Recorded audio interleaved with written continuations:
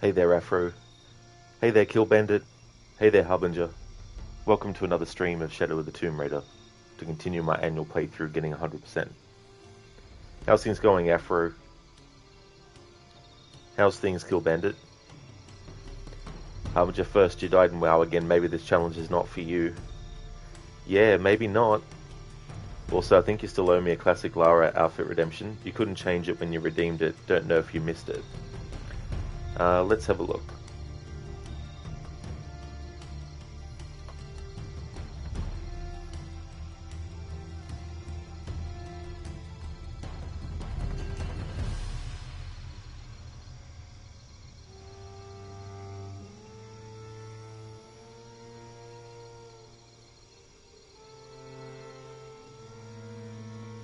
Okay, so the last time you redeemed it was 8 days ago.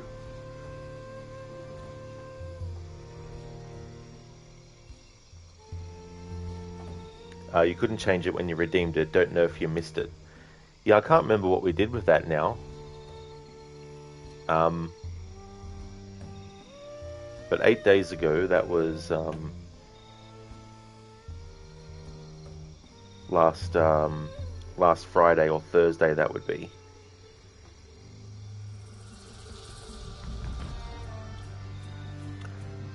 You going good, Kill Bandit? Excellent. That's good to hear. Afro, didn't you just turn off the outfit reward?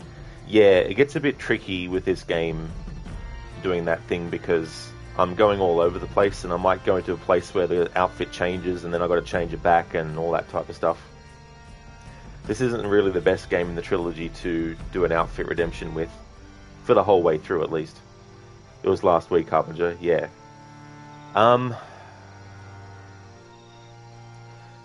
I mean, I'm in a location where I think I'll be able to wear whatever I want, so... Gilban, I think you do. It was the one you couldn't. It was the old Lara outfit. Yeah, I'll load this up and have a look anyway. Because the only one I remember is when you wanted the black jacket, Harbinger, but I think that was an earlier one before the one that you're thinking.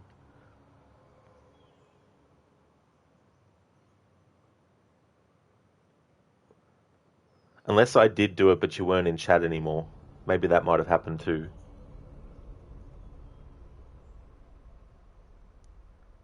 Harbinger, you're buying Alien Isolation for a really good price today, having a break from WoW, suffering from burnout. That's a good idea, to not keep going. But yeah, I got Alien Isolation again for the PlayStation version, really cheap. So that was good. But I don't think I'll be able to fit it into my October streams because I've already got a lot of games that I need to fit in. Okay, so what am I missing here? I'm missing a side mission, and I'm missing a document, and I'm missing a survivor cache.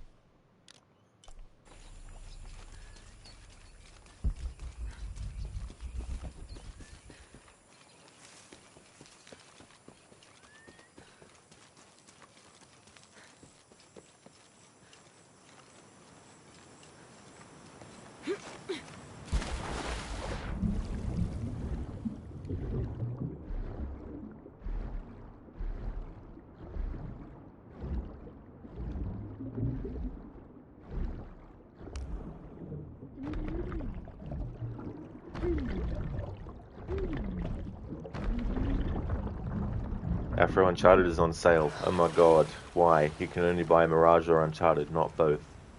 Yep, sometimes life be like that.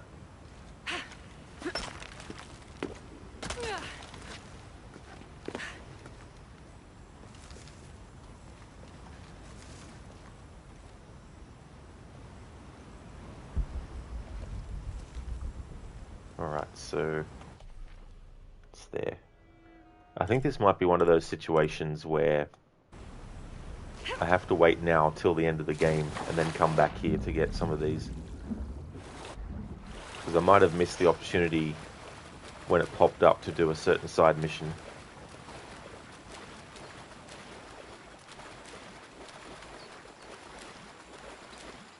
Alright, Harbinger, so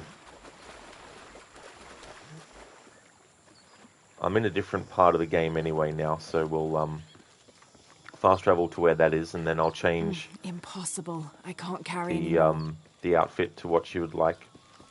Feel a witch. But yeah, as for the rest of the playthrough, I won't be having the outfit change redemption.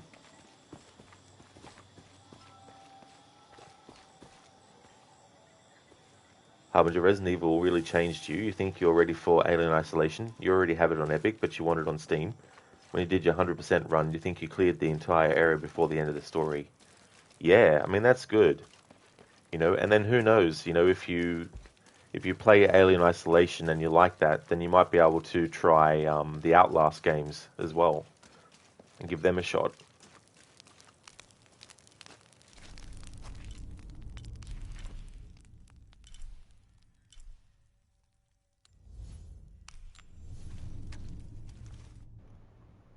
Hey there, Tech.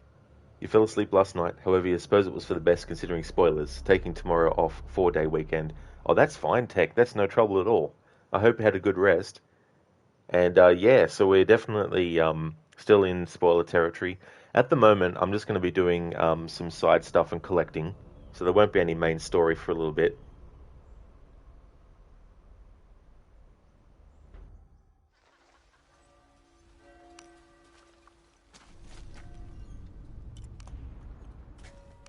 Alright, Harbinger, so which outfit did you want?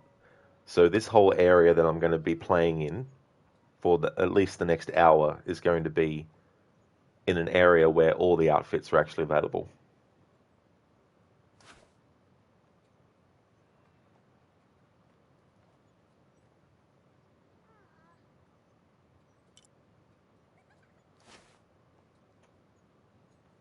One of the paper mache ones. That's right.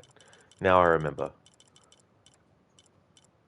Alright, so did you want the one from Tomb Raider 2, which is the classic outfit?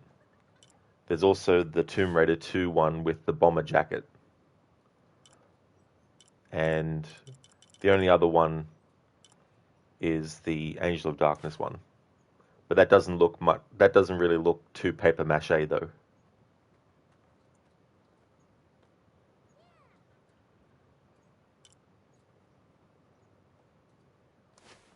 How about we go with classic Tomb Raider 2, Lara?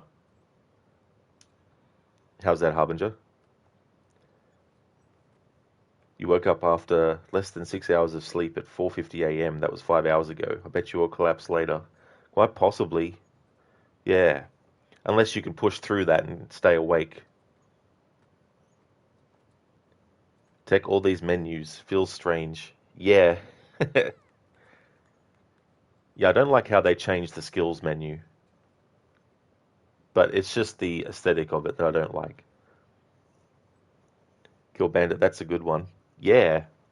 Yeah, it's funny to see these ones done in newer games. It's like with Resident Evil 2 Remake, how you can have the original ones. Tech skills, you're upset there, skills. Yeah. Alright, so I'm going to go with this one then. Alright, so that will be for the next hour. And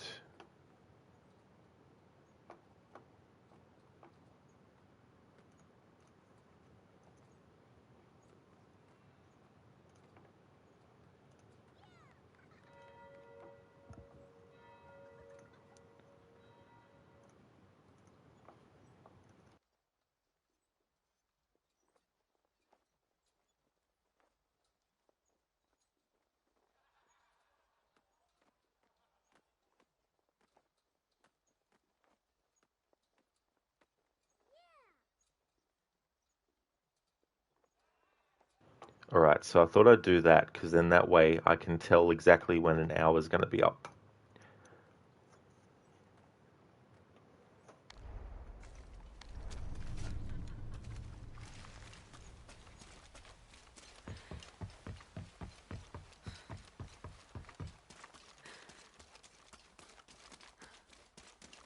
Impossible. I can't carry anymore.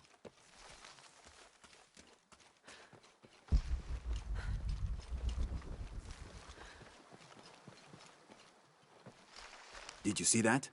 It was a condor. Magnificent birds. I must have missed it. Some people around here think they're a good omen, but they're just birds. People like to think good things will happen. And that's fine, as long as they don't put all their hopes in it. Exactly. You can put some of your hopes in something, not all of them though.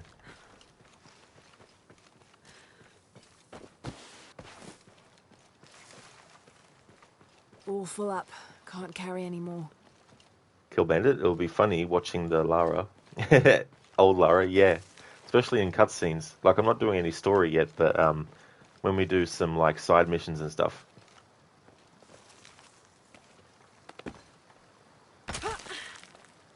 Tech talkative, isn't she? Very. Yep. Definitely. Harbinger, I hope you don't hate you for redeeming one of the old ones. You just missed them already. Oh, it's no way. It's no worries, Harbinger. Like the channel point rewards that I have, you know, I don't make them up and have them there for, you know, the sake of annoying me or anything. So, I wouldn't make it a channel point redemption if I didn't actually want it to be a redemption. I mean, if we're playing a game, for example, where you can change into Shay Cormac's outfit from Assassin's Creed, then you won't see me having that channel point reward for that particular game.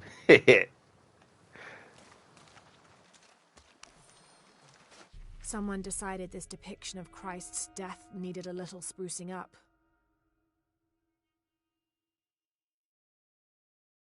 It's amazing how the beliefs of disparate cultures can become intertwined over time.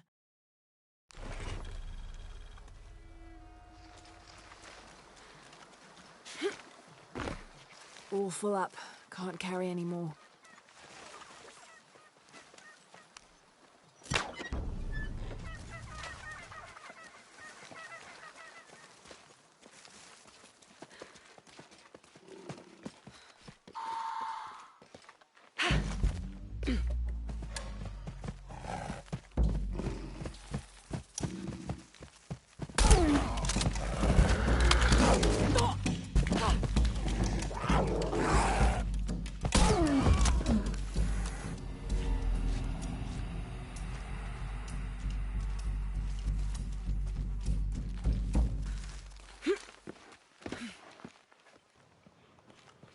Take big oof, look how they did your Lord Jesus. They spruced up the look. Thanks, Tech. It's so funny, you know, taking out a shotgun or something to deal with a Jaguar, but I'm like, anything to get them destroyed. Harbinger, are the Alien Isolation DLCs worth it? Let's see. So the DLC where there's like a different game mode that you can play, I can't really speak to that too much. I did try it, but I didn't feel it was something that I wanted to pursue seriously and get everything in it done. But in terms of like the DLC where you get to experience a couple of scenarios from the first Alien movie, I definitely recommend playing through those, but it's really only if you're a fan of the Alien movie. Like, if you're not really a fan of the Alien movie, then there's no point in worrying about it. But heads up though, if you do decide to play it, it can be difficult, because they make it in a way to where you almost have to have played the main game first. Otherwise, you're throwing yourself really into the deep end. But yeah, one DLC is a made-up mission that wasn't in the first movie, and then the other one is you're literally experiencing the final scene from the movie, but in the game itself. Tech, it sounded like a dart gun. Yeah, it's actually silenced. All full up. This particular Can't one. carry any more.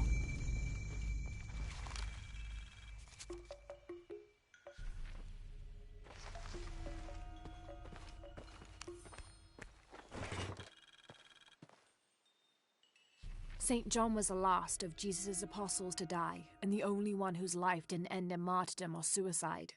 As a writer of 5 books of the New Testament, he's the patron saint of theologians and scholars. Because of his long life, he was able to take on several students who continued his teachings after he died, establishing a line of religious study that remains unbroken to this day.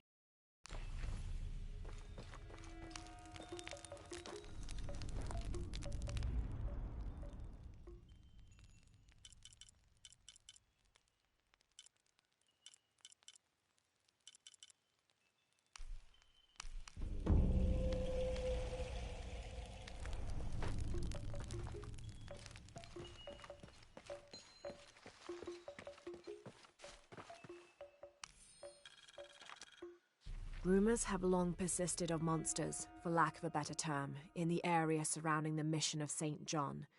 The locals refuse to discuss these sightings. They grow sullen when they are mentioned and usually scurry off and hide in their homes. However, it is my fervent belief, once we have converted the populace, they will see these monsters as nothing but superstitions, shadows that disappear in the Lord's light.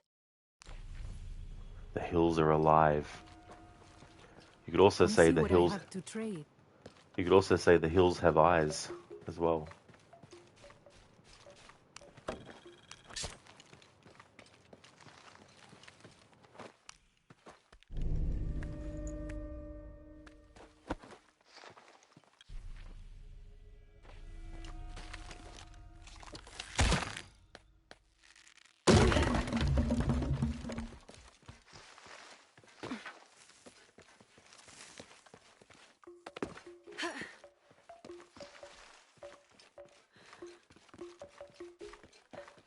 Alright, I want to actually come back and do that particular thing later.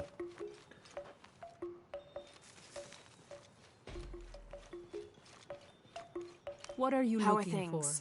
Everything is for sale, except Remac's drum. Oh, but I wanted a Remax drum. Enjoy it. Thank you. Enjoy. Good luck, Lara. Alright, so there's nothing new that gets given. Well, there's nothing new that that merchant in particular adds to their inventory that isn't there the first time you come across them.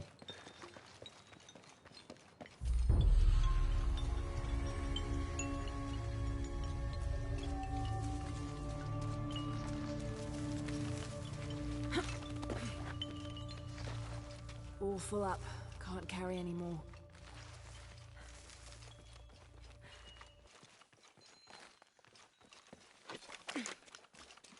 All full up. Can't carry any more.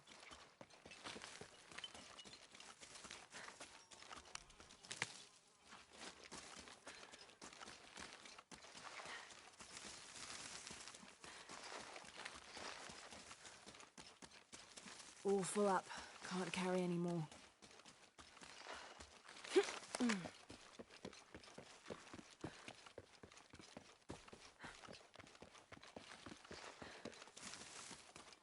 Impossible. I can't carry any more.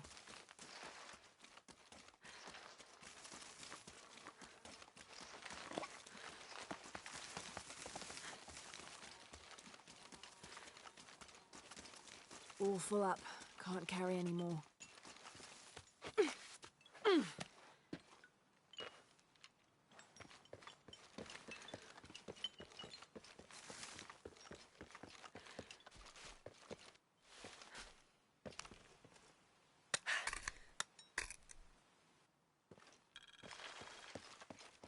All full up. Can't carry any more.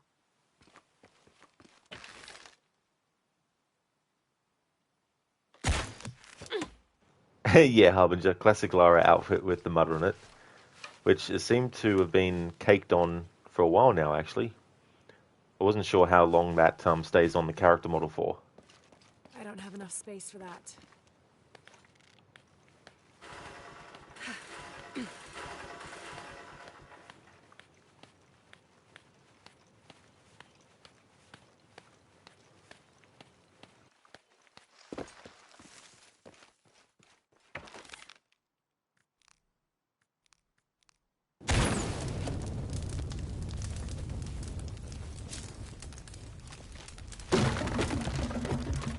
All full up. Can't carry any more. Thanks for redeeming the Bane impression, Kill Bandit. Since you've asked me to say something that's actually in this game, I'll actually allow that. But I just want to take this opportunity just to mention that when it comes to those redemptions like that, if you put in, for example, something like read page 8 from this particular book that I like, I'm not going to do it. So it's just for things that are in the textbook itself. But it's just one of those things where it's very easy to have it go overboard in what people might think they can put in. And unfortunately, they don't give me enough room in the description of channel point rewards to actually go too in depth. So it's a bit hard sometimes to put in every single, quote unquote, rule or information about it. But yeah, I can definitely do that. The next time I find something to read, use the Bane impression in this game.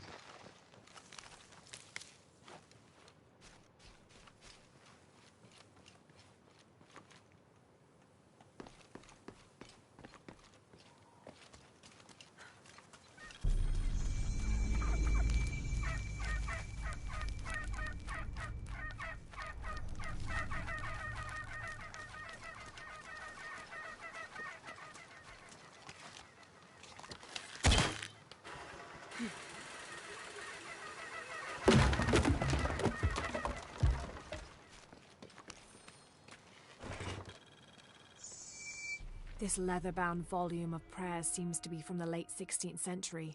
It's in remarkable condition. Ah, old tome. This leather-bound volume of prayers seems to be from the late 16th century. It's in remarkable condition. I didn't know that Bane was a connoisseur of artifacts from history. Thanks for redeeming that, Kill Bandit. That's okay. That's no worries at all. But yeah, just as an example, I've had some people in the past redeem like a Gollum impression, and they full on took like a big block of text from like Wikipedia and wanted me to go through that whole thing as well. And it was like, oh shit, and things like that. What did the police officer say to his belly button? You are under arrest.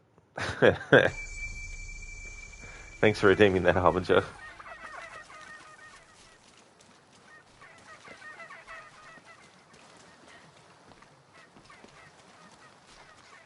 Hey there, Stan.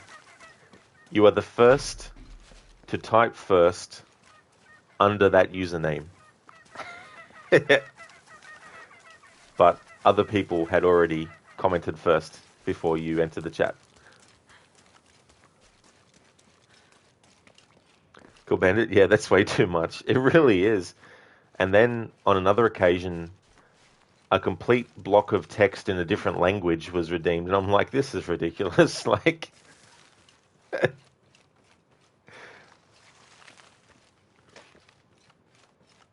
it's like, hey, if I spoke the language, then maybe, but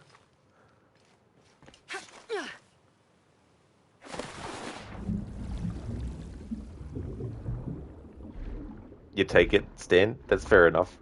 That's good. Harbinger, time for your workout. Back in an hour or so until you have to leave the house. That's okay, Harbinger. I hope your workout goes well. Hope you have a good time.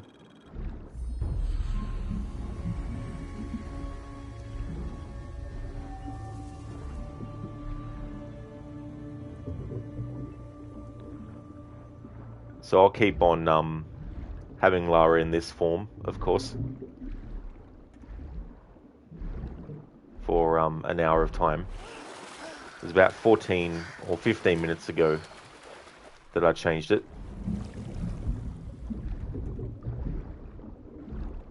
Thanks for leaving the lurk as well, Harbinger. Stan, this model in this game gives you all sorts of confusion. Like, what's going on? It's like that wait what meme.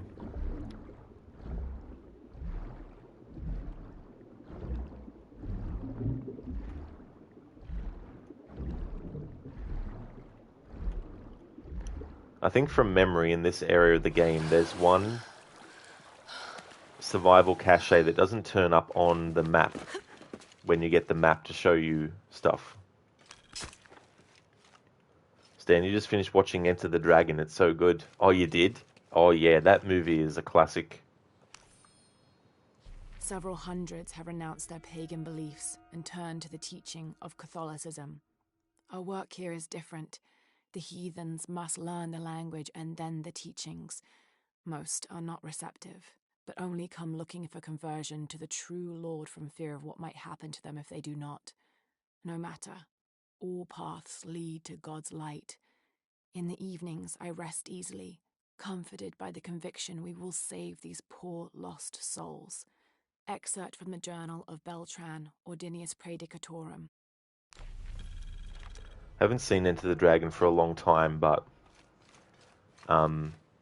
it's such a really good combination of like Hong Kong action style and American martial art movie. And the only other person that you could probably say did the same thing, although it's hard, because you got like Jet Li, you got Donnie Yen, you've got Jackie Chan, you've got these martial artists that came from Hong Kong cinema and also did movies in Hollywood. Especially look at their early stuff and all that kind of thing. And the sort of combination is hard because like if anyone has seen like the Hong Kong action movies, they're very fast paced. Now, granted, they do speed up some of the footage as well, but the thing about it is they don't usually do too much slow motion stuff necessarily, unless it's for dramatic effect. They might do it, but they prefer to show the action in the speed at which it was filmed. Whereas, generally speaking, it was a thing with American martial arts movies to want to do like slow motion shots and things like that, and slow down the action a bit so that people can actually see what's going on. But then, there's influences and cross referencing and all that kind of stuff that happens too. So there's definitely a lot of examples that you could point to where that mix was happening. This pendant is decorated in the Incan tradition, but the effigy clearly appears to be an Aztec warrior. That shouldn't be possible.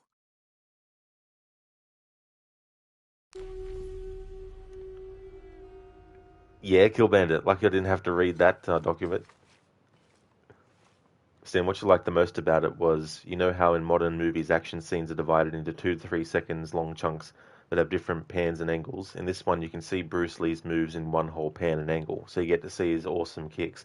Exactly, Stan, And if you look at movies, for example, like Mortal Kombat from 1995,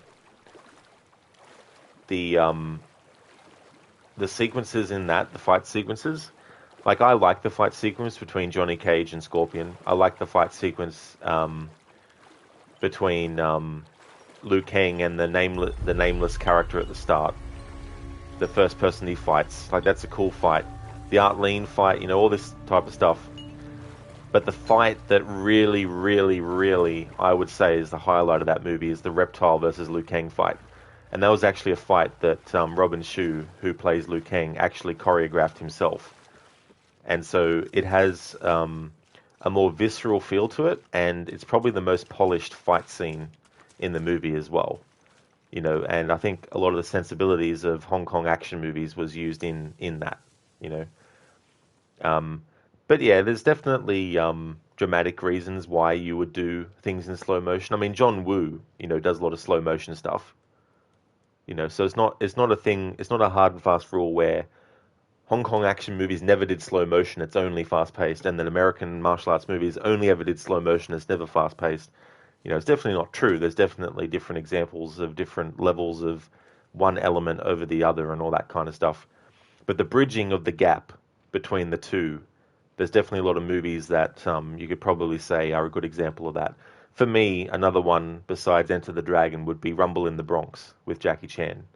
Like, that one was a Hong Kong action movie, filmed there, and filmed, but it was also filmed, I think some of it was filmed in America as well. And of course they had the actors dubbed as well, even the American actors and stuff. But I don't know what the ratio would be between all that kind of stuff. But Rumble in the Bronx is another really good example of a martial arts movie that kind of combines and it became a big success for Jackie Chan. You know, like people had seen, like he'd been in other movies that were released in America before, of course, but they didn't do as well as Rumble in the Bronx did. And then that sort of like opened him up more to the market. So you get Rush Hour and you get the other movies that are part of the police story movies, like the fourth one, which is First Strike, is actually a police story movie. They just don't have the title Police Story in it, but it is actually part of that series of movies. They did make more later, of course, after that.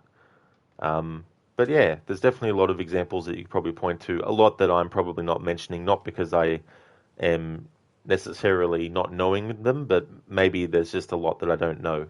Plus, it's been a long time since I actually, had a look at a lot of stuff that studied it and looks at that kind of thing.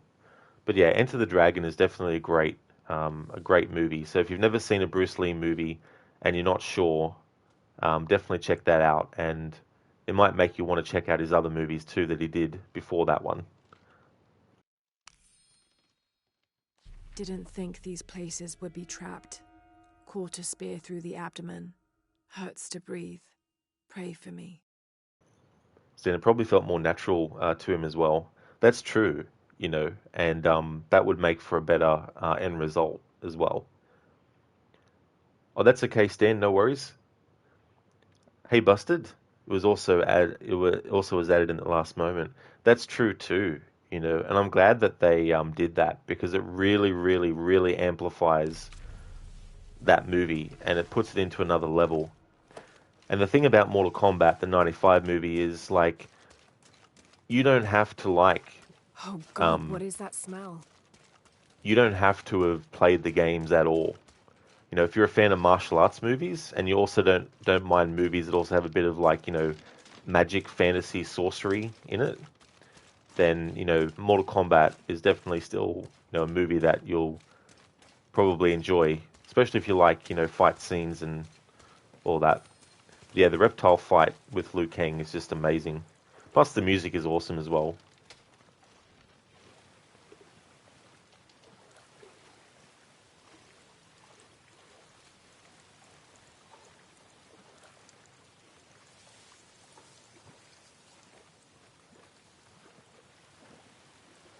Oh, that's what I was going to say too. Like, when they did the Rush Hour movies, instead of the director insisting that he direct the actual fight scenes, he was humble enough, and I know there's other aspects to the director that have come to light, which are terrible.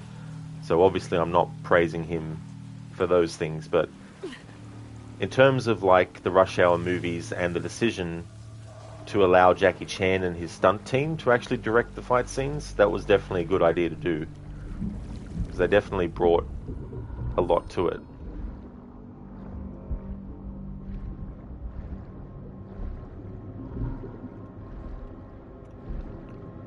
Especially too because they know what they're doing.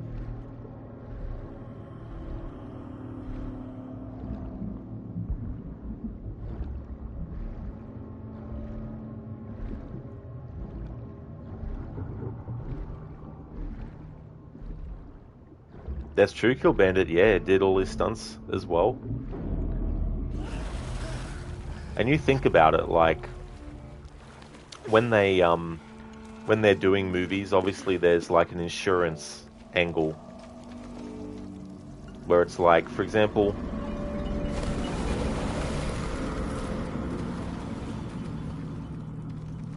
let's say you're an actor and there's a scene where where your character, does a stunt. Now, depending on who you are and all that kind of stuff, there might be certain considerations that happen. And the thing about the stunts and that is obviously people have died from doing these things. So when they are assessing whether or not it's something the actor themselves can do versus the stunt people can do, they have to take that consideration into effect. They also have to take into consideration If the actor gets injured, number one, obviously you want to make sure that they're going to be safe as well as the stunt person. So that's an aspect, of course, the safety of it. But there's also the monetary aspect of it, where it's like, if the main actor gets injured, depending on what the injury is and how long they're out for, that means that so many things could fall behind with the schedule. So it's like, okay, do we run the risk of letting the actor do the stunt themselves, or do we give this to the stunt people to do as well? Because there's also the insurance matter as well, like how much money would they have to pay for that to happen as well. So when you think about actors like Jackie Chan who do their own stunts, it's even more intense, because he's not only the main actor, he's also he's also the person doing the stunt completely. So obviously nowadays he'd probably have a lot of things that are put in place to allow him to do stuff. Like he probably does have some kind of like off-camera help, but that's understandable. You know, it doesn't take anything away from his skills. And in the things that he's still skilled at, that he can still physically do, he's still, you know, really good at doing those things. But as time goes on, you know, obviously people's bodies wear down and wear out and can't always do the exact same things that they used to do before. And there's so many other factors like that that come into play. But still, the work that he's done is definitely going to still live on.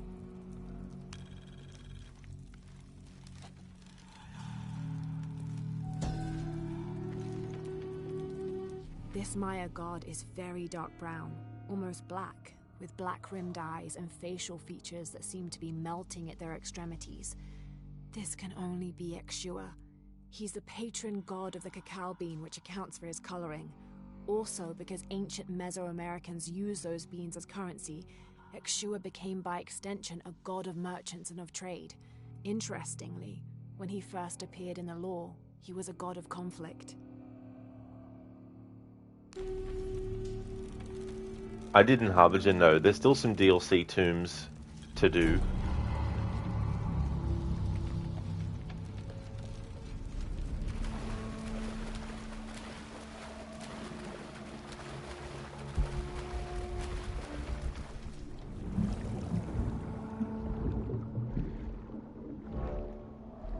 Kill Bandit, when he slid down the lights cable, he burned his hands, and injuries were there too. Oh yeah.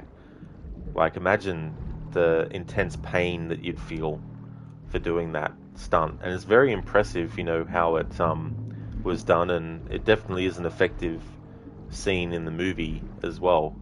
But yeah, the stuff that he put himself through, and it's all about believability, you know, and obviously the level of believability that he wants in his movies requires him to be the one that does the stunts. But it's also about spectacle, and it's coming up with something that's going to be a wow moment, where people, when they watch the movie, they're going to be really impressed, and they're going to go, wow, holy shit. And that becomes a talking point, and then that allows, you know, word of mouth to spread, and then it makes the project get more eyes on it from different people. And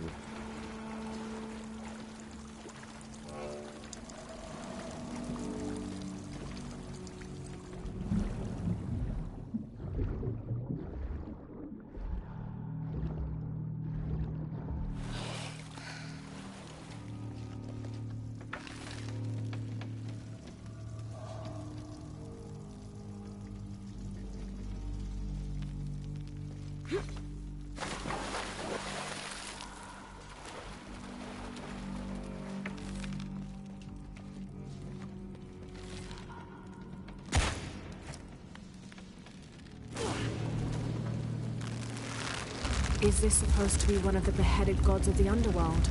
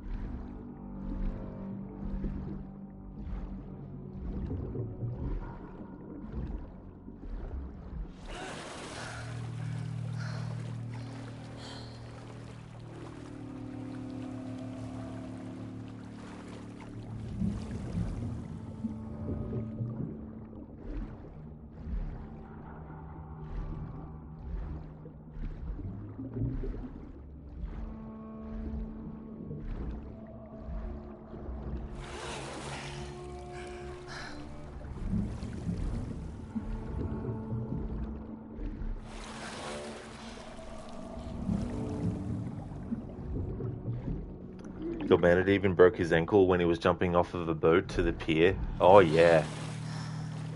That was on Rumble in the Bronx, wasn't it? And he had to wear a sock that was made to look like his other shoe on his other foot, so he could continue doing some of the stuff that he was able to do. Although that might be a different one to what you're talking about as well. But that's the only one that I can think of off the top of my head. Do you think it might be? Yeah. But yeah, imagine that. You know, you're like, well, I still need to get the scene done, so how about we just make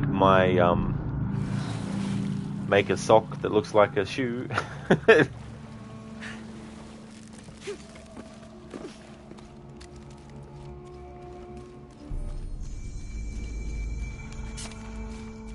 All full up. Can't carry any more.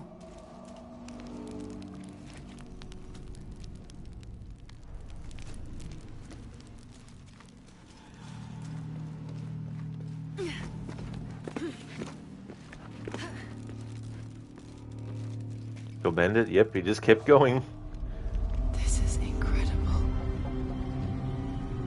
This tomb can be annoying.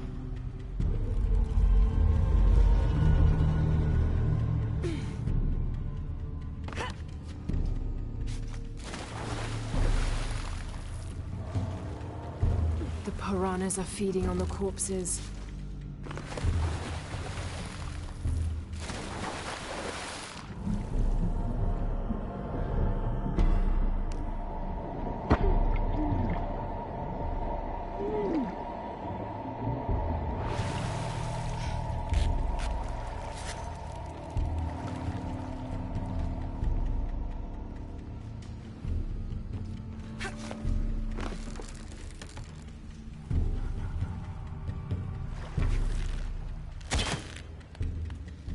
Pulling won't keep the gate open.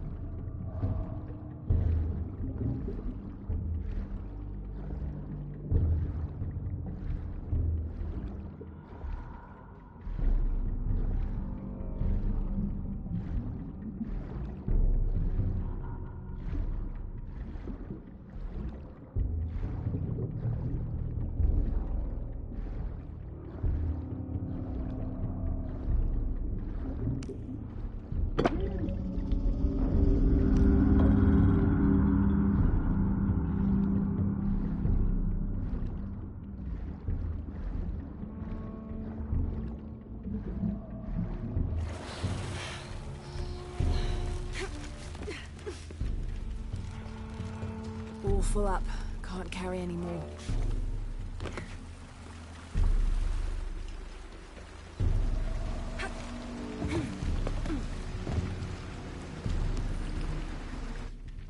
am Chirilo Serrano, and these are likely the last words I write. Andreas Lopez, or Angel de la Cruz as he has called himself these last years, has finally and fully gone insane. His demands have grown, becoming more grueling and grotesque as we labor to build his crypt. The construction is almost complete. I know I will die when it is done, Lopez, in a brief moment of clarity, told me himself. Damn that box. Damn what it has done to the man I once, and sadly still, admire.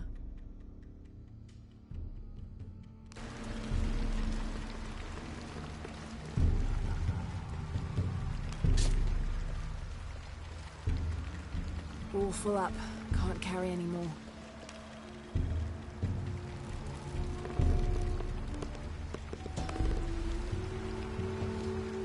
When storms crash and rivers swell, direct the waters to quench the thirst of the gods who toil above and below.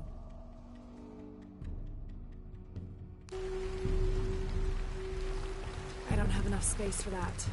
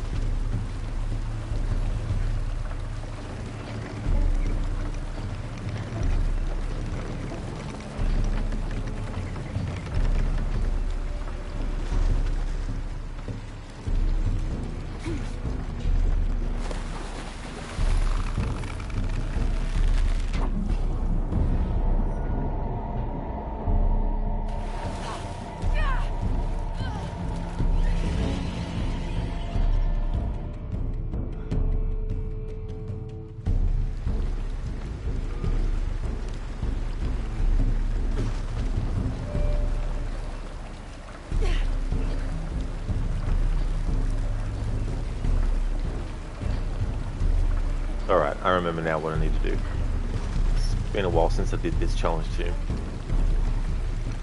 Need to make this water push that down until it can't go any further. Then what we do is shoot this and connect it like that. However, instead of doing what I did last time where I let the water go on the wheel fully, what you do instead is you bring it back so that the water goes on the wheel, but you don't make it stay on the wheel, you just make it stay on the wheel a little bit, and then you take it off again.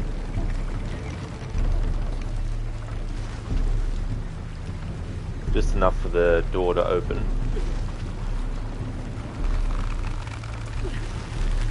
There, got it to stay open.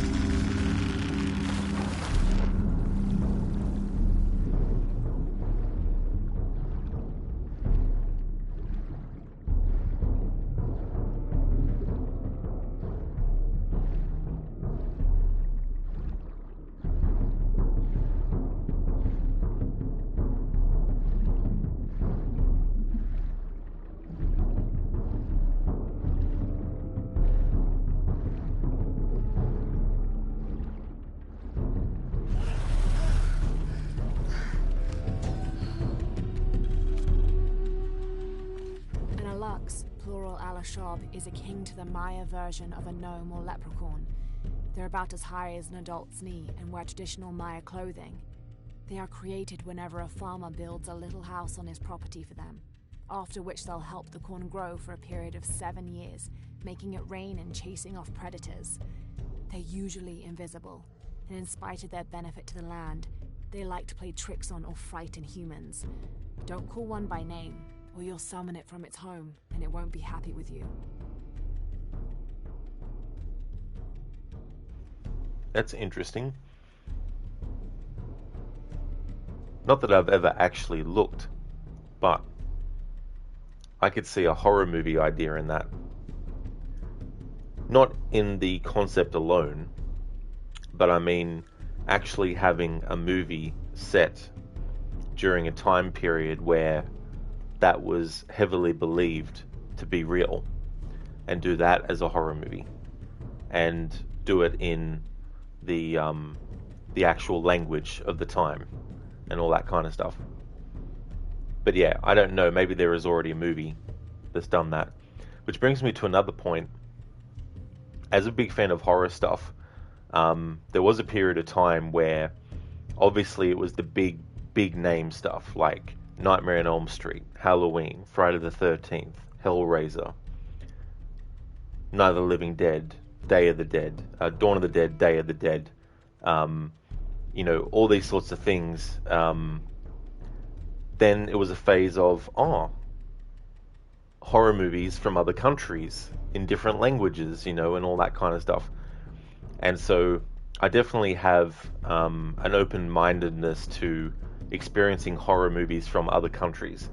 And so thinking about this thing about having, because as Lara says here, refers to it as a Maya version of a gnome or a leprechaun. Obviously there's been horror stories and movies done of gnomes and leprechauns as well. But yeah, just the idea of them being helpful, but also playing tricks on and frightening humans, and especially if you call one by name, summoning it from its home and it won't be happy with you. Like, you can imagine some like horror movie setups that could use that as a thing.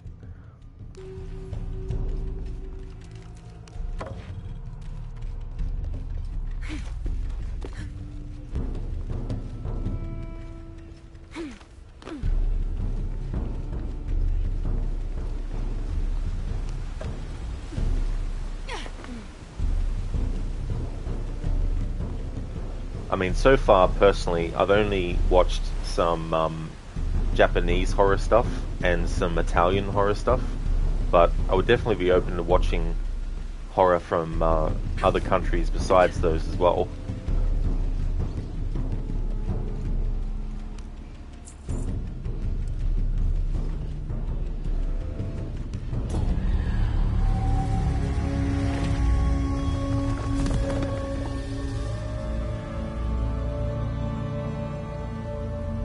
Sip Strike. Charged arrows deal more damage against armored enemies. Now to get out of this horrid smelling place. Hey Game Fanatic, how's things going? Don't forget unicorns. You mean in Legends of Tomorrow there was an episode about a killer unicorn that ate virgins' hearts. Damn. So that was, Legends of Tomorrow. That was that DC show, wasn't it? Kind of like an amalgamation of a lot of the DC characters that had shows on the CW network, wasn't it? But yeah, imagine that. A killer unicorn. I mean, you can also think about the unicorn's horn as well. That would be able to do a hell of a lot of damage to people.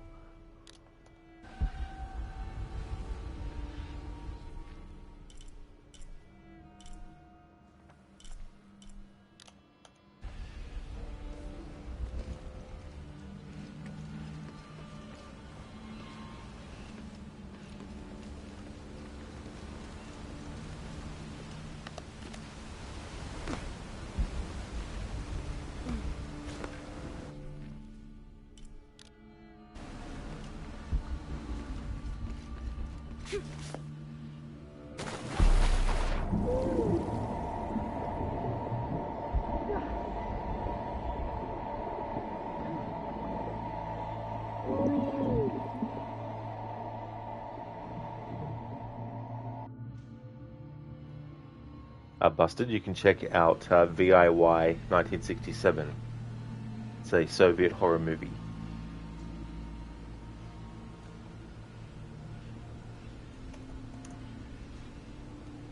And the year on that in the title was 1967. Cool. I'll have a look into that. Game Fanatic, the dimension, if it's sprayed, yeah, you'd be super high, not to mention... Oh, really?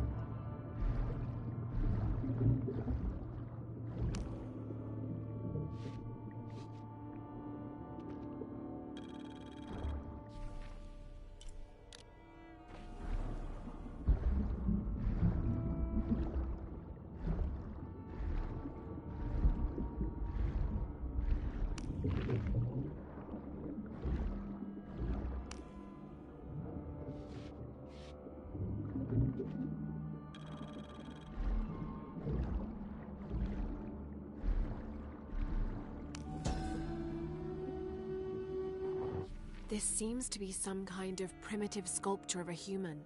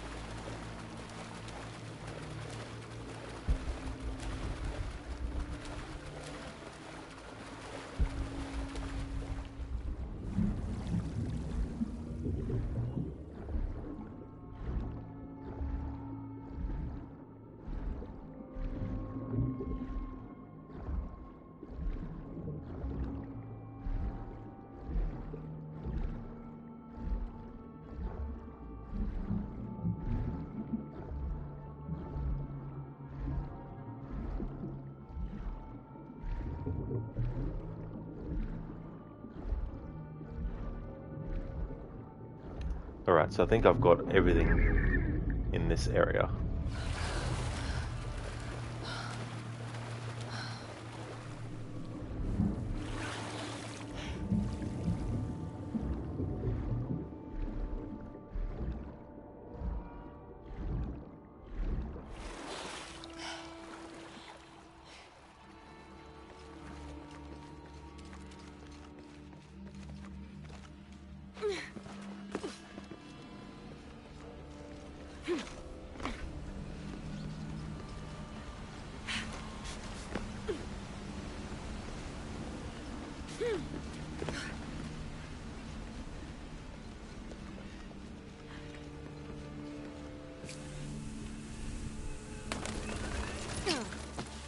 I should be close now.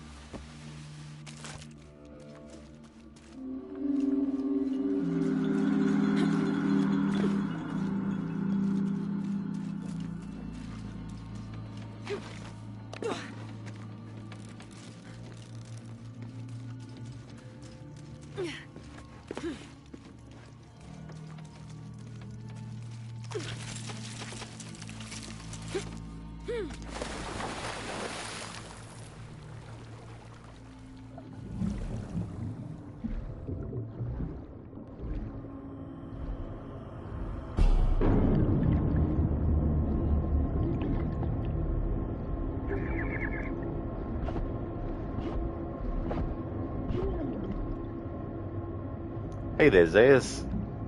How's things been going?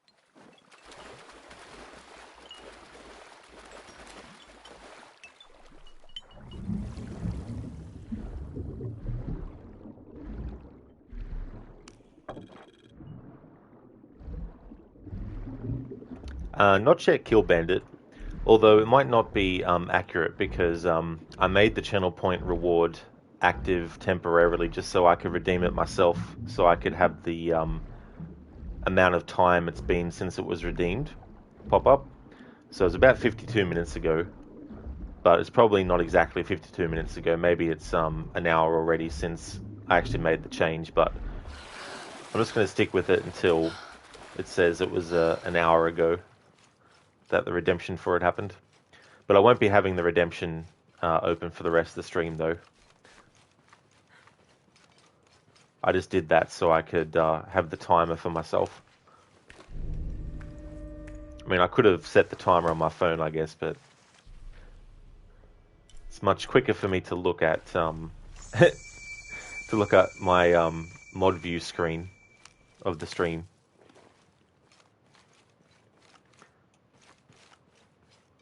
So you've been playing Final Fantasy 16 and very pleased with it.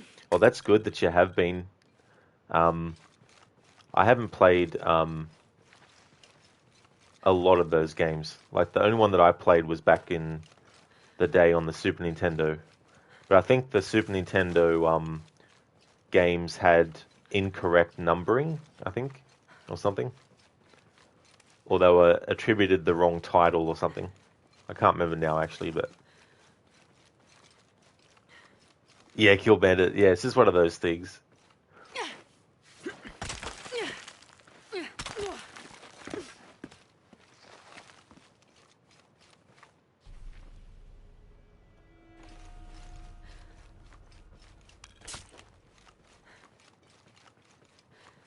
Alright, so I've already explored there and collected stuff there.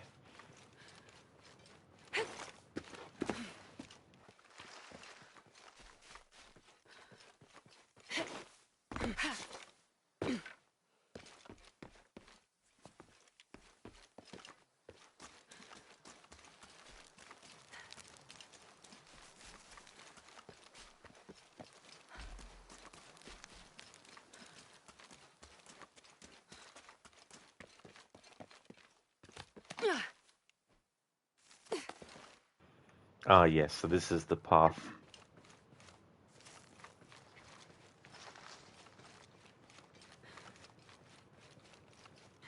Oh no, I was thinking of something else.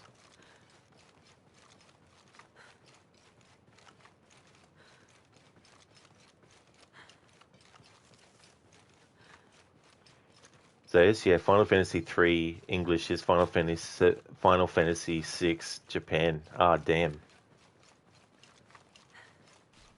I wonder what the reasoning for that was, unless it was just like, we want the Super Nintendo to have that game, but we haven't done that many on the Super Nintendo, so let's make it the third one instead of the sixth one, because we haven't already done the third one.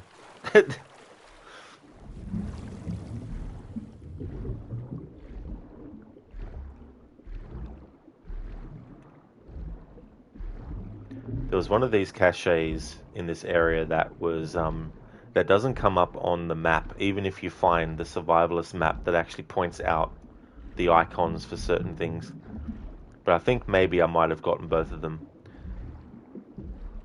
because there's a little dig hole there. I think that is the dig hole from where we got something before.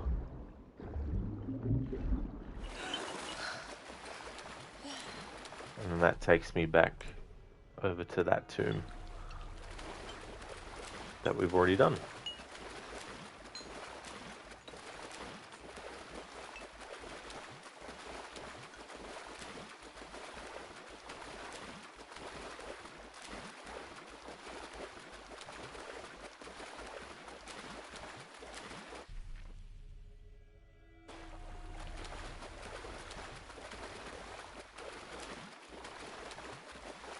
Because I remember getting caught once where I only had one survival cache to find in the whole game, and it was somewhere in this area, and I was only going by the map and the icons on the map pointing out certain items. But then someone was like, oh, it's one that doesn't turn up on the map, even if you find the map that makes the icons appear.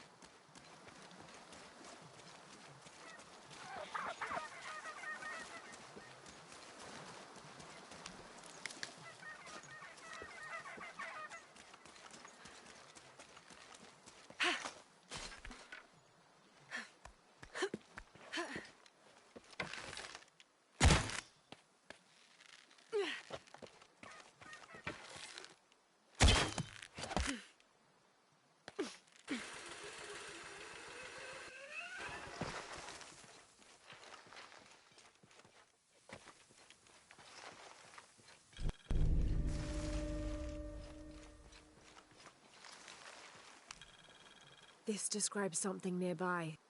I swim with a turtle, seen only by those who let fear fall away.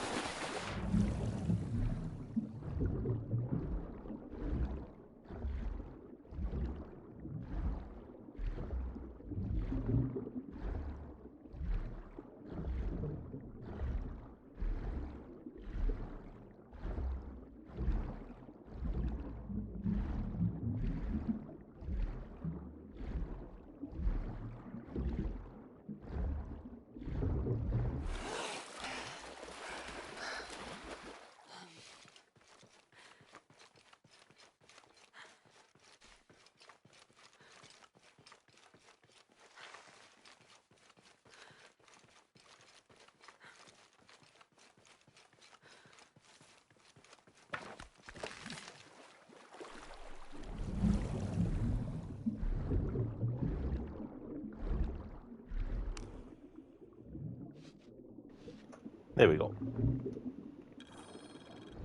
That's the monolith riches that we were looking for. Zaius, Final Fantasy, are they only localized? One for NES, two for SNES. There were 3 games per console, lol. Final Fantasy 16 is great. The very streamlined JRPG with a deep as you want it Devil May Cry combat system is almost an interactive movie. Luckily, the cutscenes look amazing and the production values are high. Good writing and voice acting too. You wouldn't say all these things about previous releases. Ah, I gotcha, Zaius. So what would you think someone who hasn't really played like a lot of the games would feel about that? One of the things that has always put me off about the Final Fantasy series, and I know that there are games in the series, from what I've heard, that aren't turn-based, but it kind of depends, I guess, because I've played some games in recent years that have mini-games that are turn-based, and they haven't been that bad. So maybe I could give those types of games more of a chance now. But the thing about Final Fantasy is there's so many games in the series that I would never be able to dedicate time to actually go through all of them. Not at the expense of not dedicating time to do other stuff. But you never know, like, especially because I know a lot of the stories in Final Fantasy aren't all tied together. Like, you don't have to have played every single game that came before the new one to actually understand anything that's going on.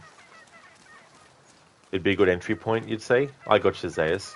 Because I've also looked at the Yakuza games as well, as kind of like a potential might try in the future type thing.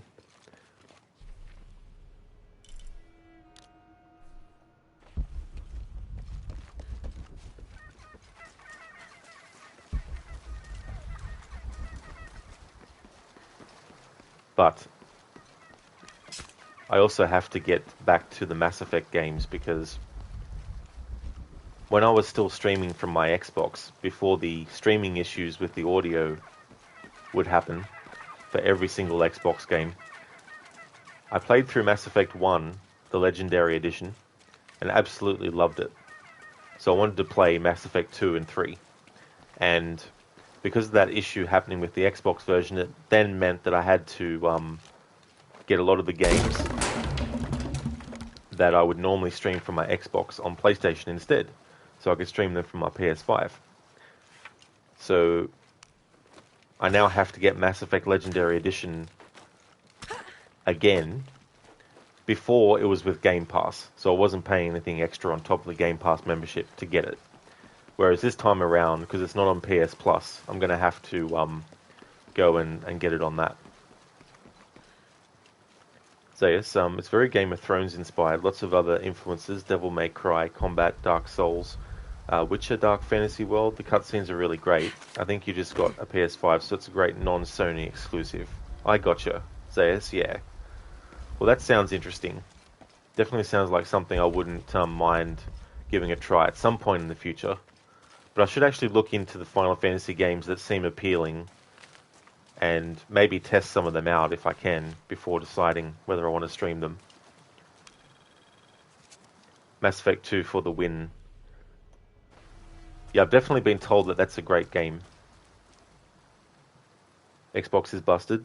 The actual console and everything's fine, and the games are fine when I'm playing them and not streaming them. But when I stream them, though, on the broadcast, there's audio issues. 18th of December, 1604. I've neglected this journal for far too long. We've worked hard to build the mission. Every day more people arrive.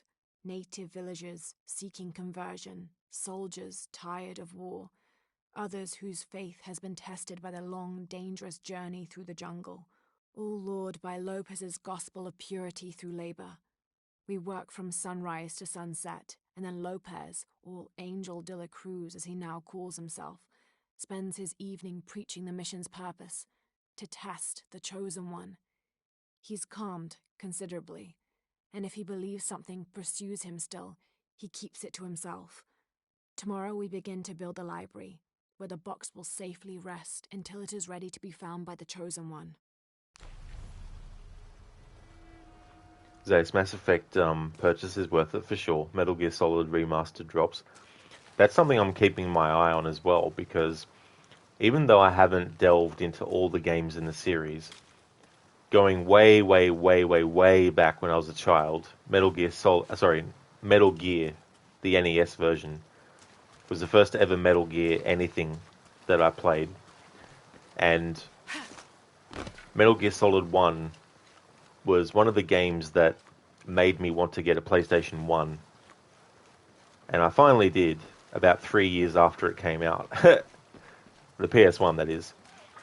And played through Metal Gear Solid 1. And I don't know what happened. Metal Gear Solid 2 came out, and I tried it, and I just couldn't get into it. And then Metal Gear Solid 3 came out, tried it, couldn't get into it. And so I sort of put that series out of my mind for a while. So when Metal Gear Solid 4 popped up, I was curious and saw the trailer and stuff, but it wasn't enough for me to jump back in to the series. But I'm not saying I'll do a series playthrough, but I would like to do something for Metal Gear Solid's 25th anniversary, because it came out in 1998. So if the collection is going to allow me to play Metal Gear Solid on console to celebrate its 25th anniversary, that'll be cool to actually replay that. But then also, having the other games, maybe I'll decide to actually at least do the trilogy, maybe. But this is all stuff that could happen.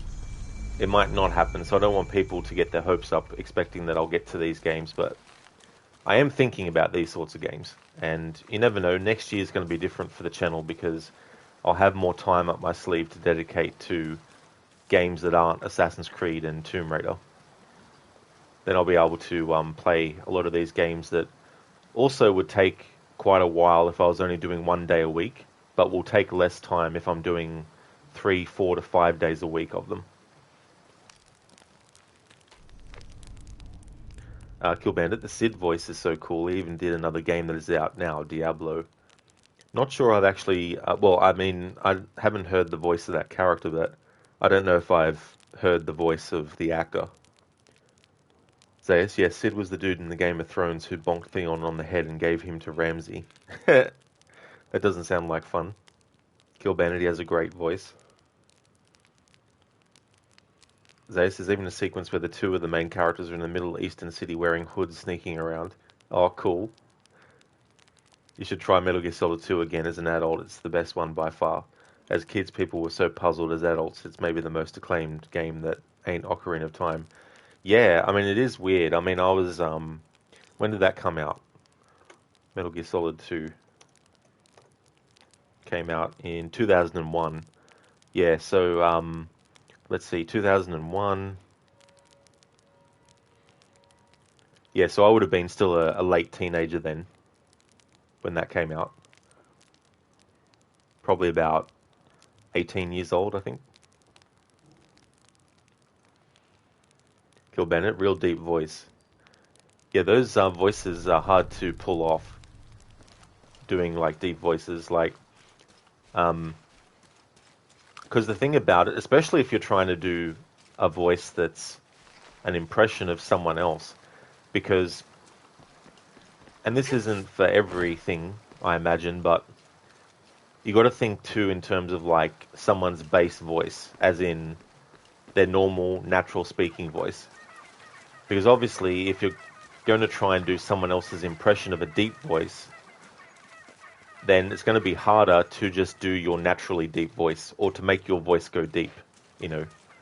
Like if you wanted to make your voice go deep, you know, that's one thing, doing it for yourself. But if you try to do Geralt's voice, for example, not only are you having to make sure that you know how to sound like Geralt, you have to also be able to have the same kind of natural voice that, is it Dave Cockle who plays Geralt?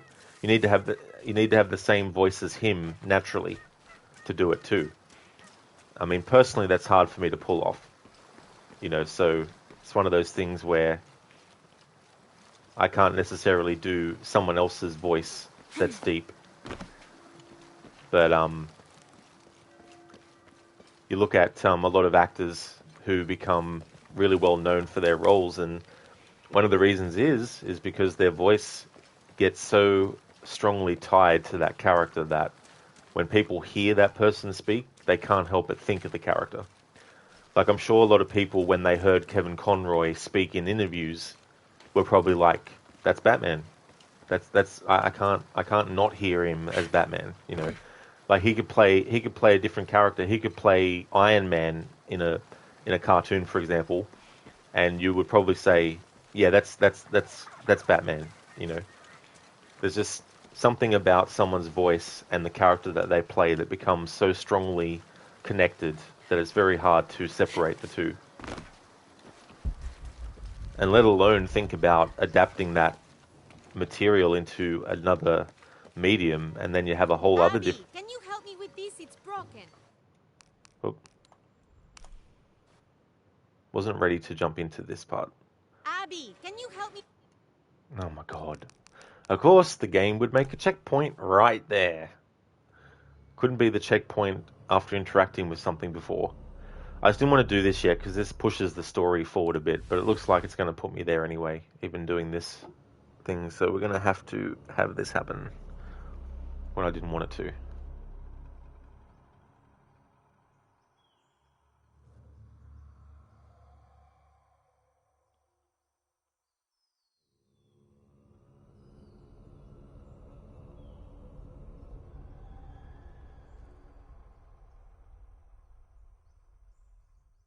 Abby, can you help me with this? It's broken. Hold on. Are you that Lara? Croft? I am. I recognize you from your picture. What's your interest with this place? I'm following a riddle. The heart of the serpent is in the cup near the many stone faces. The stone faces. That's why I'm here too. I don't want to step on your toes. It's the serpent in the cup I'm really looking for. Well, I can tell you the faces have been here for at least 400 years. According to documents in the library, they keep watch. Legend has it, they're guarding a secret crypt. A crypt? We've never been able to find it. As you can imagine, that's what drives the treasure hunters crazy. But if the infamous Lara Croft is as clever as they say she is, well, if you were to find it, you might be doing me a favor. You think I should start at the library? Yes, it's over by the cemetery. It's one of the oldest buildings here. Make sure you credit me if you find anything. Thank you. I will. Alright, so now we won't be doing any more story for hours and hours, so that cutscene will be out of context for people watching the VOD later. Sorry! I didn't want to initiate that yet. Because I'm not focused on the story right now.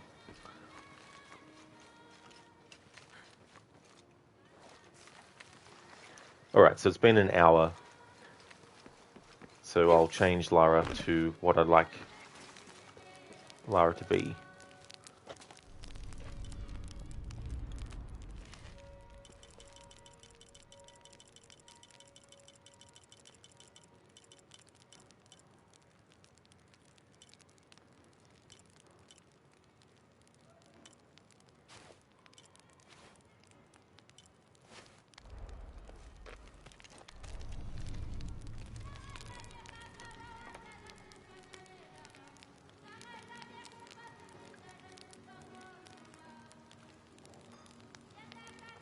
Zayas, so it was November 2001, right after 9/11, they edited some of the cutscenes, pardon me, but it hits the mark.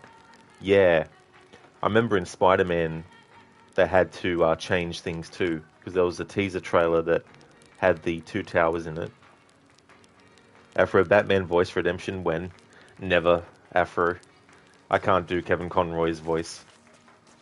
I can maybe do Christian Bale's voice when he's in the suit, but I'm not going to make that a redemption, otherwise I won't have a voice left. Where's Rachel? There we go. That's all you're going to get. Kill Bandit, you think that's his real voice? Yeah. And that's the thing too, which can make it very hard to separate an actor from their role, is if they just use their natural voice. Like Elias Tufexis, who plays Adam Jensen, he didn't really have to do much, if at anything at all, to change his voice for the role of Adam Jensen. That's just how he naturally sounds. And he had a little bit of an issue after doing that game, because when he would audition for roles, and he was just using his natural speaking voice, the feedback he'd get would be, we're not actually looking for that type of Adam Jensen voice, sorry. And he's like, well, this is my voice. Not to say he can't do other voices, but that's his natural voice. And unless the role calls for an accent or, whatnot, it's natural that he would just audition with his natural voice, which just naturally sounds like Adam Jensen. Afro Christian Bale had problems with deep voice. Yeah, I think, I understand the reasoning why they wanted to have Batman in the Nolan movies to have a different voice. But the thing about it is, they seem to have changed what they were doing with it from Batman Begins to Dark Knight.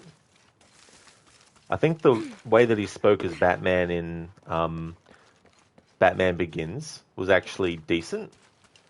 I don't overall have a problem with it myself in The Dark Knight and The Dark Knight Rises. It doesn't get on my nerves or anything. But I can definitely see why people think it's funny and why it's been made, jokes of and stuff. But I didn't personally mind it. But I would have to, if I had to say any criticism of it, it's probably that it was better in Batman Begins, I think. The Batman voice he would put on. Okay, so I want to go... Don't want to go up that way, because that's the next part of the story, but at least to freeze it up so that we can do this. So let's do this side mission now that we've spoken to this character. But I'll catch up on chat first. Zayas, you've been rewatching Batman the Animated Series from the 90s. Kevin Conroy's voice is so different in the Arkham games. He sounds more like he's just talking in the Arkham games as opposed to a performance as Batman Bruce Wayne. It sounds very comparatively flat in Arkham, and it's always been a sticking point for you. Yeah, I mean, I never watched much of the animated series because by the time that was happening, I was watching other kinds of animated stuff, and I was definitely a lot younger then, around the age of 9, 10, and 11 and 12 when that show actually first hit and stuff. So I didn't really watch a lot of Batman the Animated Series, and ever since then I have not ever seen any of the series. So when it came to playing the Arkham games for the first time in 2009, when Arkham Asylum came out, I didn't have any point of reference for his performance as Batman in the animated series to use as a measuring stick for how he performed in the Arkham games. So I can't really speak to my opinion on whether or not he sounded better in the animated series than he did in the Arkham games. But I still think he did such a great job, though, with the role in the Arkham games as well. And I think, too, that helped bring in more fans as well. Because it's easy to just think about your own entry point to a series and what made you really like a character, and then forget that there's also entry points that happen afterwards that, you know, you may not think that entry point is as good. Laura, you find anything yet? Abby's friend mentioned a crypt somewhere around the library. I'll meet you there. Yes, we'll meet you there in 10 hours' time. But yeah, it's easy to forget that there's going to be other entry points that people have. And that entry point might not be deemed by the previous person as great, but it could be the thing that gets someone involved.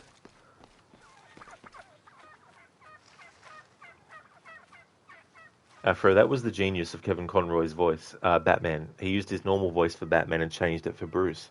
That's actually an interesting sort of thing to do as well. Do it the other way around. Hello there, Legolas. Welcome on in. Thank you so much for the lurk as well. And you're right, Zaius. Mark Hamill is really, really good as well. Like his performance as Joker, like it's just so well done. You love him in Star Wars 8 too. I was a bit like I could understand what they were going for with how he was, but I still think they handled a lot of stuff poorly in that new trilogy of movies. Like I think the best one out of those three that they did with Rey and Finn and all that, I think the best one is still Force Awakens.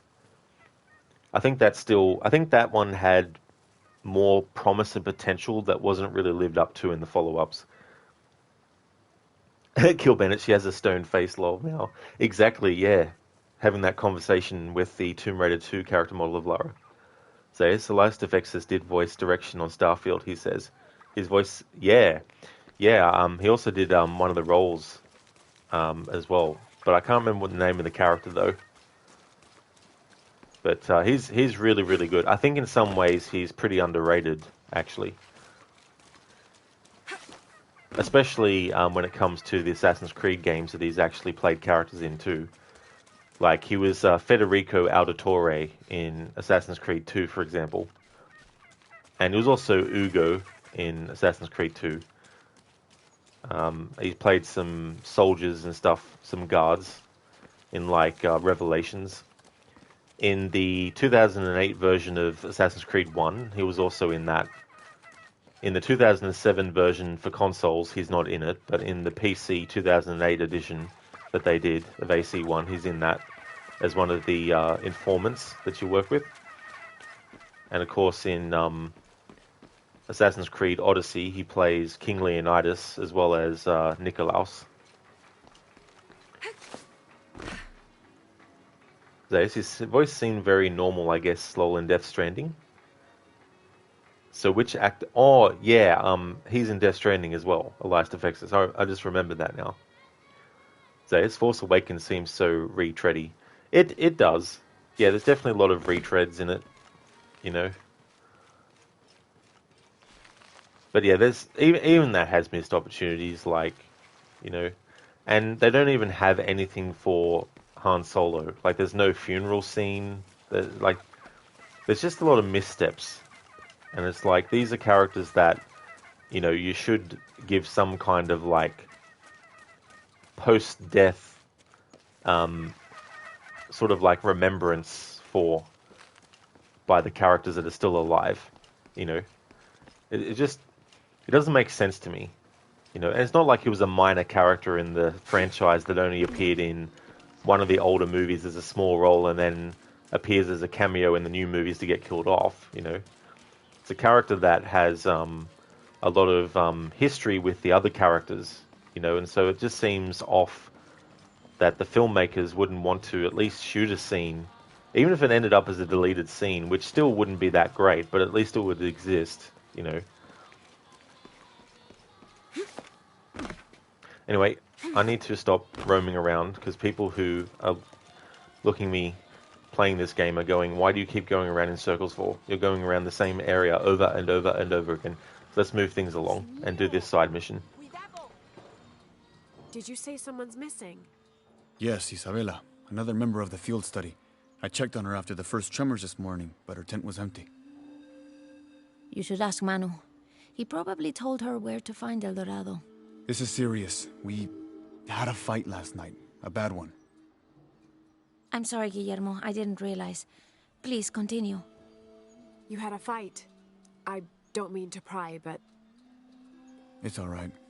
We've been very close friends for almost a year, and I think both of us would like there to be more, but neither of us has broached the subject. Isa and Sarah, they often don't get along. Sorry, Sarah, but it's true. Because Sarah insists on her team being very down-to-earth, while Isa has a passion for folkloric tales of hidden temples. I often get caught in the middle. Those stories always come from somewhere. Even if most of it is made up, there'll be some kernel of truth to it. That's Isa's viewpoint too. Anyway, there's an old blind man who lives here named Manu who's full of these kinds of stories. He convinced her there's a secret crypt hidden around here, and last night she asked me to come with her and find it. I refused, and we got into the old fight. It ended with her calling me a hidebound coward and me calling her a foolish child. So she ran off? Yes. To, as she put it, prove all you naysayers wrong. This morning I heard rumors that she vandalized the cemetery last night. That's when I started looking for her. When I found her missing with no one knowing anything, I started to worry. What if she went looking for the crypt and something happened? I could never forgive myself. All right. You stay here, so if there's news or she comes back, you'll know about it. I'll go looking for Isabella, starting with the cemetery. You'd do that? To be honest, I'm as curious about that crypt as she is. You're overreacting. Are you kidding? She wasted enough of my time, Guillermo. I know you're soft on her. It's not about that. It's about the safety of all of us. That's enough, Any leads at Guillermo. the cemetery?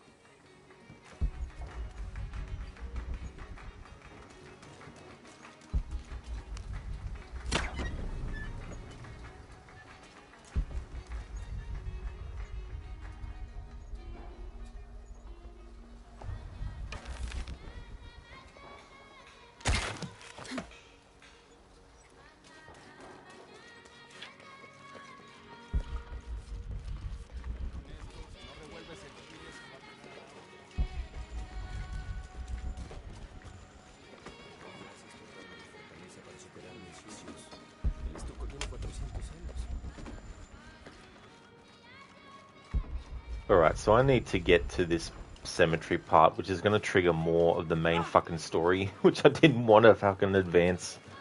Jesus Christ, I tell you what, sometimes. I don't have enough space for that. Like, I know where she's gone, so I wonder if I can just... Nah. Alright, let's advance the main story further a little bit, just so I can get to the area that this side mission requires me to go to.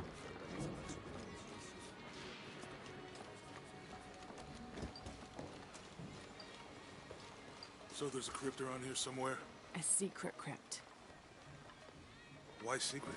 If Lopez is involved, there's bound to be a trick. That's a solid theory. What about you? Did you find anything? I got a pamphlet. 7 steps closer to God. Who knows? Maybe it'll help. Strange, there are only 7 stations. This must be based on an older tradition. Jesus takes up the cross, falls the first time, meets his mother. Then Veronica wipes his face before he falls the second time. Then he is crucified, and finally entombed. Let me know when you're ready to go. Alright, Jonah, you stay there and wait a few hours of real time before I come back again. Maybe. I don't care about Trish. I care about respect for the dead. Watch out! Hang on, game. What the fuck are you doing? Why are you directing me to that side mission there when it's not even... Oh, it is related, that's right. Misremembering. Calling me a witch. Imagine. I'm sorry? I'm a herbalist. A shamefully unrecognized branch of medical science. And that child's grandmother was a dowser. The things people ignore that are right in front of their noses. Some people are afraid to believe in what they can't understand. Ha! You sound like Isa. Isabella, the archaeologist. You know her. A smart girl. A good researcher. And unafraid to admit there are things she doesn't know. She's the one who broke the cross. By climbing on it. I don't know what was in her head. I tried to stop her, but she was very upset about something. Angry and full of grief at the same time. Do you know where she is now? I'm looking for her. I don't know. After the cross broke, she ran away, but I didn't see which direction. In the state she was in, I knew better than to try to interfere with her. I'm sorry. That's all right. You've given me more information than I had. Do you need some help with this cross? I do. But first we have to get those children out of the way. It isn't safe for them to be running around while we work. That blind trickster filled their heads with tales of treasure, and they think I mean to steal it. I'll talk to them.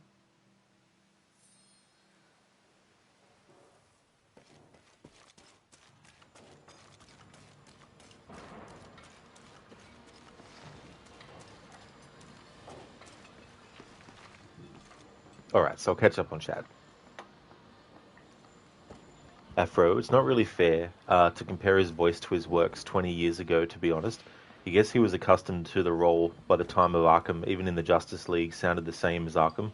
His animated voice, you just feel he tried a bit too hard. Well, he was up and coming at that point, so he gave it some extra bass. Yeah, and I mean, that's the thing too, like, who knows what was running through his mind when he was actually recording those sessions for that show, as to what decisions he was making with his voice and all that kind of stuff. And then the directions that he might have been given. And then you think about a different kind of medium like video games, working with a different team of people and playing a role that you have already played before. You don't know what kind of decisions he might have decided to do differently than what he did as Batman back then, because he had more experience by the time he got to Arkham, the Arkham games, you know. And then the people that he was working with, you don't know what directions they also gave him for that version, you know, so that could be something too. But also someone's voice changes over time, and some people can still sound young with their voice, even though they might be a lot older, but they do get to a point where it's very hard. Like, it's very hard, it'd be very hard for someone in their 60s, for example, to sound like they are still in their 20s. In terms of video games, Sean Connery, who played James Bond, of course, in the movies, one of the movies that he did was From Russia with Love, and that was the second ever James Bond movie that came out. Now, I can't remember off the top of my head what year From Russia with Love came out in, but if I have a look, it's 1963 was when that movie came out. They actually ended up making a video game about that movie, and that game came out in 2005, and they got Sean Connery to play the role again. So you have a story in a movie that Sean Connery did in the 1960s when he was very, very young, versus playing that same character in the same story in a video game based on that movie that comes out in 2005 when you're an old man. And so when you play that game, you're seeing a young Sean Connery based on how he looked back when he made that movie that the game's based on, but you're hearing a really, really old Sean Connery talking. there does come a point where someone gets to an age where they can't play a younger version of themselves even. There's probably some, exceptions to that. Like, for example, Sigourney Weaver, who plays Ellen Ripley. If you hear her performance in Alien Isolation, you would swear that the dialogue was recorded when the first Alien movie came out. It wasn't, but not much has really changed about her voice to make it sound so different to when she was younger. And I think it's probably like an individual to individual basis. Maybe someone who's in their 60s can still sound like they're in their 20s. And maybe that's just something that not everyone can do. Zayas, you're not into J.J. Abrams. You don't know those movies were not mapped out enough. You felt 7 and 8 were, but you felt like they had no clue what to do with 9 until after it was released. They did like the exact opposite of anything worthwhile you felt. Yeah. Well, that's the thing too. There's just so many variables that were at work with those, and so much time had passed. I think objectively it would have been better to do a follow-up to Return of the Jedi, maybe about 5 to 10 years after it came out, with Luke, Leia, and Han Solo being back.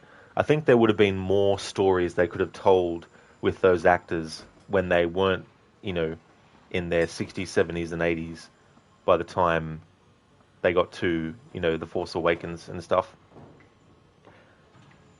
Afra, your problem with Star Wars is that there is no end game, there is no end goal to that series, so every story in the grand scheme of things feels pointless. Yeah, that's something that I sort of agree with too, and also series, like in general.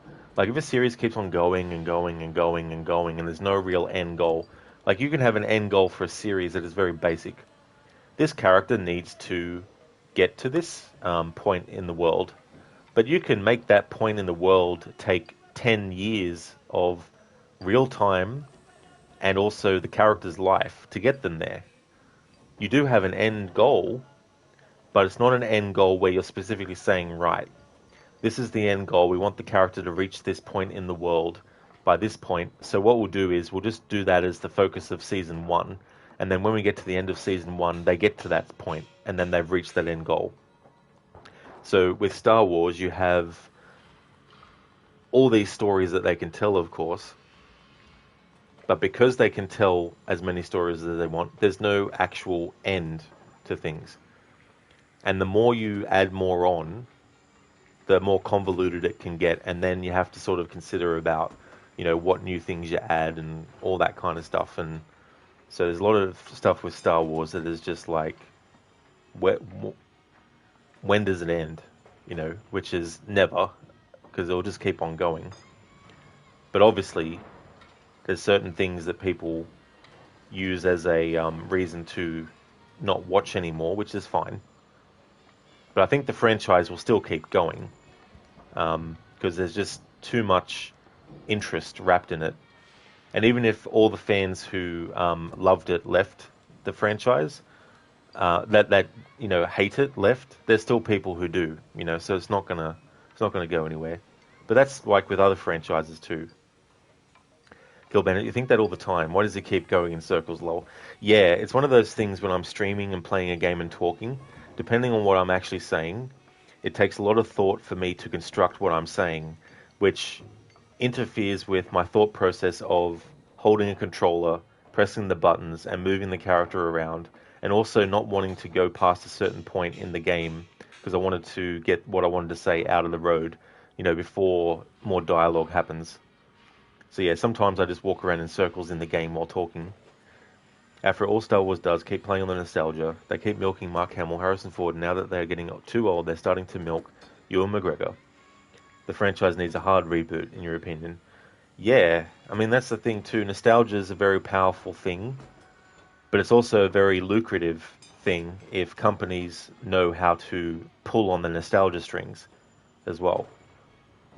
So Star Wars as a franchise has been busted for several decades at this point. You don't know. You think people need to just abandon it. Yeah, I mean, that's the thing too. Like, there's definitely a point where it's good to say, hey, I may have been a fan of this thing for a while now, but this is where I stop being a fan of new stuff and just, keep experiencing the stuff that I do like. And there's nothing wrong with that as well.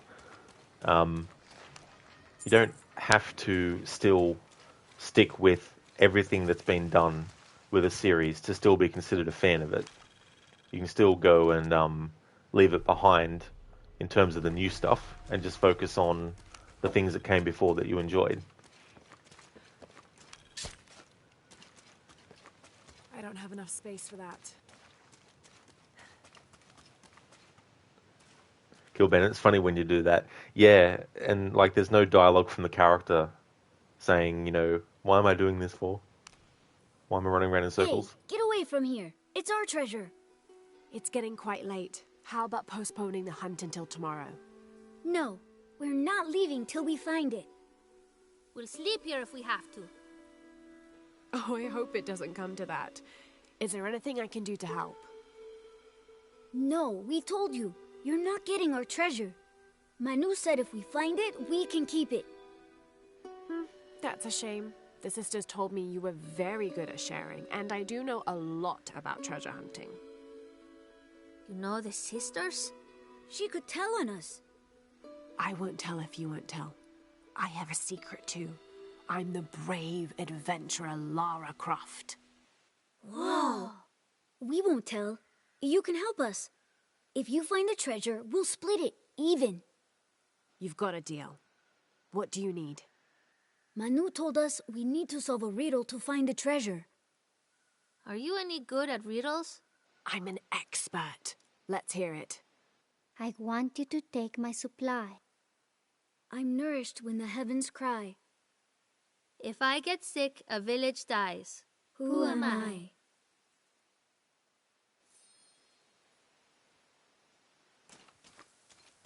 You must do something to get those children out from underfoot.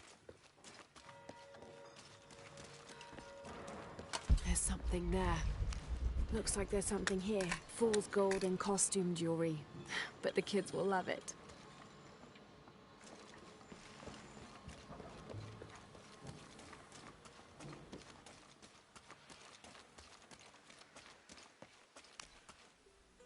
So did you find anything? I sure did. Look at this.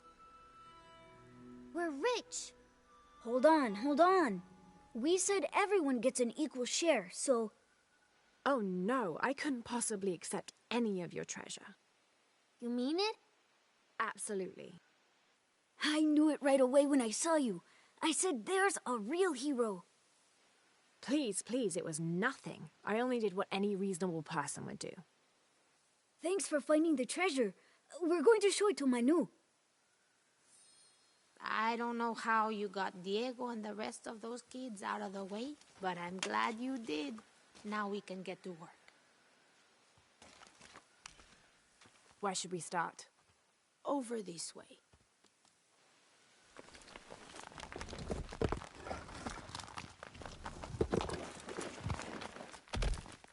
Thank you for your help, and I hope you find Isa.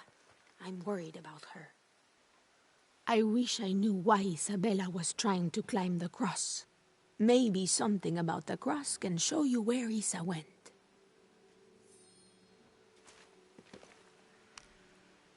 There's an inscription. Look through me to find the way. I wish I knew why Isabella was trying to climb the cross.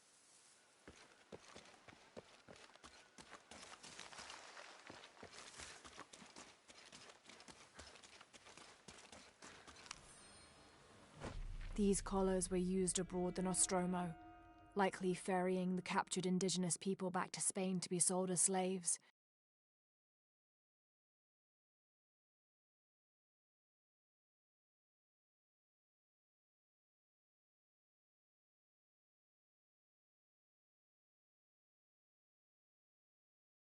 I wonder how it ended up here.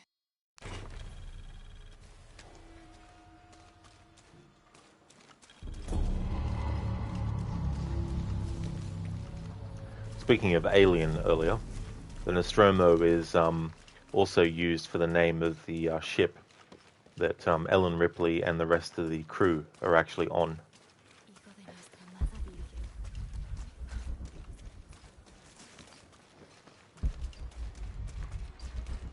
All full up. Can't carry any more.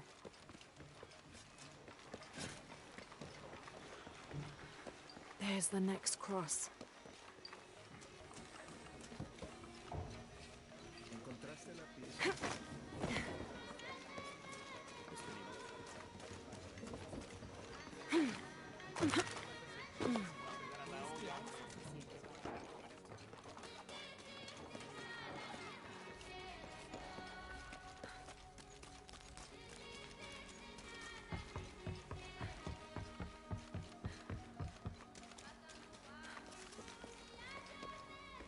I can see another.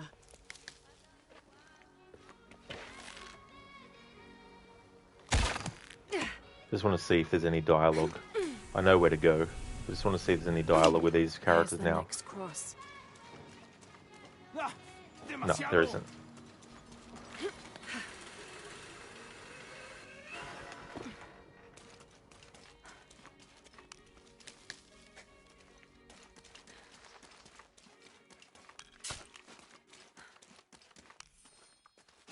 The ink is badly faded.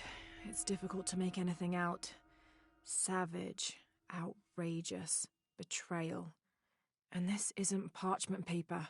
It's thicker. Animal hide or human, maybe.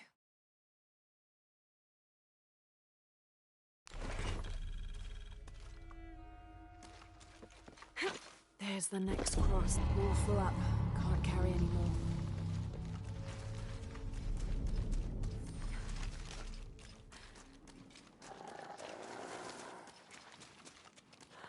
All full up. Can't carry anymore.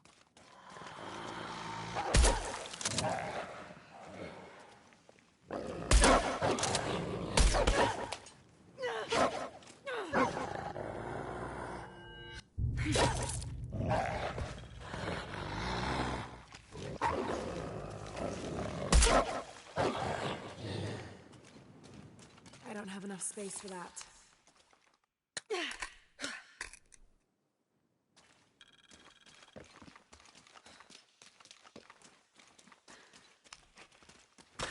Oh, Kill Bandit, the singing. I wasn't actually paying attention. But that's nothing new. Sometimes that happens too in video games. I'm so focused on certain things that there might be, you know, songs or music or dialogue that plays that I don't notice.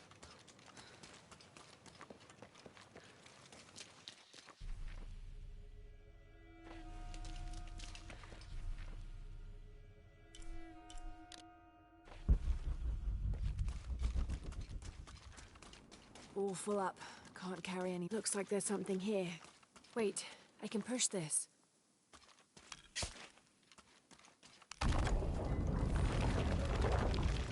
Got it! I don't have enough space for that.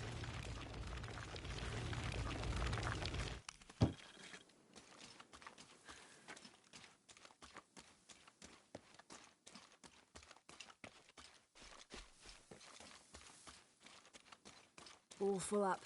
Can't carry any more.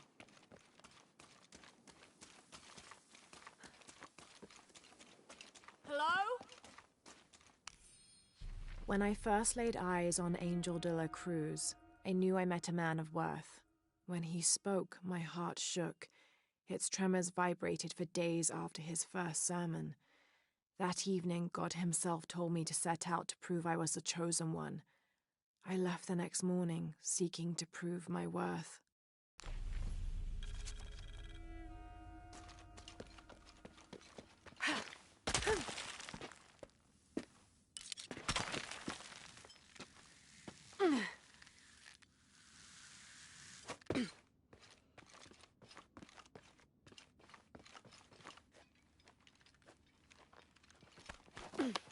Isabella! Are you in here? All full up. Can't carry any more. Isabella! Not here!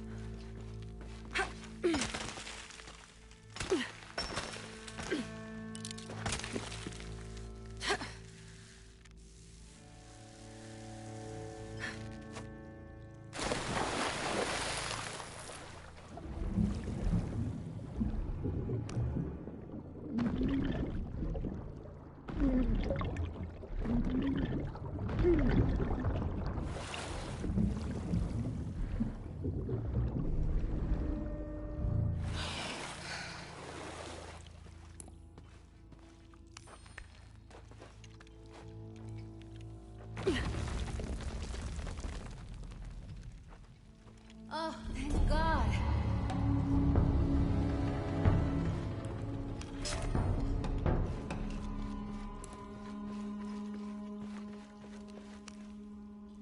There you are. Yes. Who are you? Guillermo sent me to find you. He's worried about you. Poor Guillermo. He's probably killing himself with guilt, too. I guess we were both right. There was a hidden crypt, and I did have an idealized view of what it would be like. How did you injure yourself? I was on a rope when the tremor hit. The shaking threw me into the walls, the rope snapped, and I hit the water badly. I think my ankle's broken. In order to get you out, I'll have to go back for help. It will take several people. What's so funny? Can one of those people be Sarah? I'd love to see the look on her face when she has to admit that one of Manu's fantastic stories turned out to be true. I'll suggest it to Guillermo. Now, I don't think I can get out the way I came in, so I'm gonna have to look for another way out. I'll be right back. And I'll be right here.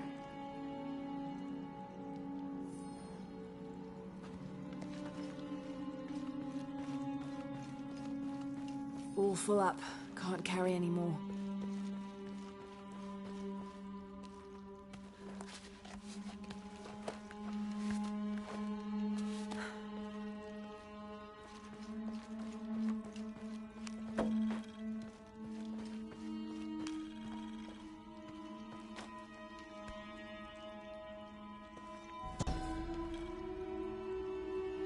May Huascar's knowledge of the two afterlives be sufficient to guide us, if we arrive in either.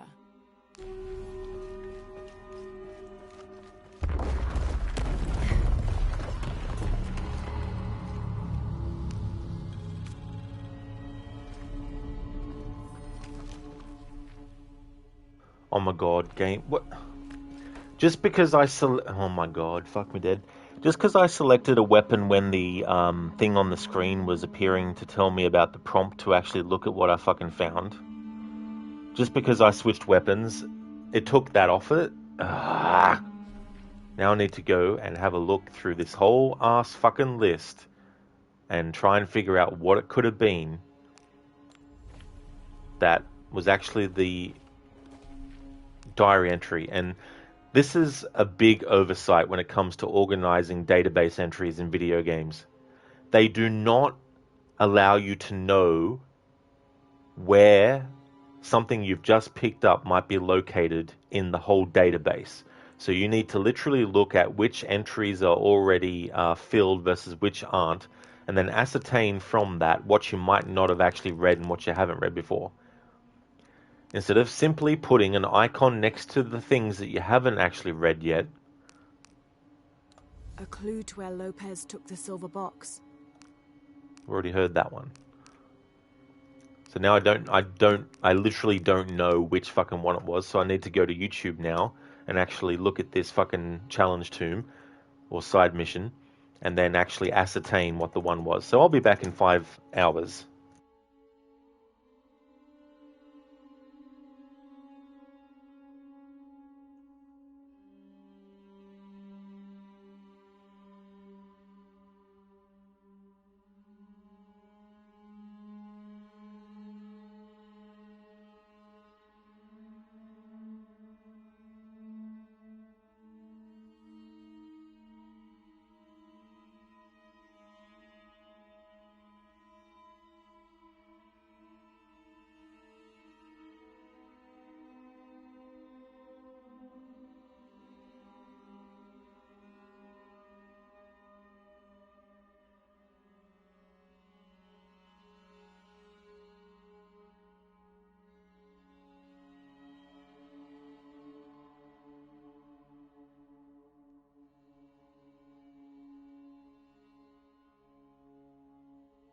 Alright, so going to YouTube, I need to first find a video that actually is collecting all the shit in San Juan. And then I need to scrub through it to the point where they go to and do this side mission.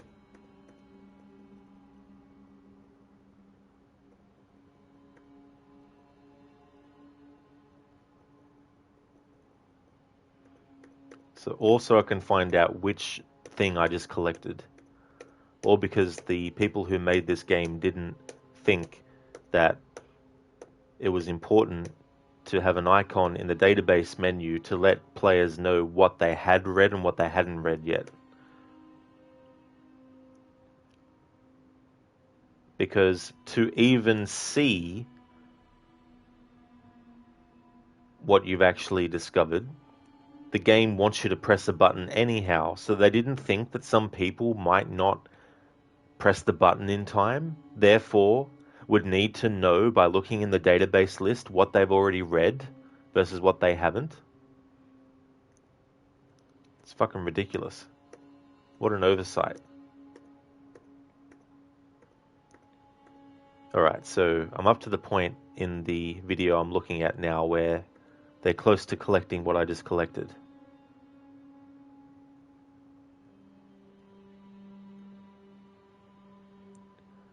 Alright, so what was this document?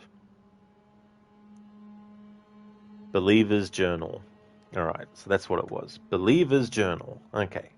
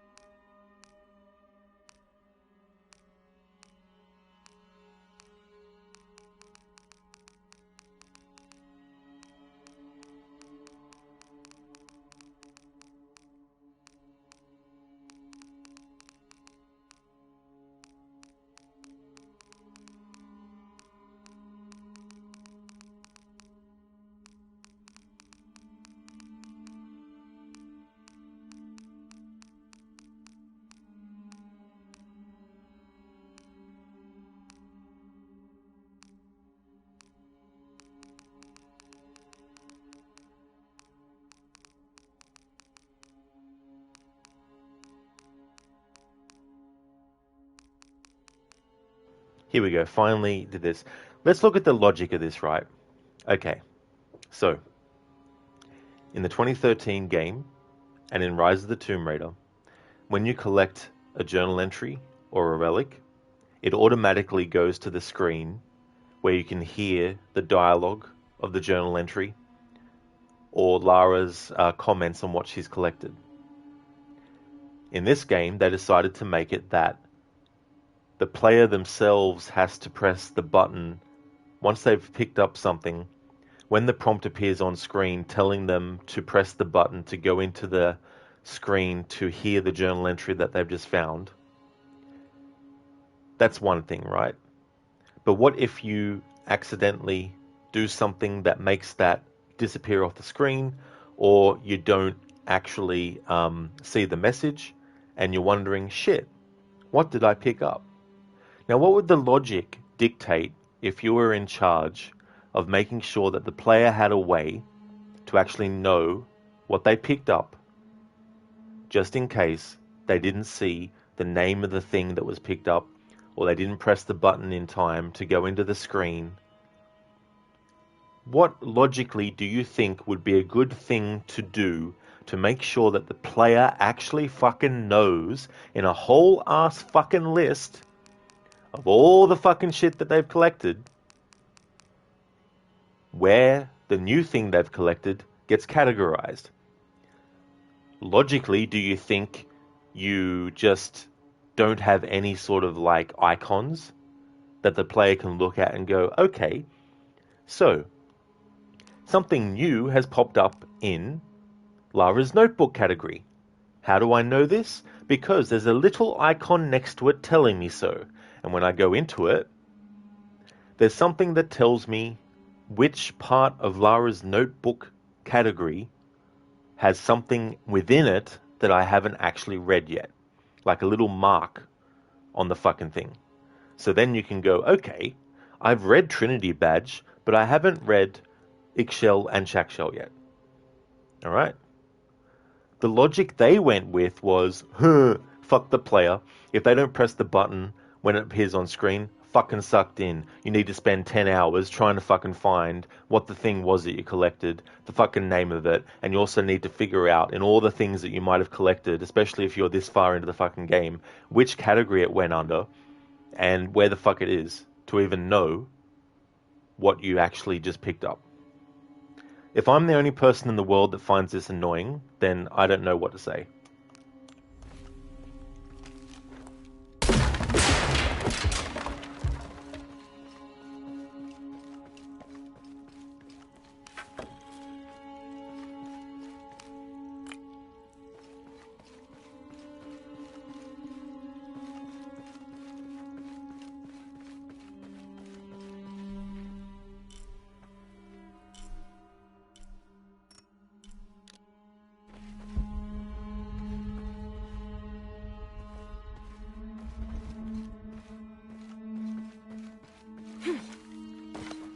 Kill Bandit, you find it annoying too? Yeah, it really is, you know.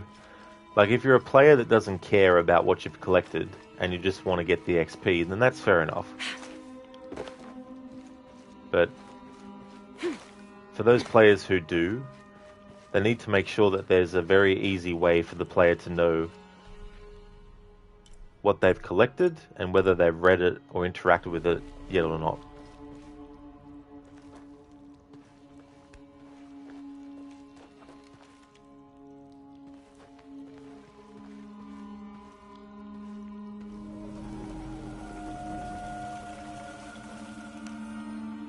I was not worthy. Forgive me for my hubris.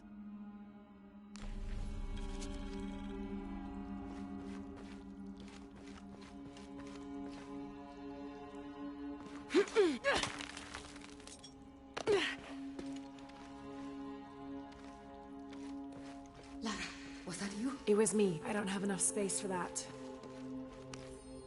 I have returned from my training. However, Brother de la Cruz has disappeared.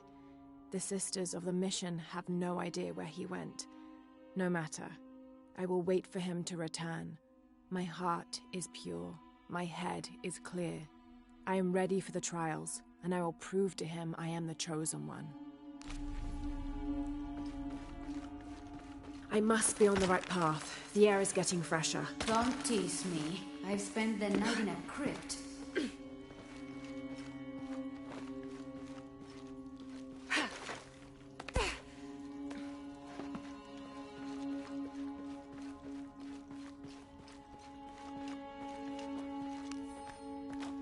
A wheel-lock pistol, never mass-produced and banned in the Holy Roman Empire.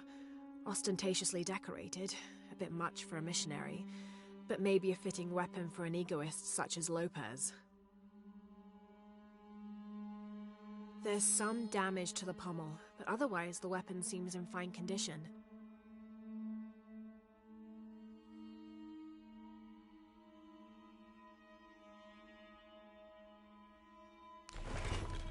Kill Bandit, or that you can go back to that artifact and see it again.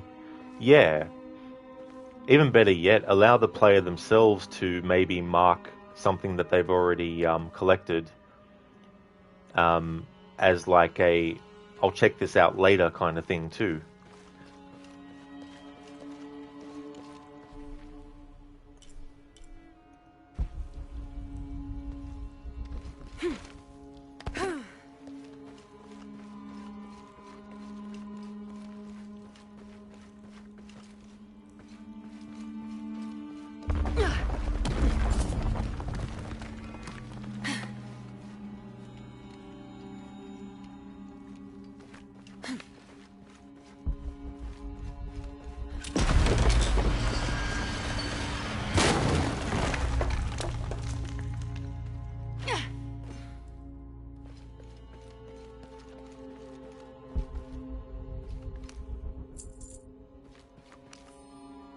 I know now that I am not the chosen one.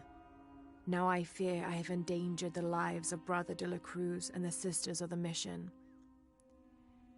They do not know that the hollow earth surrounding the mission is home to demons, cruel, hissing creatures with twisted claws and sick, yellowed eyes. I came to this place to purge them from the world, in the name of Angel de la Cruz, to win his favor and earn my seat at his side. But I have failed. I could not contain this evil, and now it is out, and all warning of it will die down here with me. Harbinger, this area of the game has way too many collectibles for its size. Mission of San Juan, that is. Yeah. I mean, maybe on some level they wanted to further expand the scope of what players could actually explore and find for those who were wanting these newer games to have more tombs to explore. But I could definitely see that going the other way too, where people feel that it's too much. Okay, Lara, why are you stuck on that spot? There we go.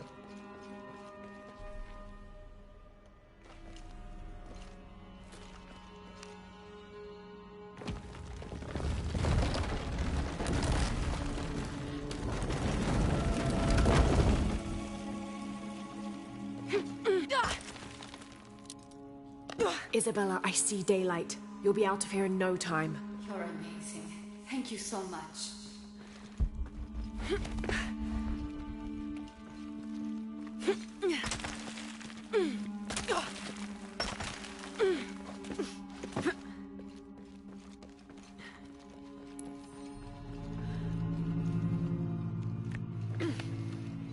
Harbinger, back in 2 hours, going to see some sunlight instead of the light that's coming from your computer screen for a change.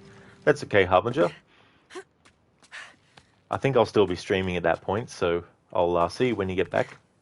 I won't be finishing the game today, but I do want to make a substantial amount of progress with side stuff, so that there's not too much left to do. So most likely I'll finish this playthrough next week.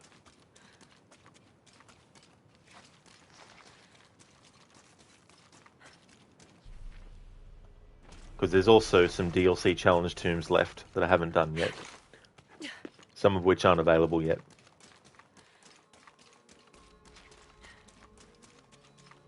As in, unavailable at this point in the story that I'm up to. Not unavailable as in they haven't released yet.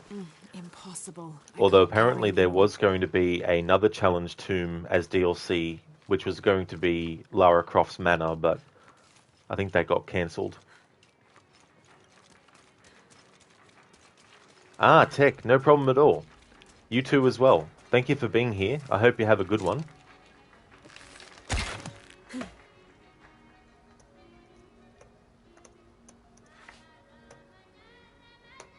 I'd like to recommend people check out Amateur Tech's channel if you haven't before. Playing through the old school Tomb Raider games, currently on Tomb Raider 2, which came out in 1997. Such a long time ago. So if you're looking for someone who's also streaming Tomb Raider, especially some of the much older games in the series, if you're curious, highly recommend checking out Tech's channel. And that's no worries for the shout out, dude. More than happy to give you one. I hope you have a great one. There's an inscription. Look through me to find the way. Please tell me Isabella's okay. She is, but she's hurt her ankle, so we'll have to go back and get her. No. I could not stand to inconvenience you any further. And besides, Sarah tells me you have something important of your own to do. Please, let Isa's friends take care of her from here. You'll need a couple of people and a lot of rope to get her out. I'll round them up right away. Where is she exactly? Take the main road across the river, then follow the crosses. Wait, the crosses? Did she find something? She found the crypt Manu told her about. She did? That's wonderful. Oh, I'm so happy for her. I should have gone with her, and I feel terrible about her ankle. But despite that, this is the adventure Isa's always dreamed of. She also suggested that maybe Sarah could be a member of her rescue party. Oh, that's a great idea. I'll make sure of it. And speaking of Manu and his crazy stories, if you're looking for something hidden around here, you should probably talk to him. He worked for Isa. He's usually holding court around the mission. And thank you again for finding Isabella. I don't know what I would have done if... Just make sure she gets back safe. Hello? Lara, thank you so much for finding Isabella. Oh, it was my pleasure. She was right. There was a hidden crypt there. I know. She was right. So was Manu. When she's feeling better, we will go excavate the ruin. Together.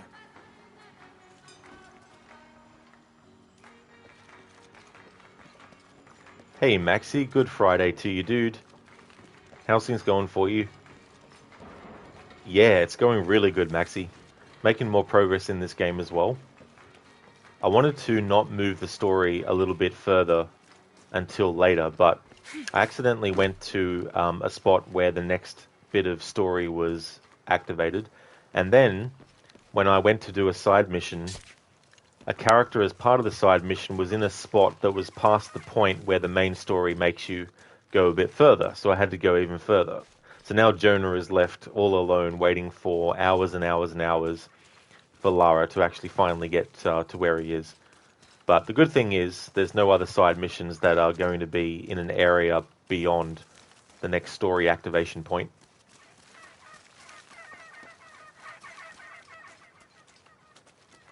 Oh, thanks, Maxi. He is, yeah. Yeah, so he's just chilling there for what could be minutes in his actuality, but in my reality, in IRL, he's going to be waiting quite a few hours.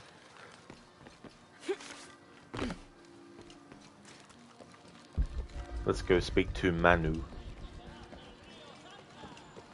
You think you did the same and left him there for hours when you last played this? Poor Jonah.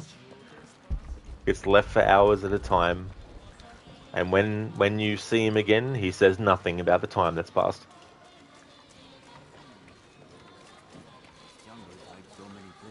Even Maya ruins, I'm telling you. When I was a young one, You must be Manu. Who's that? Who's there? She's the one who found the treasure. Is that right, Diego? Well, what can I do for you? I overheard you telling the children about Maya ruins. Finally, someone who pays attention. Well, you were right about the crosses. Isabella followed them to a hidden crypt. Ha! I knew it!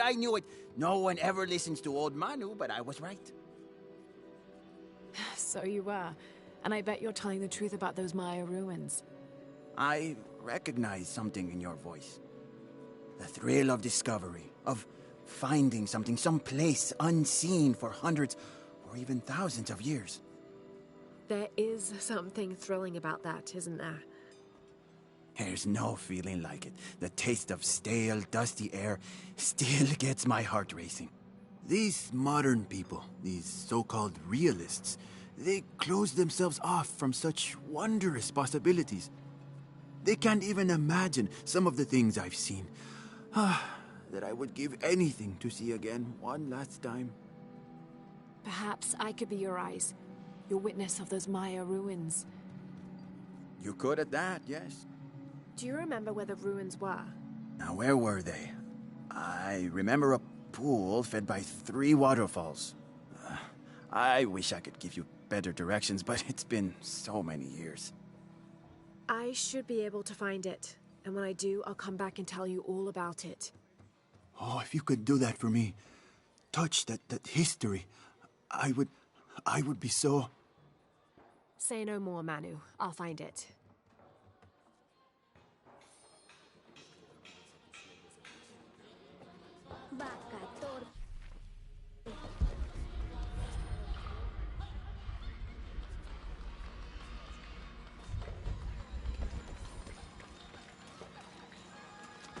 Oh, I see. I've already done what I needed to do before activating this. I love it in games when that happens. I hope you've shined up those dancing shoes, Manu. I found the ruin. It was Maya, an ancient aqueduct.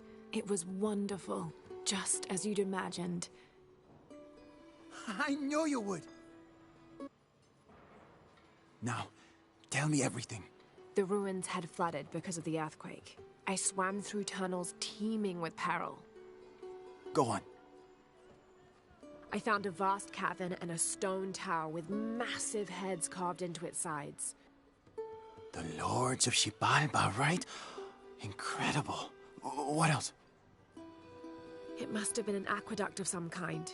And you'll never believe this. Most of the machinery is still functional. Water wheels 3 men high turned as smoothly as the day they were built. It was amazing to see, Manu.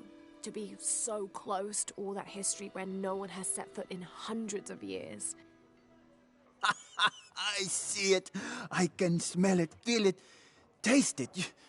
You've brought tears to an old man's dry eyes. I can't thank you enough. I'd like to give you something. Manu, I couldn't.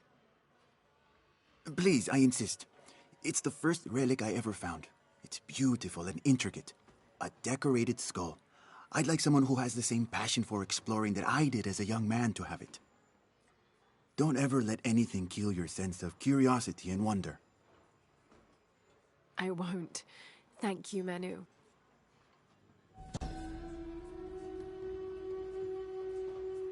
An adhesive made of tree sap and powdered bone hold the jade and other gems in place within the wearer's teeth. A crude drill, perhaps made of obsidian, would have been used to delicately carve out the notches required to hold the jewelry in place.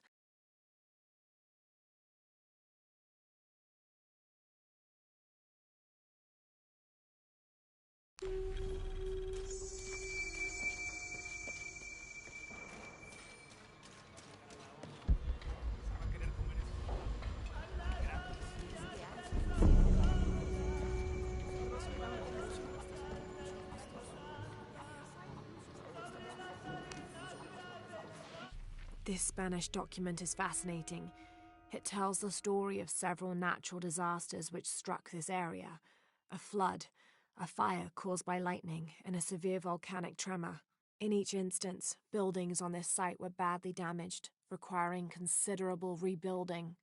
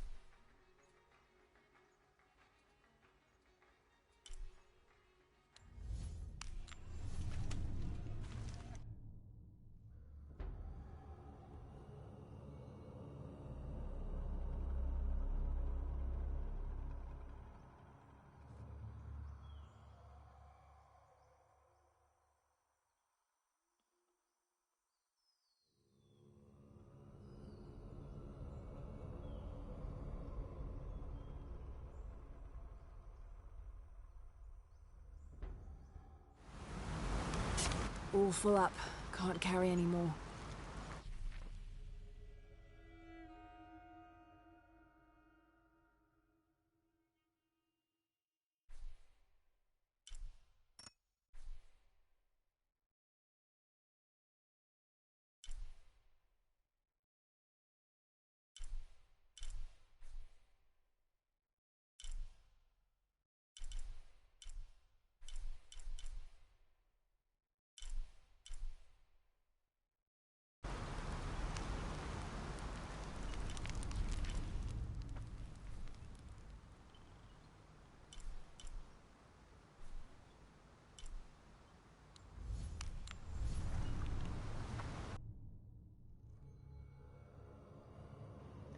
Be right back.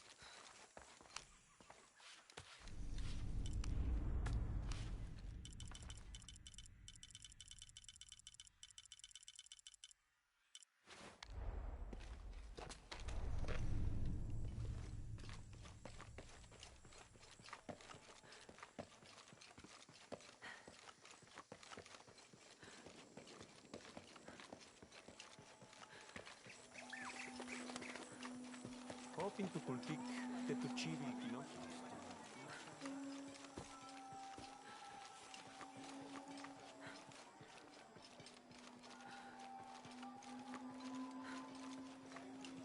Misvalij taka, hach misvalij. Mating wak sa holti.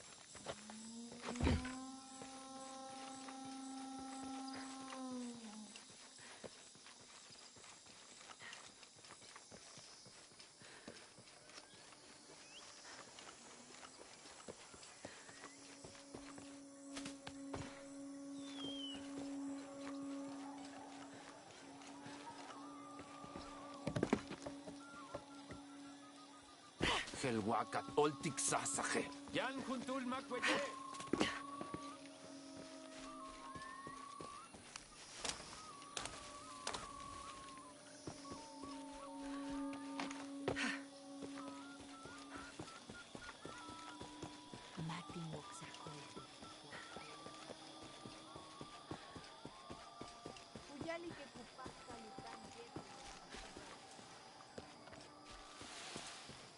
Yaknaka Pol.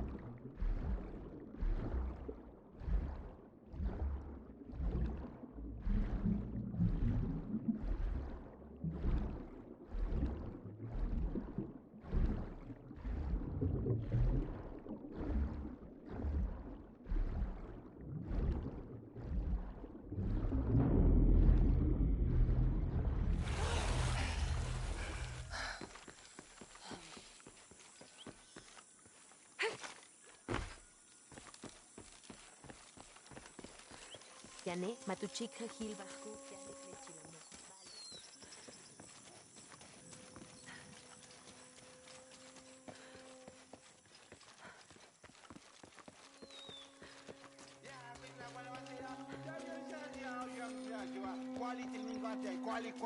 Quali cementa ya chiquitia. Aku chico de manta ni kata ni maka juga ya dia. Ni kata maka. Machai kukin del junkin. Shikana kata makina makina nyong kau. Sabihin mawa Shanka shikech. Echa shikin.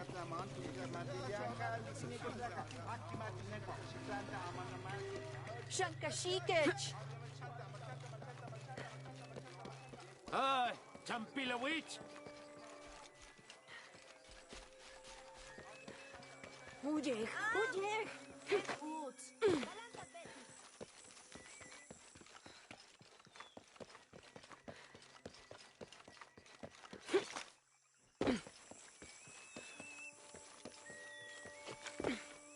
Let's a chicken! Chanka Landville! Hey! Hey! Jet se katupul. Ujes. Techa ashiki.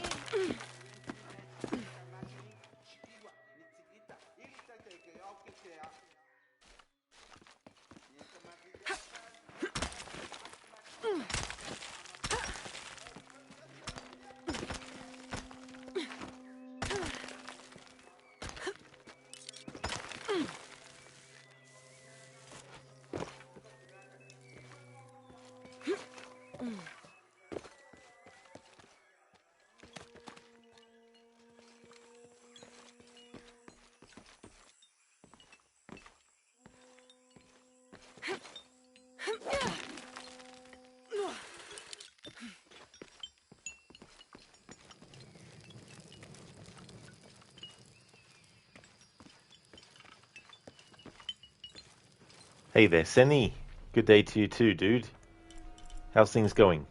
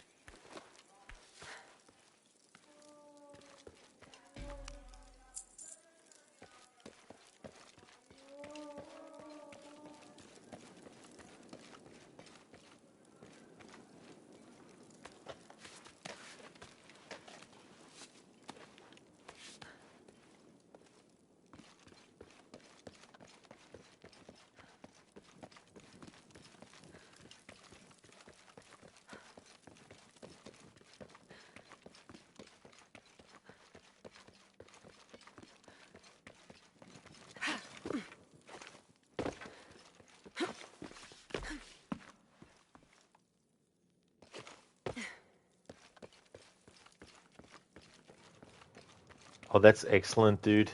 I'm glad to hear that you're going well and that you're having a nice day there so far. That's awesome. Shadow's going pretty good. I'm actually doing some backtracking. There's some things in Paititi that I'm missing. The funny thing is, there's a glitch now where the city isn't referred to as the hidden city by the game in terms of the text that appears. Now it's gone back to being location unknown for some stupid reason. It's like, what do you mean, game, location unknown? Well and truly, by this point, the game should register the fact that we're in the hidden city, not location unknown. Yeah, it's pretty much like that, Crooked. It's like, okay then, game. Whatever you think. So yeah, now I'm just backtracking to see where some things are that I might miss. In the hidden city, I've got 98% complete. So all I'm missing is one side mission to do, one document to find, and one survival cache to find as well. But the thing about these things is not all of them appear on the map when you even find the survivalist map that shows you where the things are. So it can become quite literally just running around spamming the loot button until you hit gold.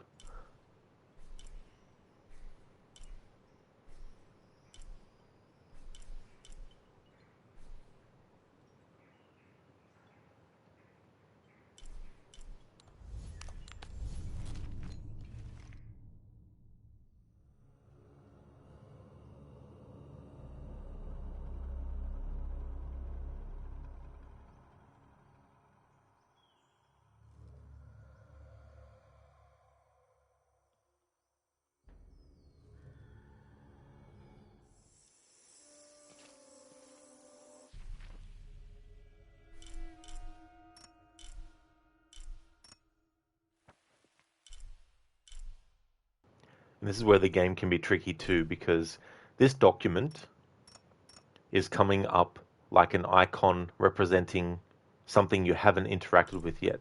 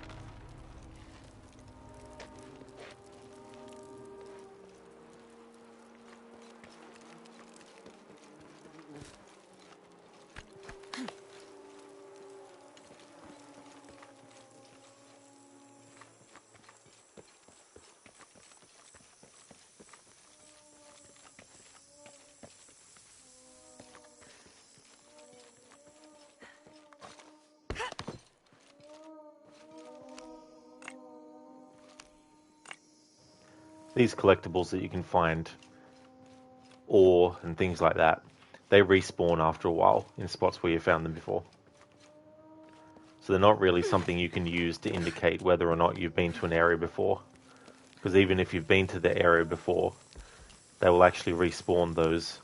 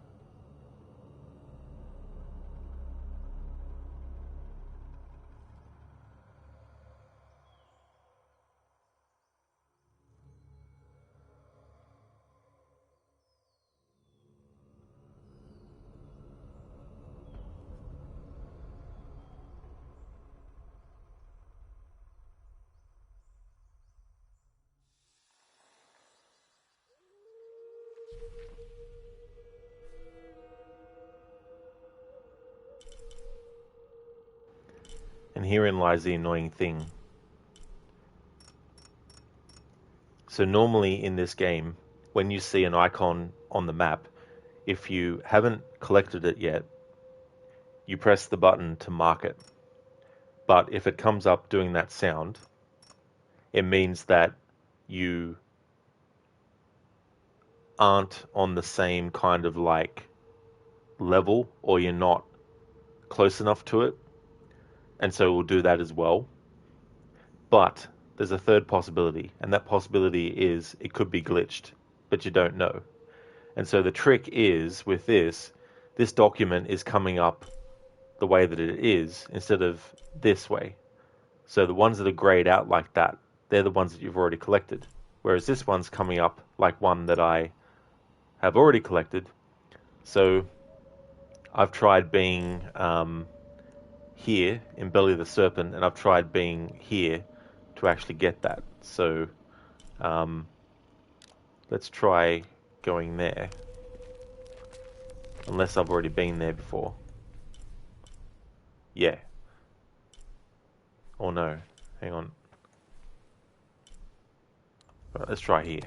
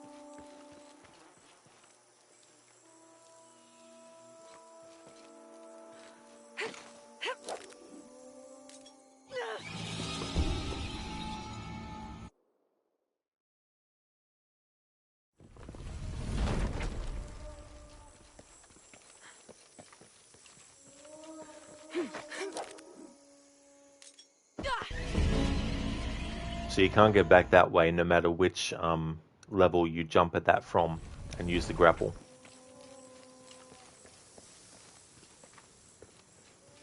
Kill Bandit, could it be part of a mission? Quite possibly. The only thing is, there's things around it that are actually grayed out that I've already come across. So it's trying to find a way to get to there again. But yeah, maybe it might be tied to where that is. Like this here, the ossuary. But it's like trying to find the entry point there. So maybe it's like there. So what I might try is going this other way.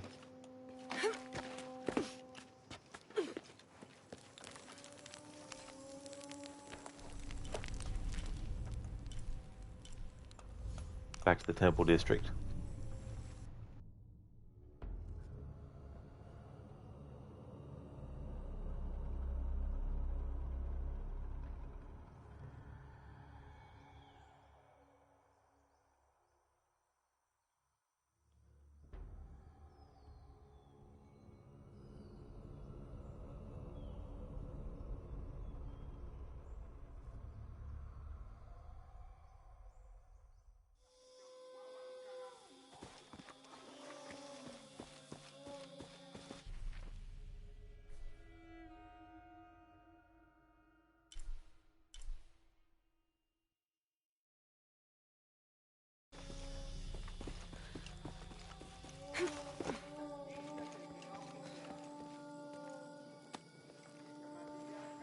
Could possibly be something that I've missed going this way for the main story. Yeah, this could be it. Maybe.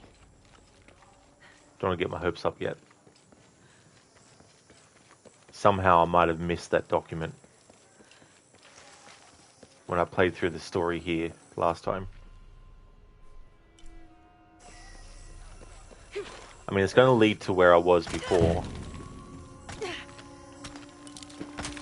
Most likely, though.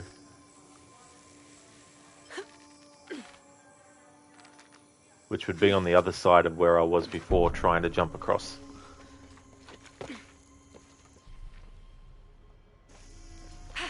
Yeah, so this is just taking me back to here.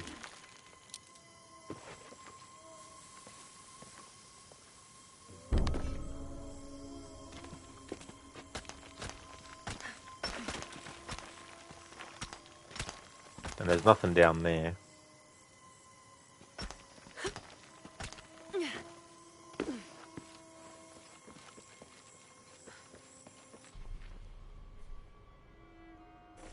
Then this leads to here, but then it doesn't lead to up there.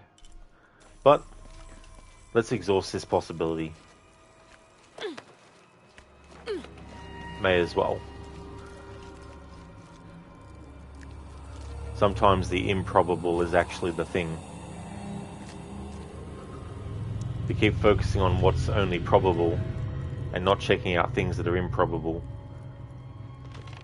then you might be actually missing out on finding what you're actually looking for.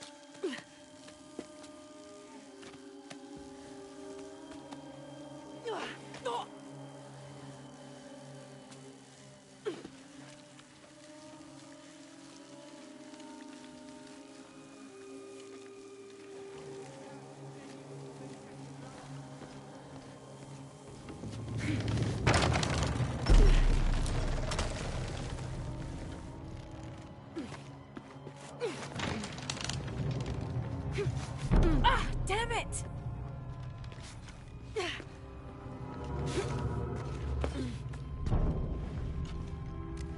Okay, take it slow.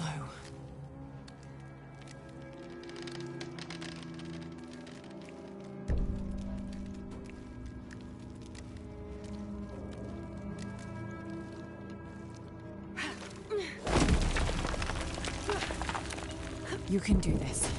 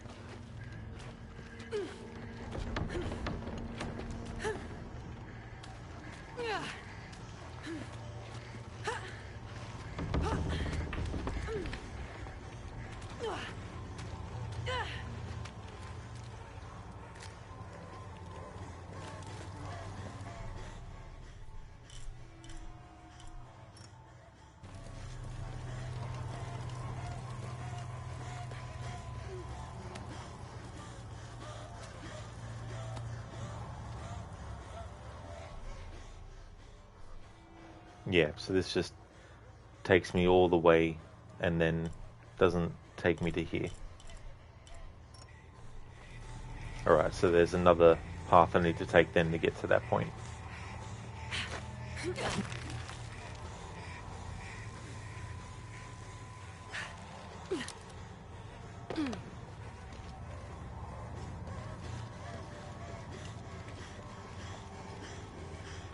Have to redo this again.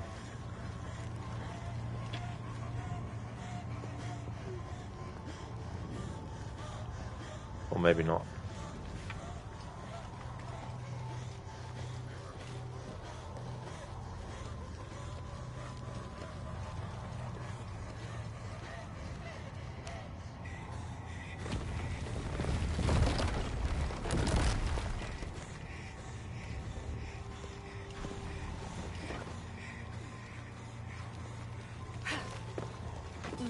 Interesting.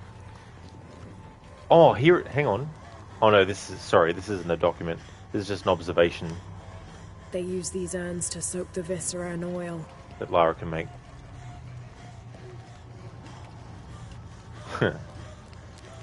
Alright.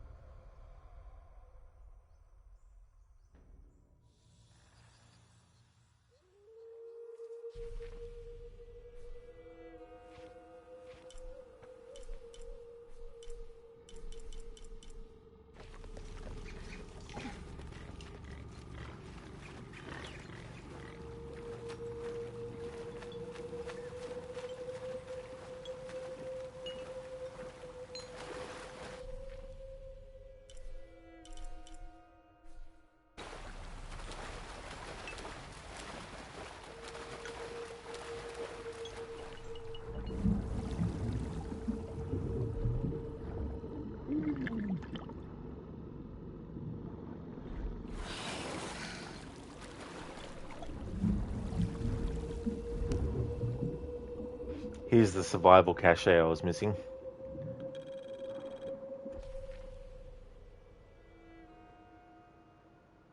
Yep. There we go. Well, it was good I went back this way then. And that was something that's an example of one, even when you find the map that tells you on the main map where things are, it doesn't show up absolutely everything. which means it doesn't show up every single survival cache. So I'm lucky I came back this way and just was going here, because that one that I collected wasn't marked on the map.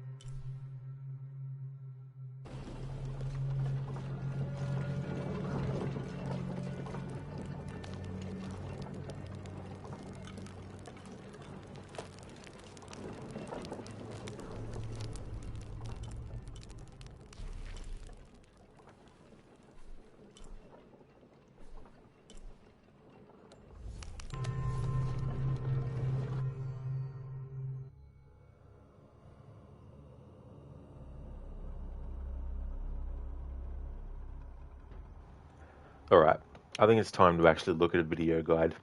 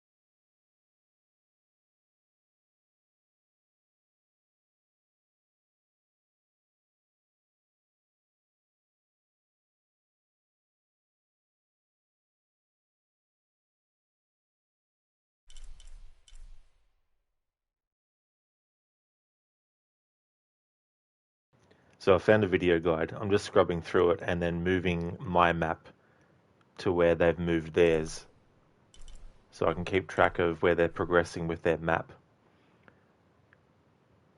Alright, so now they've moved to the head of the serpent part, which is here.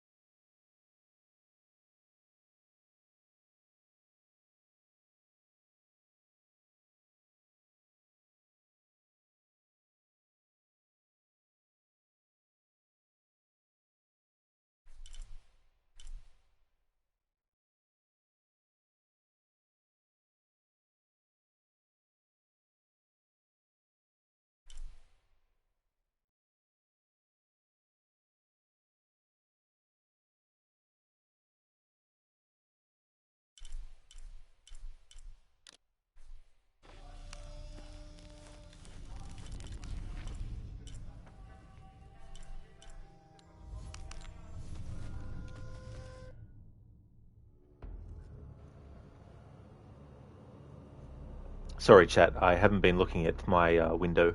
I've been using YouTube. Hey there, Keone. Welcome on in. I hope you're going well. Hey there, Maxi. No, just looking for this thing using a guide.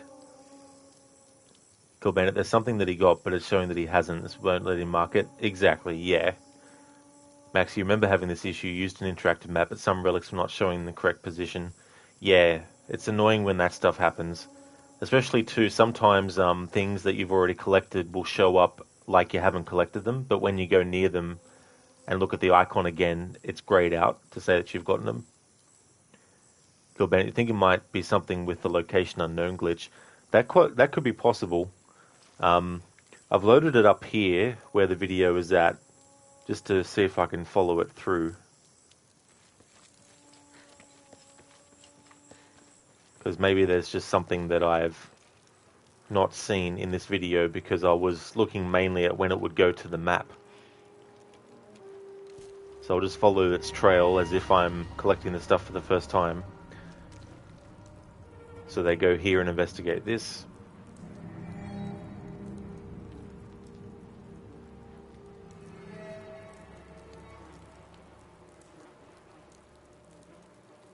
But then they go somewhere else on the map. Oh, guide, geez. The Hidden City collectible. So the person doing the guide came here to grab this, but then didn't go anywhere else. And they never go anywhere near here again in their guide. So maybe it's something that's specific to the actual sort of like side missions or something, and this person's not showing them. But you'd think that they would. Collectibles, documents, murals, and more.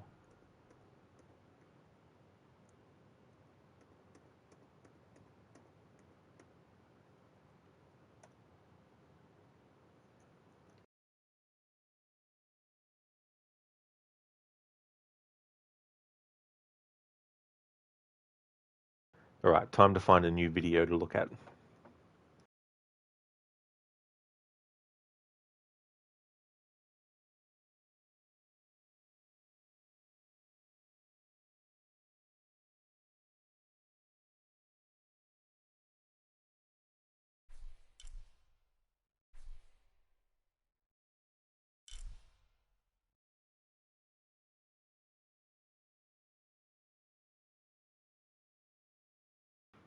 Alright, now I'm going to have a look at any videos that detail the actual crypts.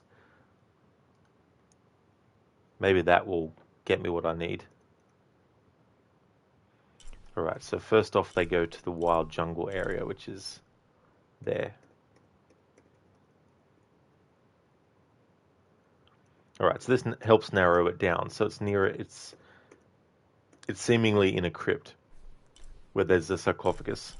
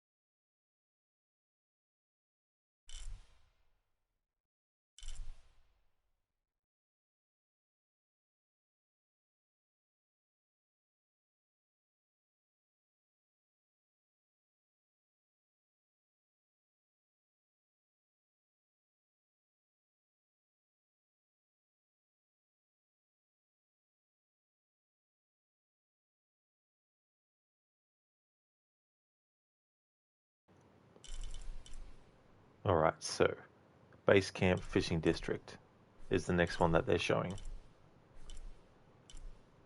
which is not anywhere near. Yeah.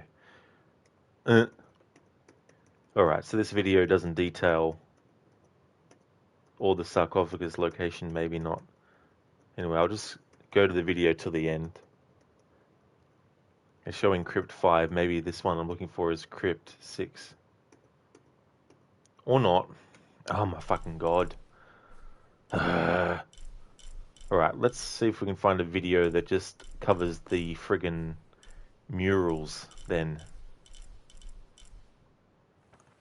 Or archivist map. Jesus fucking Christ. Let's look at a video that shows where all the archivist maps are actually fucking located.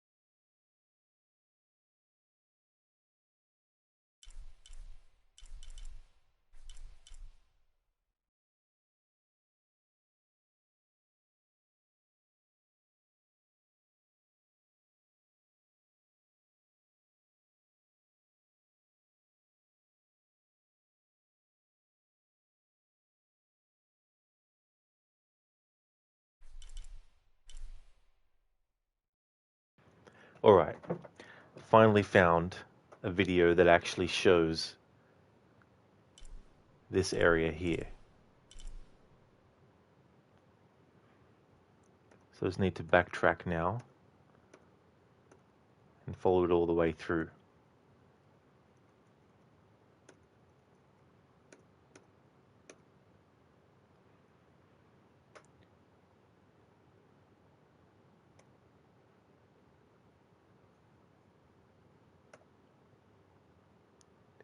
Alright, so I need to go to the wild jungle base camp.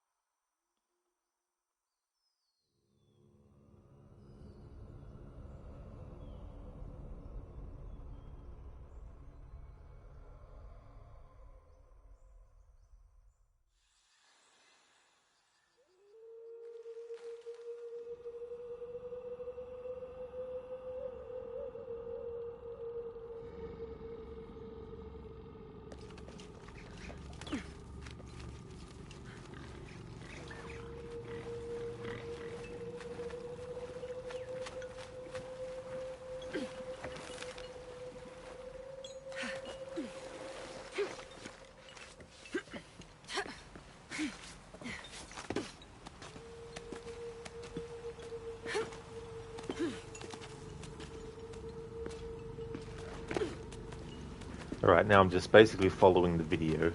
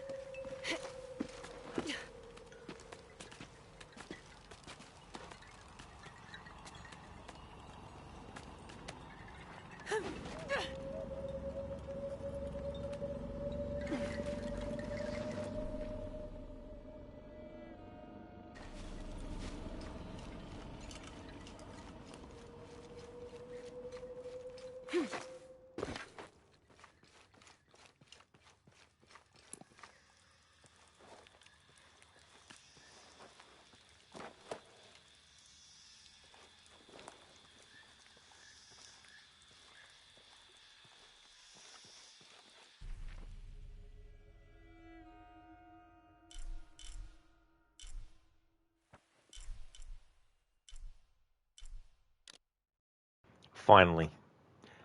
Alright, the reason why I missed it in the other video I was looking at is because in the other video they didn't stop to show you on the map. They showed this spot where this statue is, but they didn't then go to the map and then, show you that's where the document was, and then this is where this document is. So no wonder why I missed it.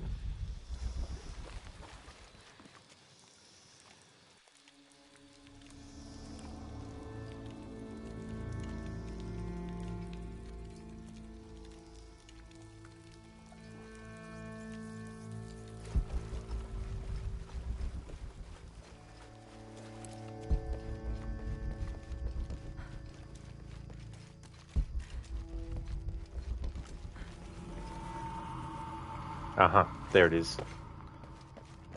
Alright.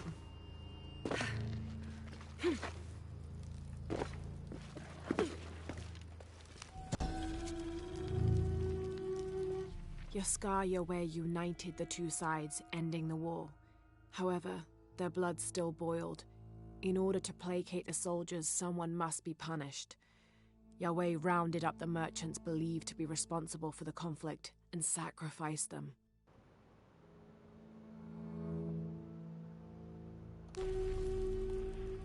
Yeah, Kill Bandit.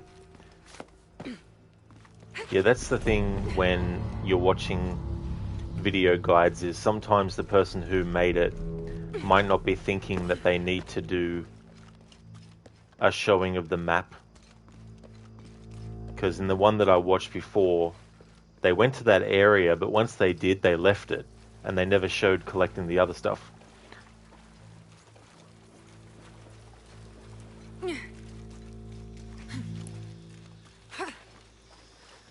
They might have thought in that point that, oh, maybe the player will just explore it to get it. But because I'm looking for very specific things, I didn't think about that. But then the rest of the video might have had points where that happened and I didn't realize because I wasn't watching the video from the start to the end, because it's like an hour's worth of time. But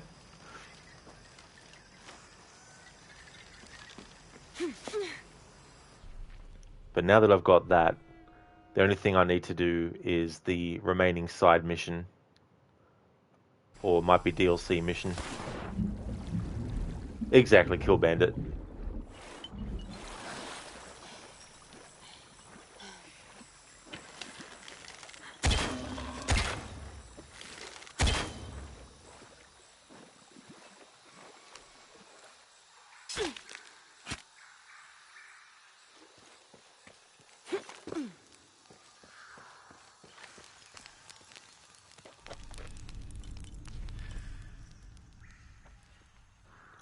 That's something I need to look up as well. Hidden City side missions.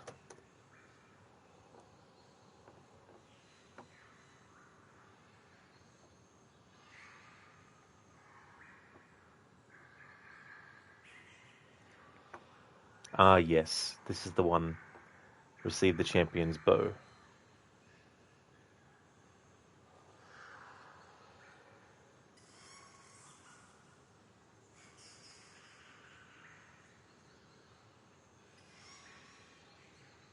Ah, yes. Okay, so hang on.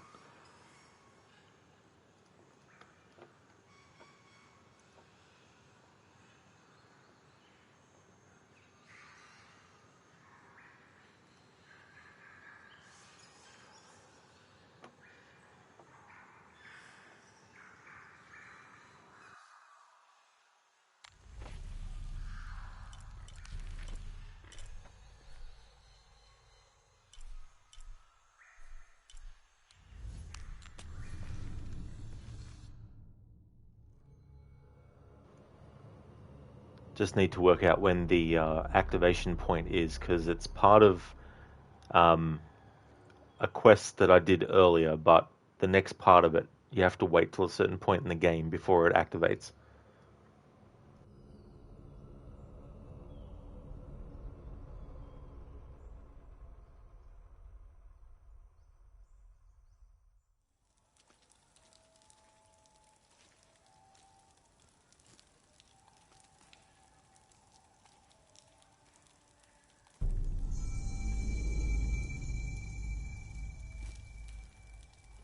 Ah, okay, yep. So after completing the falling apart chapter.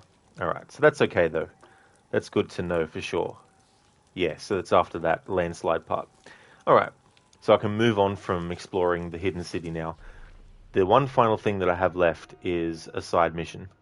And the next part of that won't activate until we do the part in the story where the landslide happens. And we're not up to that part yet.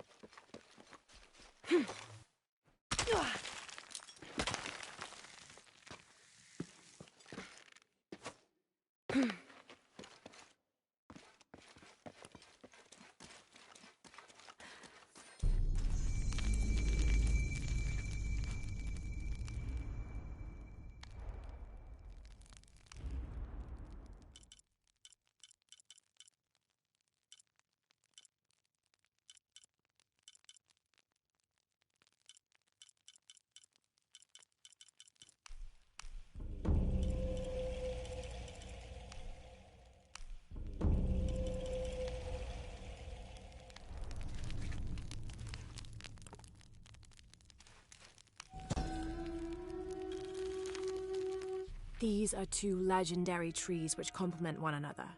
The Chechen tree secretes a substance which is poisonous upon contact, and the nectar of the Chaka tree can neutralize that poison before it results in serious burns. The fascinating thing about these trees is that they always grow very near to each other. According to legend, two brothers, warrior princes, fought a battle to the death over the love of a woman and died in each other's arms. They begged the gods for forgiveness, and it was granted. Kinich, the kind one, was reborn as a benevolent Chaka tree, while Tazik, the hate-filled one, was reborn as the poisonous Chechen tree.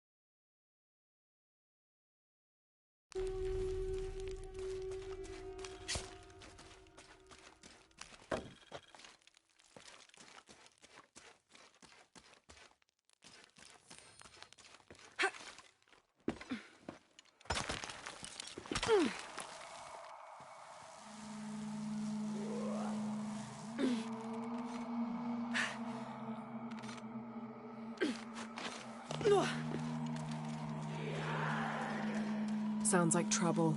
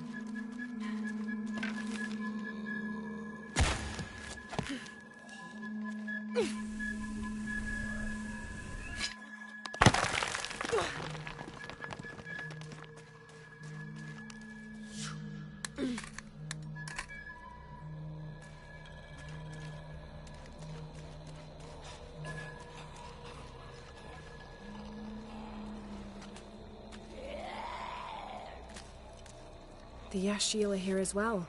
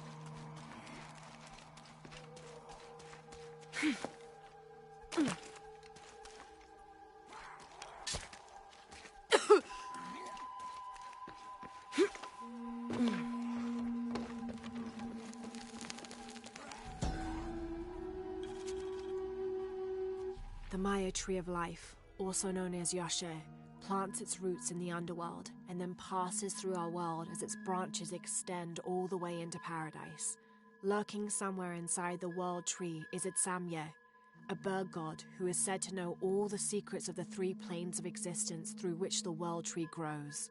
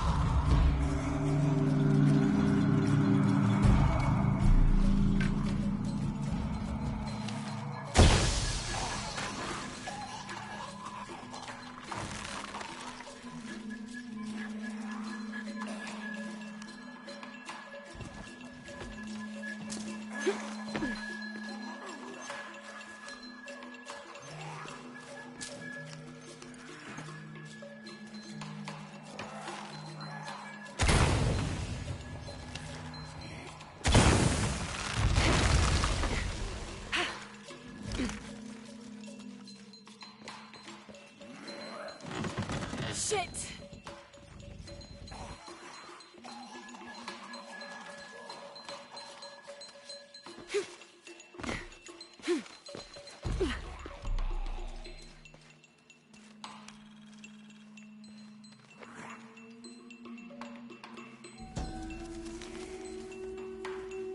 From its roots in the underworld, sheltering bats, it grows straight and true. Its trunk holds the realm of men fast, and its branches spread its white leaves across the night sky.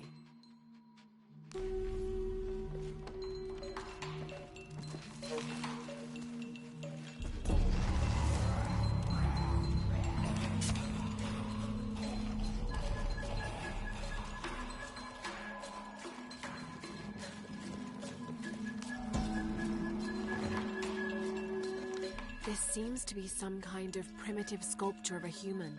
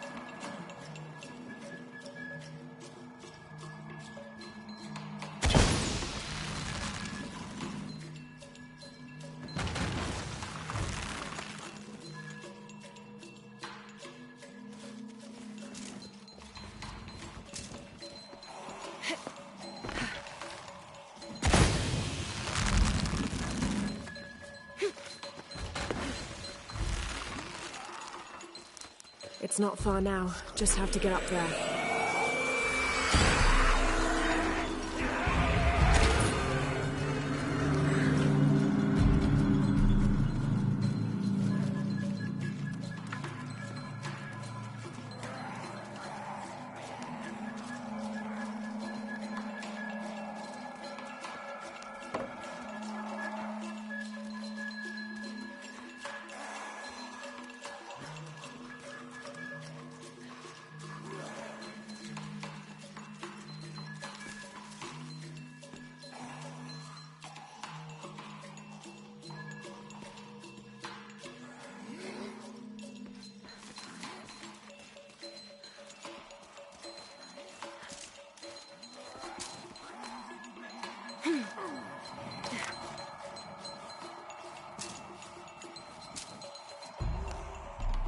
This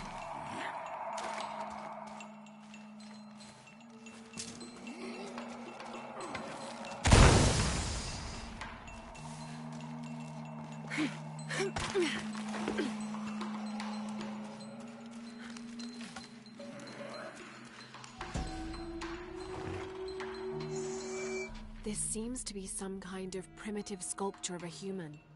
There's so many of these that are the exact same thing.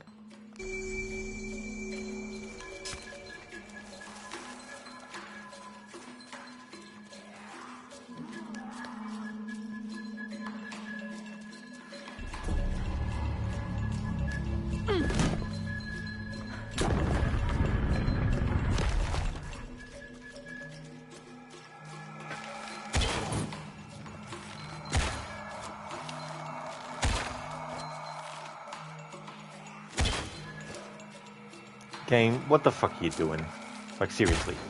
Does this not count as shooting it with explosive? Oh, now it does. I see. My bad. Sorry. Didn't know it had to be the very specific spot for that one, even though for others, it didn't have to be that very specific spot.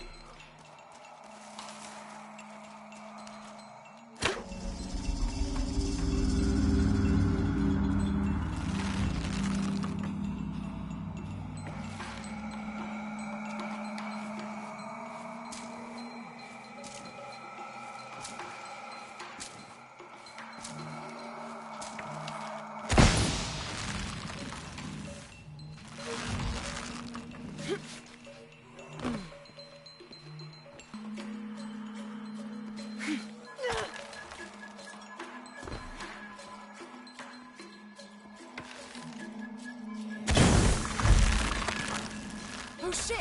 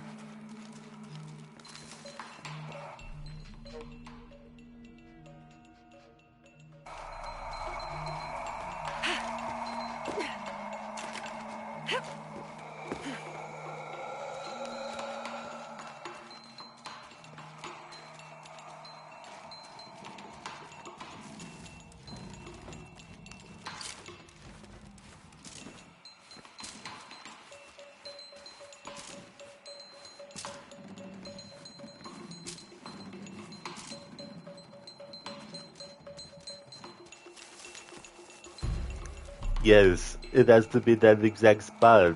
Otherwise, it will not count as being done. Welcome to a Tomb Raider game. Hey there, Mr. Goatee. There's definitely also games that aren't Tomb Raider games where that shit happens. And it makes you think, why? If you're going to make it that any other one can be shot at any sort of, like, point on the actual gas, why does this one have to be any different?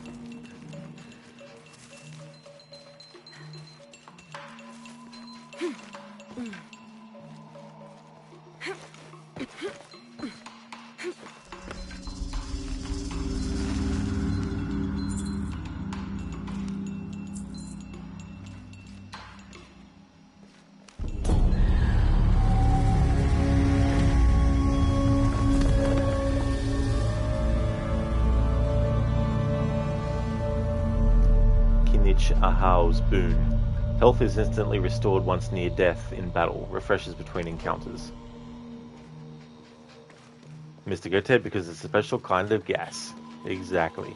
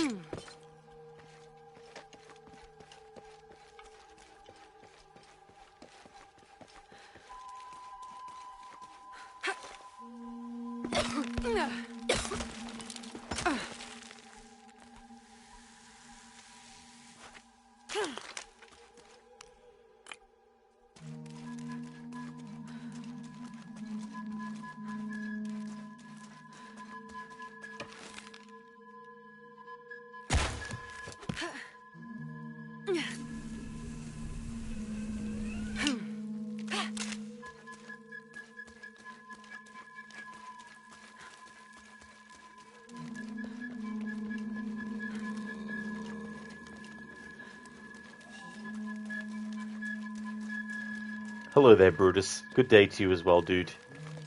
Hope you're well. Your 4-day weekend just started and Starfield is currently being installed. Well, that's good to hear, Brutus. Especially because you'll have a few days to be able to actually focus on that and play it. That's awesome. And yeah, I'm going well. Things are going good. How about yourself? Just got done doing this challenge tomb.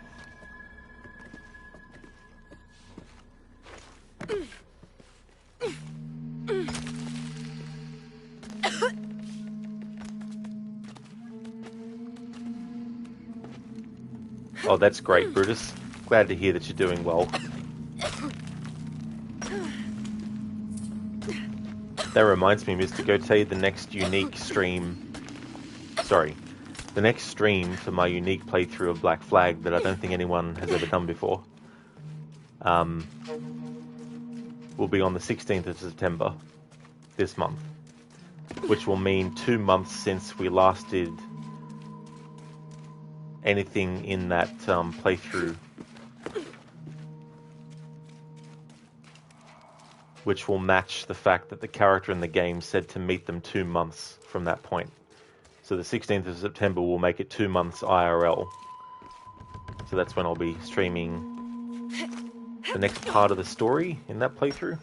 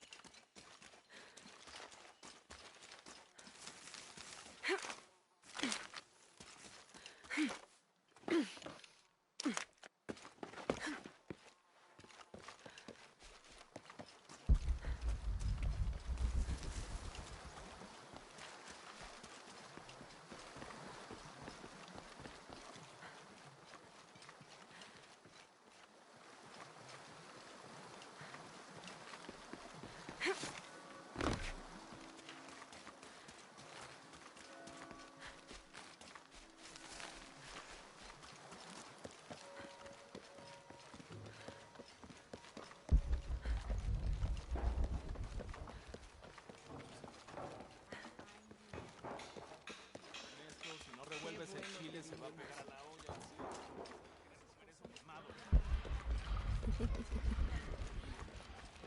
favor. Vine para crecer espiritualmente y terminé recogiendo excremento en un granero. ¿Alguna vez pensaste Por favor. en la selva para echar un vistazo? ¿A buscar qué? ¿Oro? Vinieron en busca de fortuna. Nadie jamás la encontró.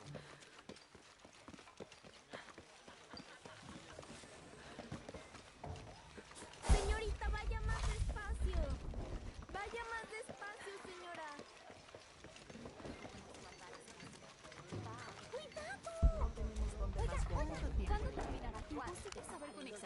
This document outlines the goals and works of the mission of St. John.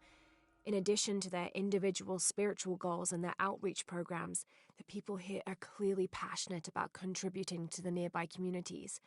Education, literacy, healthcare, even donating a portion of the food they raise.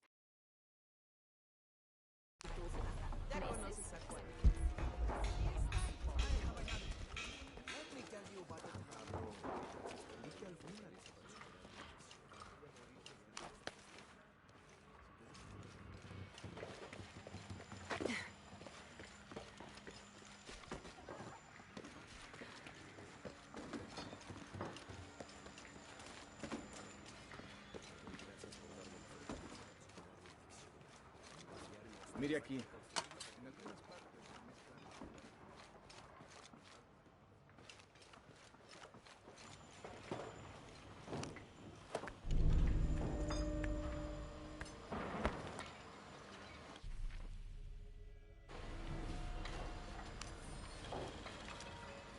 "30th of December, 1603.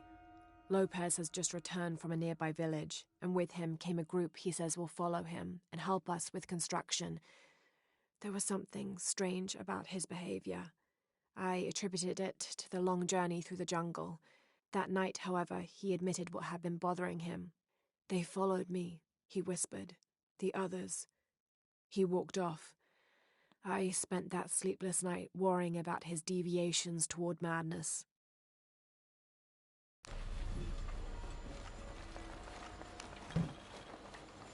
Keone, what is the worst Tomb Raider game you've played?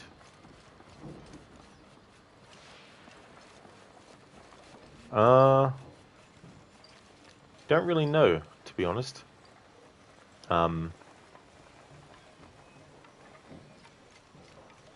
Because even the ones that didn't do too well I like as well. Angel of Darkness I like, despite its flaws. There's a lot of stuff about it that's good, aside from the flaws, that still make it one that I like to replay. Tomb Raider Chronicles doesn't have heaps of things wrong with it, necessarily. I just feel that the last few levels in Von Croy Industries are not that good. Same with Zip as a character in that variation. But yeah, I'm not really sure what I could say is the worst Tomb Raider game, to be honest. I've also played the two that were on Game Boy Color as well as Game Boy Advance. There was a third one on that, and I mean, they weren't bad or anything, but I don't know if I'd want to replay them again anytime soon, but maybe those, I guess. Maybe. Although then again, they're very different to the other Tomb Raider games, so it's a bit unfair to compare them. Because the first two Game Boy games that I mentioned, they're 2D side-scrolling platforming games.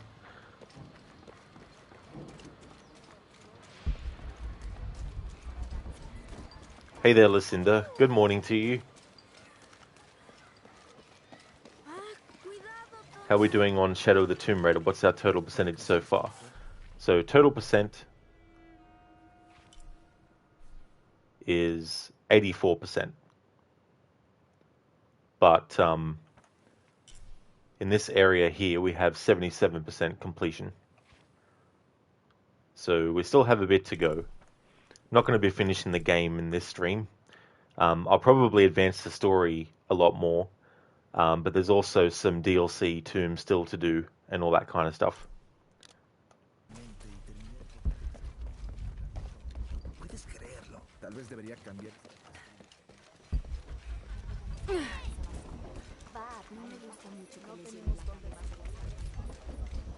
Yeah, Lucinda, indeed, getting much closer. The timing will work out well because next week I can finish this game off, and then by that time I will have prepared the next game that I'm going to do. Now this is a fascinating concept. The Miracle Club. Come meet people that share your beliefs, devotion, and taste for adventure. Create lifelong memories as you travel the world together. It's a Christian singles group dedicated to visiting pilgrimage sites.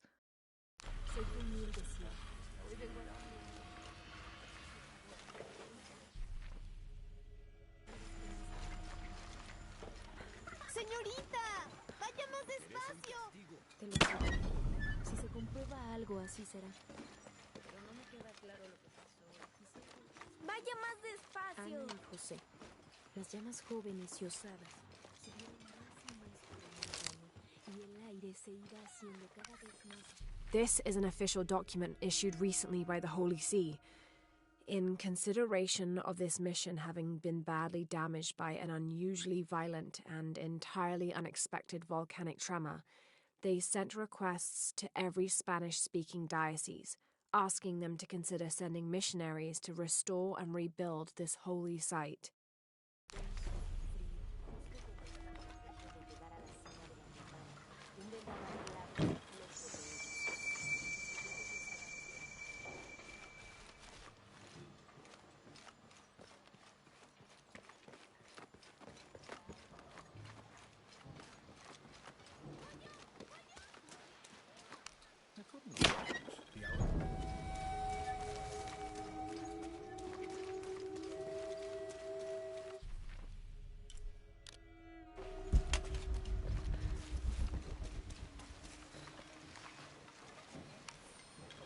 This document describes the founding of the mission. There were 4 solar eclipses in this region around that time, in 1521, 1538, 1539, and 1543. Spanish missionaries reported that during each one, a vision of John the Apostle appeared on this site. So in his honor, the mission of St. John was built here in 1544.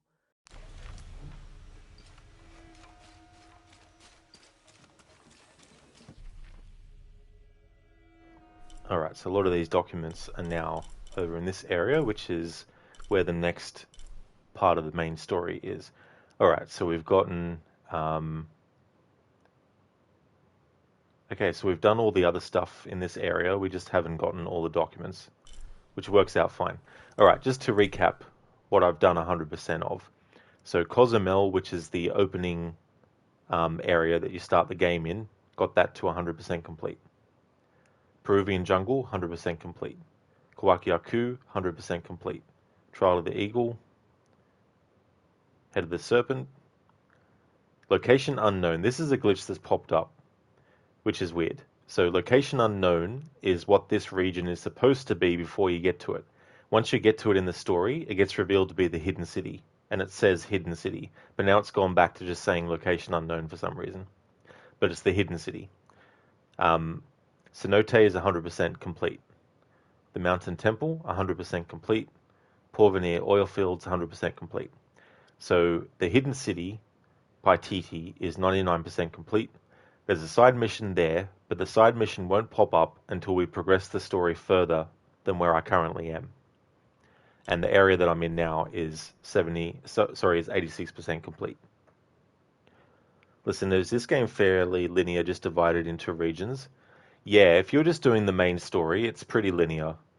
But if you want to go off and do side missions and explore the challenge tombs, that's when you really need to go off the beaten path and that kind of stuff. But yeah, if you're just sticking with the story, you'll just go from one point to the next. There might be some parts where you backtrack for the story, but apart from that, there's nothing really that makes the game too non-linear. And it's the same with the other ones too, as well, in the trilogy.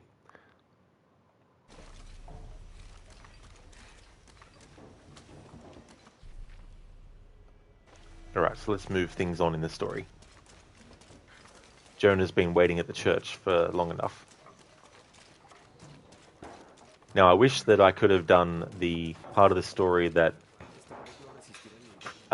is before this next part until now, but I accidentally walked into the area, and besides, the side mission that I wanted to do required me to go past the point at which the story was up to anyway, so it's been a while since I did anything story related to this path, which was early in the stream, about 4 hours ago. But essentially, this is the church that Jonah and Lara are going to explore to look for the box.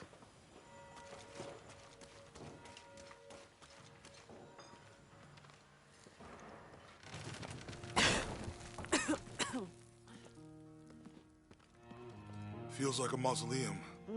Means we're on the right track, right? Jonah, I feel something. We're getting close. Let's look around for signs of Lopez. These notes were written by the founder of the Sect of Seven. They're talking about funds allocated for renovations to the library.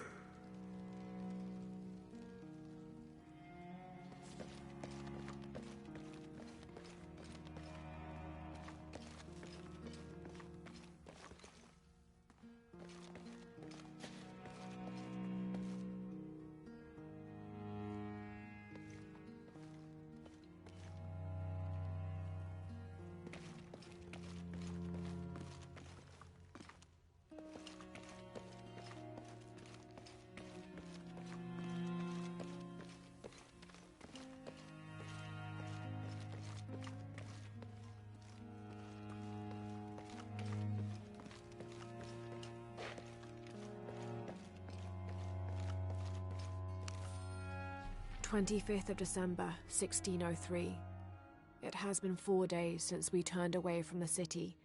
We traveled in silence and in circles, guided by a confusion of grief, relief, and celebration. Lopez and I exited the jungle and landed in a clearing, under the gaze of several faces carved into the side of the mountain.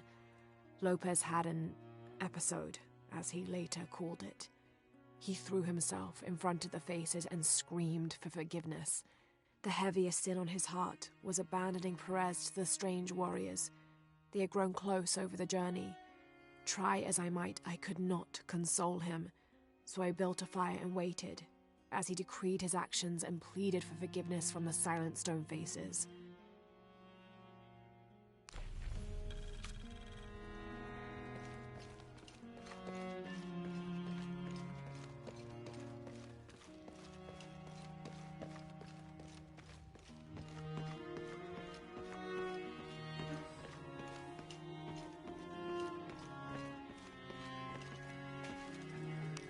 Jonah, this book describes a stranger's arrival at the mission. He founded the Sect of Seven. Maybe that was Lopez. Right on the path. We must be getting close. We should keep looking.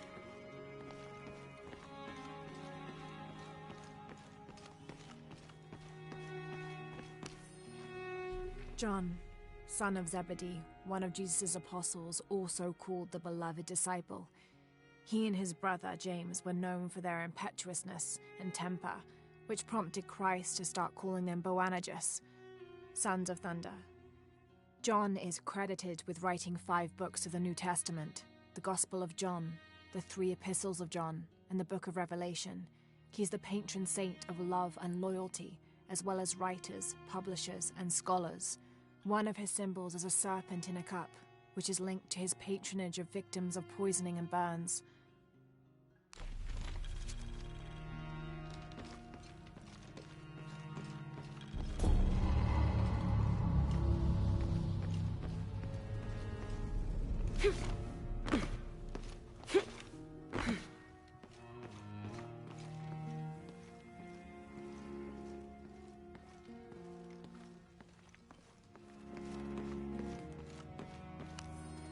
This roughly drawn sketch shows St. John repelling a demon attack.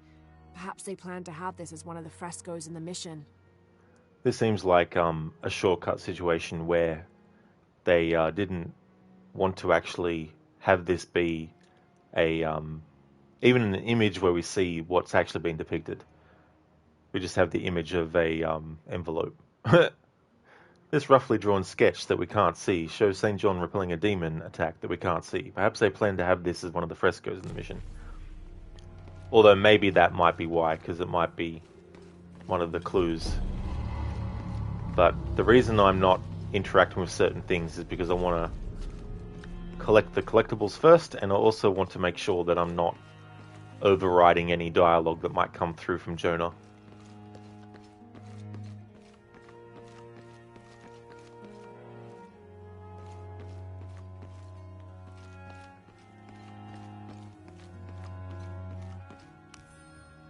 Brother de la Cruz appeared one day, emerging from the jungle, breathing new life into the mission. There were just the three of us when he arrived, and Sister Dorothea had been ill for many weeks. He and his associate began to work that first day. By the next week, de la Cruz had recruited a workforce of 36. They have prepared the bell tower and worked the fields, planting crops. Brother de la Cruz aims to make us self-sufficient. We'd spent so long alone out here, I'd worried we'd lose God's ear. Lo and behold, we not only had his ear, but he sent another to act as his hands as well.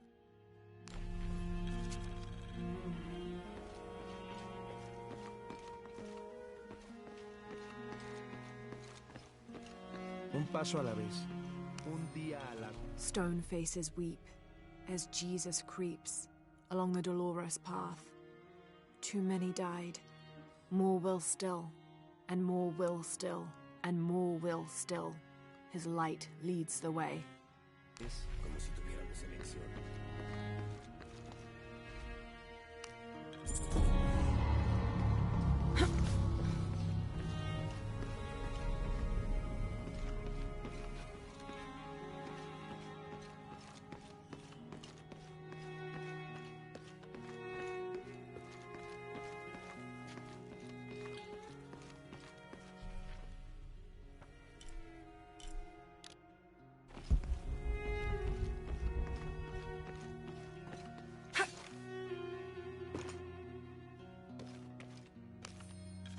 The door closed and a silence settled, so great and so vast I held my breath for fear of breaking it. Lopez turned to me, his eyes wild, a smile screwed across his face. He came toward me, arms outstretched, and for a moment fear flickered across my heart. But he pulled me close, his fingers digging into my shoulders. I found it, he whispered in my ear, and releasing me, he wandered through this room.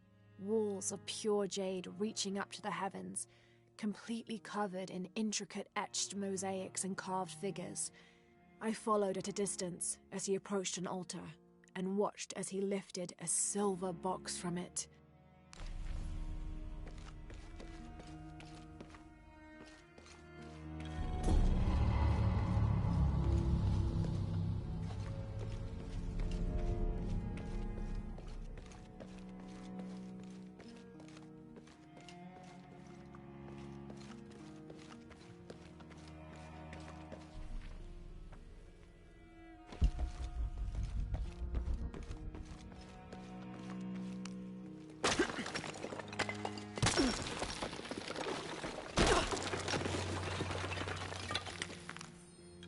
The others are worried that Brothers de la Cruz and Serrano will not return. I have so far maintained they will, that they always have. But in my heart I am beginning to believe we have seen the last of them, and that grief weighs heavily. We will continue their work. Either they will return to find we have not forgotten the teachings, or they will look down on us from above and bless our continued labors.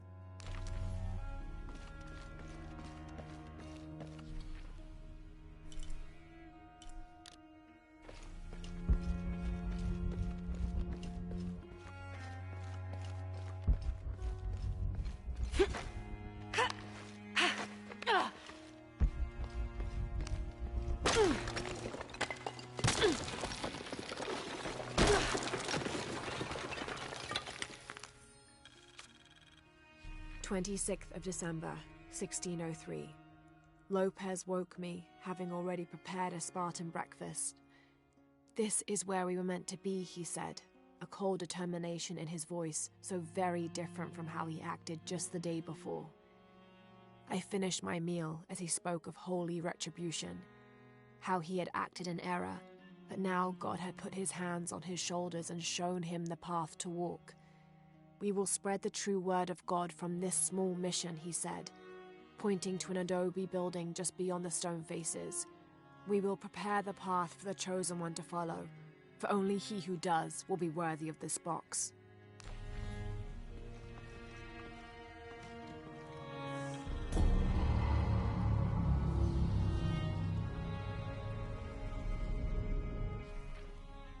And there we go. The mission of San Juan is now 100% complete.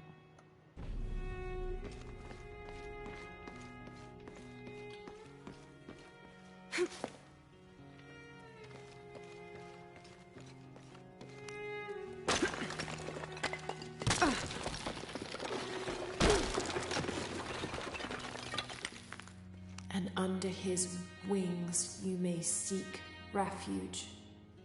Under his wings.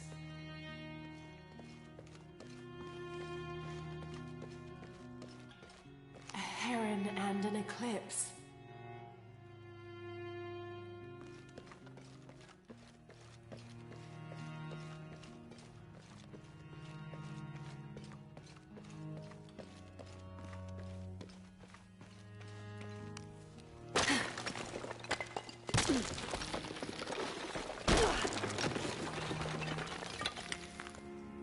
This cross, it looks like it's from the 17th century.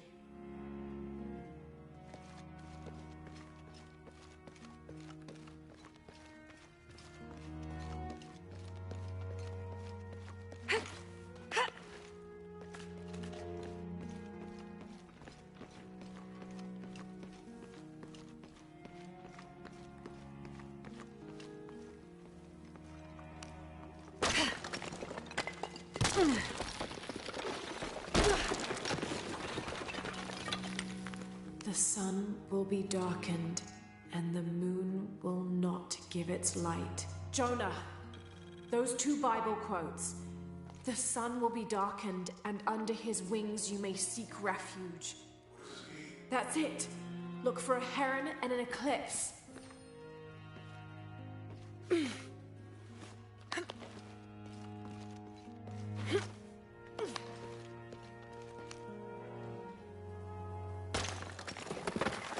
There's a whole mural under here.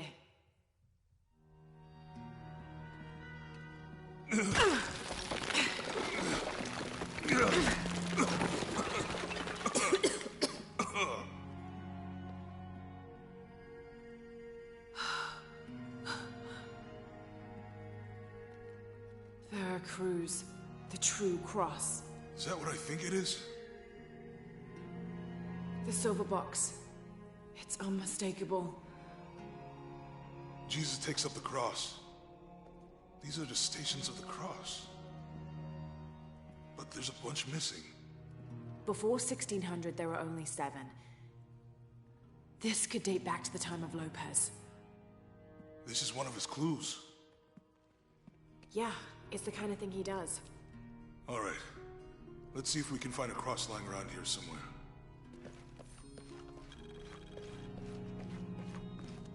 When we find the box, how do we get the key back from Dominguez? We'll find a way.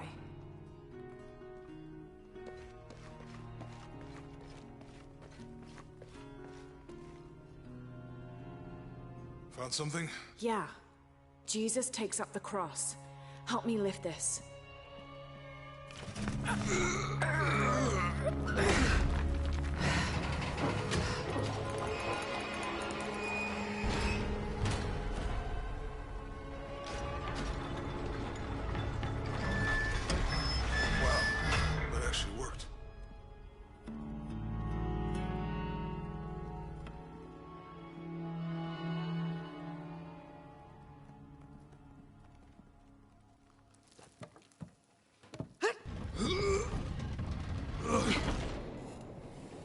Looks like a long way down. Let's see where this leads.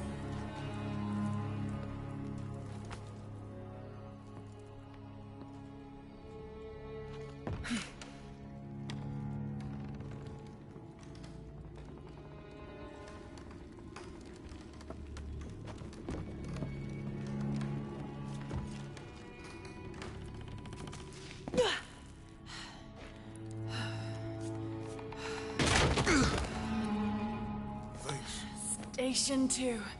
Jesus falls the first time. There's an inscription here. Adulate dum lucem habitis. Walk while you have the light.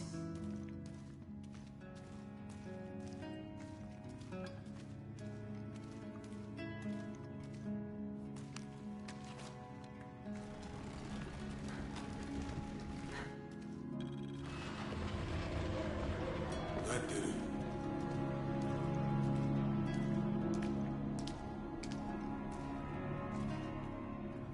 I wouldn't want to be buried in here. My head tossed behind a cross somewhere.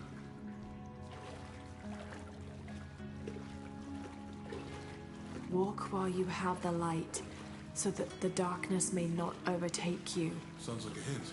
Or a threat. This looks like the Virgin Mary. Station 3. Jesus meets his mother.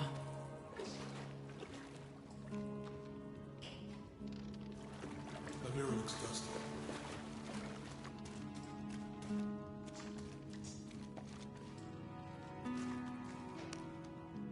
I'll give you a boost.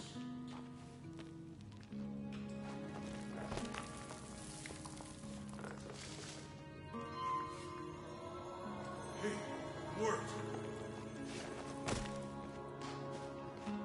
The light leads this way.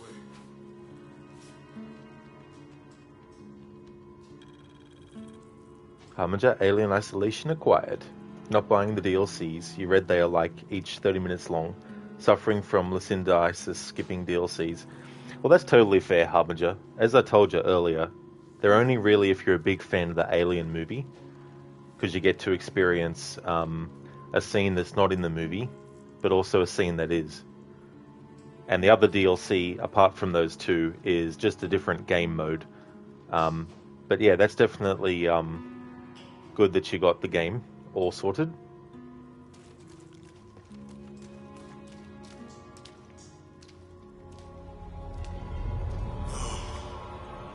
What happened to these people? It looks like the light activated something.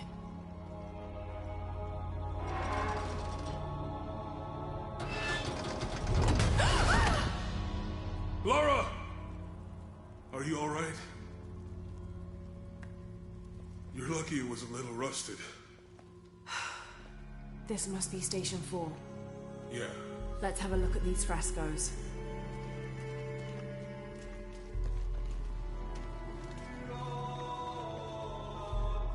It looks like he's accepting the cross here.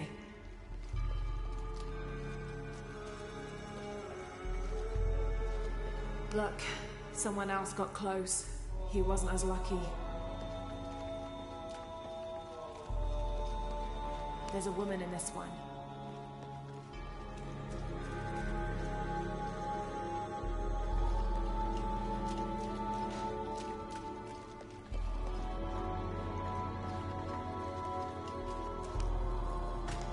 These people look like they were tortured. I don't think this was just a crypt.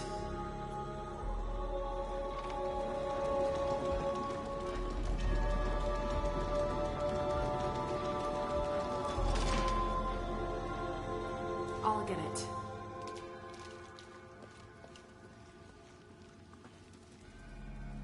Hey there, Lightus. Thanks for redeeming the Arnie impression.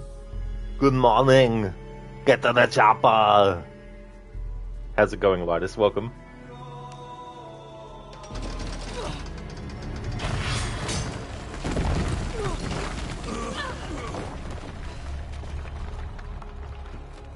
Station 5.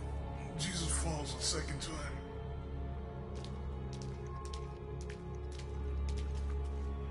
If you choose the wrong one, you get killed instantly.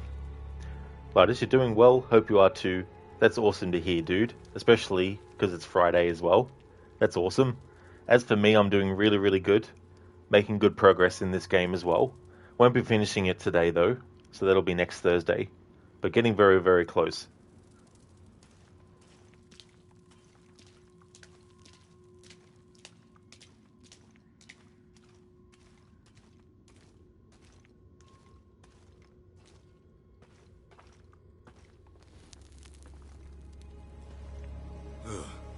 Laura. Is that what I think it is?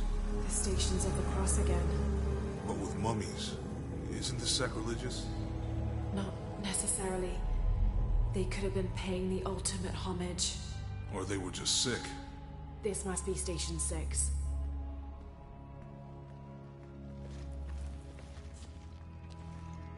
Looks like a church. These ones are posed like monks. Uh-huh.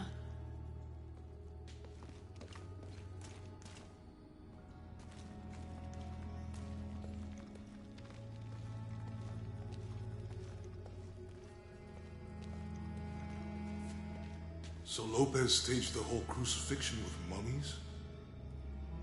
Seems sacrilegious. I think this was a place of worship for an underground sect. Literally. I guess this is a sect from the pamphlet. Mm-hmm.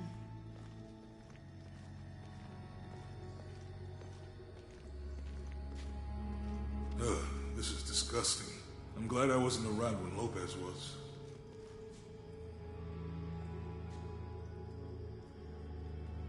This would make for one hell of a Halloween. Do not fear those who kill the body, but are unable to kill the soul. Is that meant for us? Don't let Lopez get in your head. He's caused enough trouble already. Okay, let's do this. A Halloween themed, like, I don't know. What's the first step of the crucifixion? Not sure. Maybe it's on the pamphlet. The game is like, you haven't started working towards the thing yet. We're going to tell you what you need to do. It's like, but maybe game will want to hear your dialogue you've got. I don't usually stop to hear any dialogue that Jonah and Lara might have.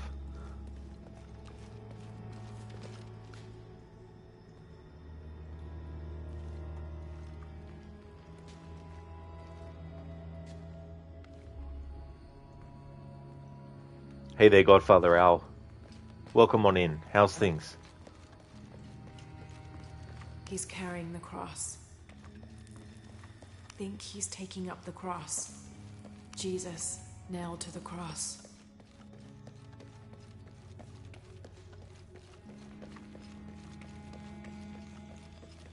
She's wiping his face, I think. They're lifting him. They're carrying him.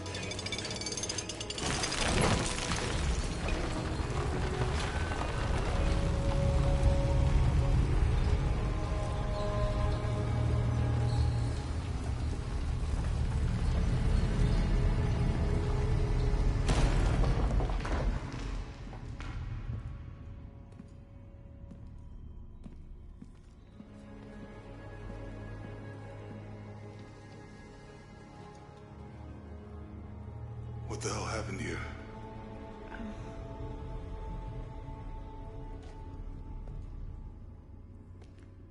Lopez had his disciple wall him in, and then...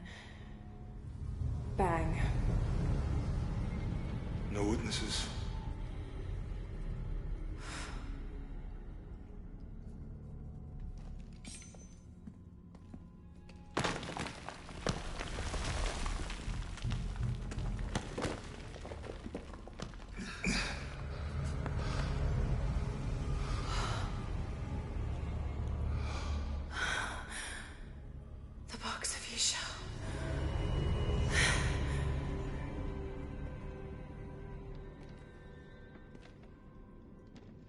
Only the hands of the Righteous One may seize destiny from mine.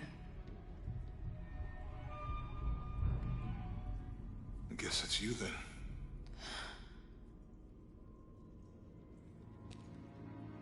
He led us on this goose chase. He sabotaged every clue. All to keep this box from Trinity. And the people of Paititi. He was totally consumed by it.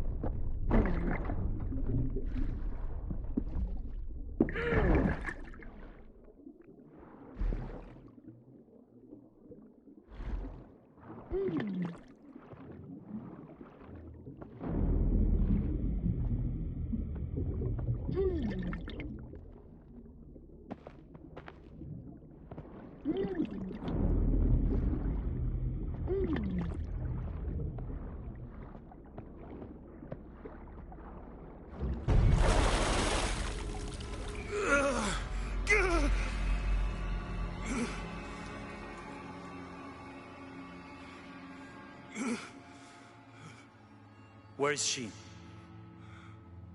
I don't know. I just need the box. Fuck you! Well, I guess we're done here.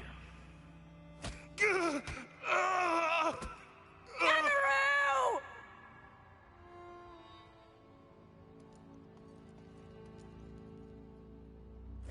Stop! Let him go!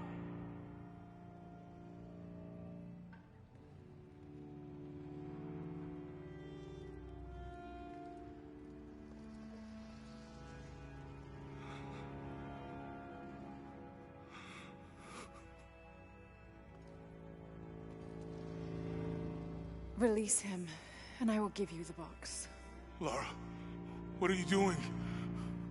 I've lost enough people.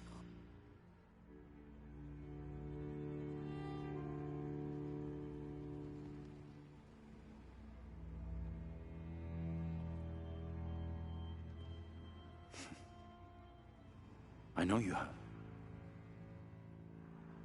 Your father was brilliant. He was taken from me before I could know. He was my friend. But he was obsessed, relentless. You didn't know him. He refused to see the potential for destruction in his work. He had to be stopped. You had him killed. He was going to lead the public to Paititi. Everything I love, everything I fought for. My world would have been destroyed. And what about my world? You can't think it's the same. It is to a 9-year-old girl. I was a child. There was too much at stake.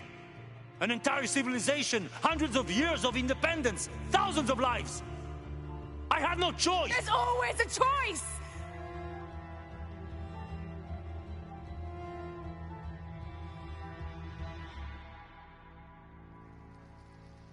It's not too late. You can honor Unuratu and restore the sun.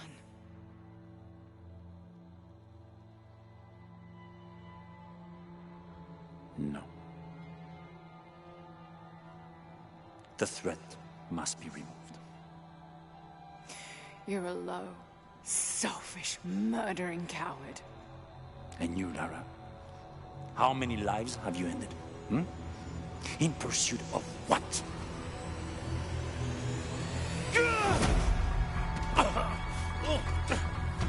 Lara, go! Stop him!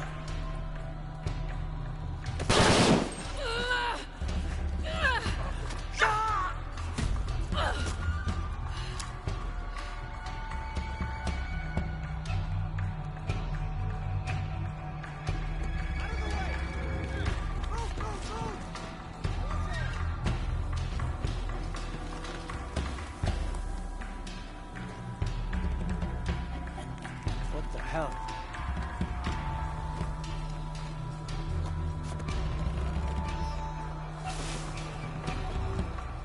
That Rourke? Running past just now? Yeah. Think we should call him? Hell no. Jesus, you look like shit. Jesus. He's gone crazy! What's going on? Huh? What's going on? He's gone insane! Made him snap!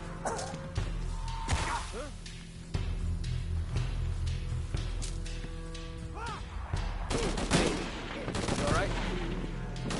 He's mad! Huh? What the fuck is happening? What's going on? Whoa. We gotta find something.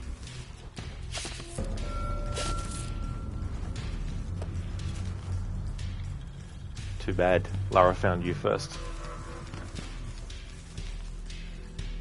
Harbinger, time for Lara to destroy the world again. Well, someone's got to do it. No, just kidding. That's a very general overview of Lara as a character. Listen, to this looks just like that other part you saw yesterday. The swimming part anyway. Was it supposed to allude to this scene? She was looking for Jonah and everything except by digging graves, lol.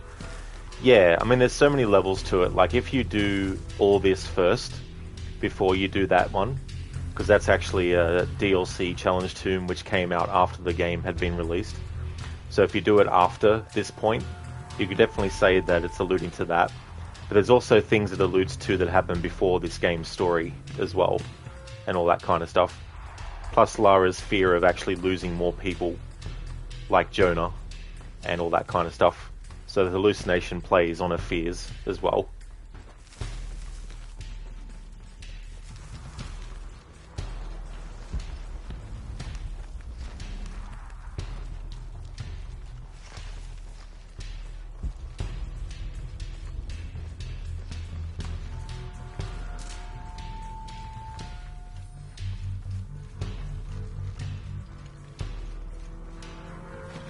This is Rourke. Jonah Maeva has the box, and Lara Croft was last seen in the church. Find them. They just left her alone in the church. It was chaos. What? I see her. Camouflage. Right! Target acquired! Right behind on it! Is that all you got? I got you. Jonah, where are you? I'm in the cane field. They can't see me. Keep your head down. I'm on my way.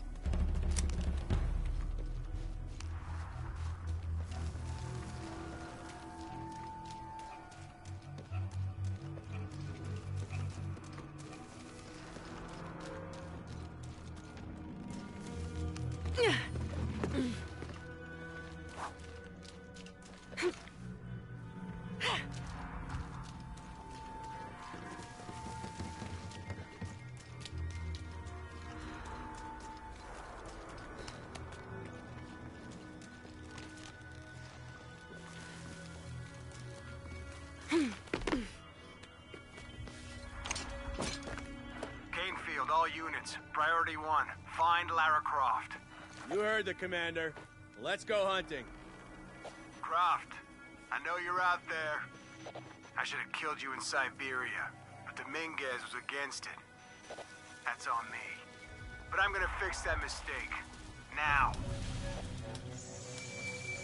You don't actually have to deal with these enemies at all. Once you get to the spot All right, let's go. where the next cutscene activates, it'll just go straight into it. God damn it. Hey. You know, there's no rum in someone's barrel. For Christ's sake.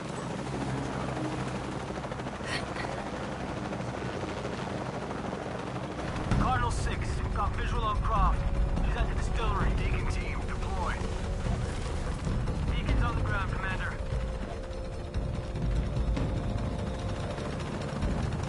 Let's get her.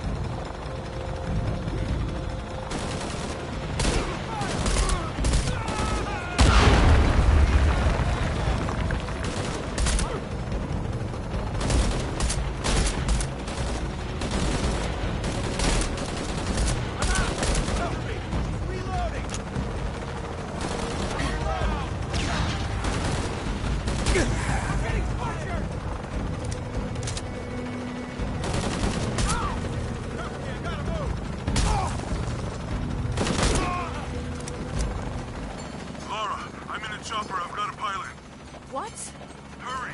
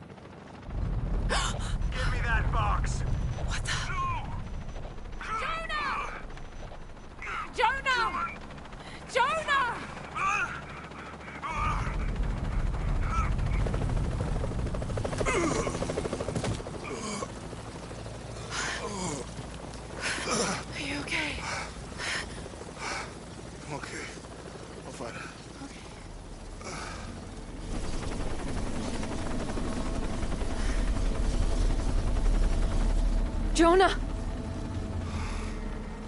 Oh, God.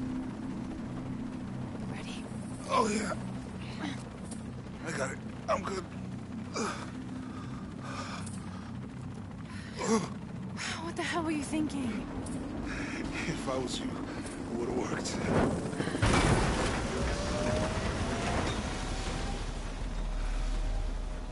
They might not get far. Go. Go, we got this.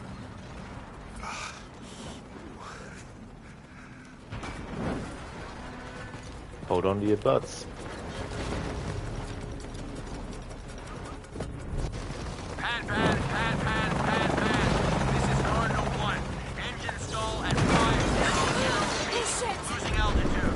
Attempting cold restart. Wait one. Proceed. Faster, damn it, move!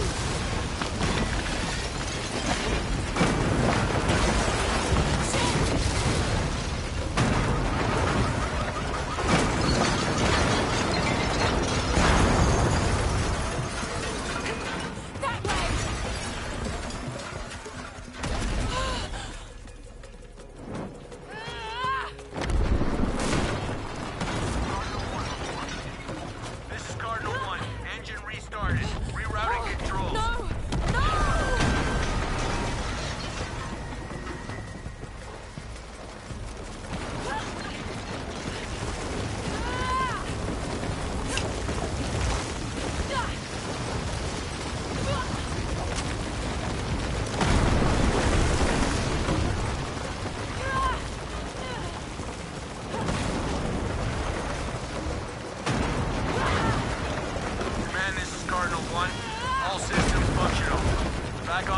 for heading 327. Acknowledged. Only one chance.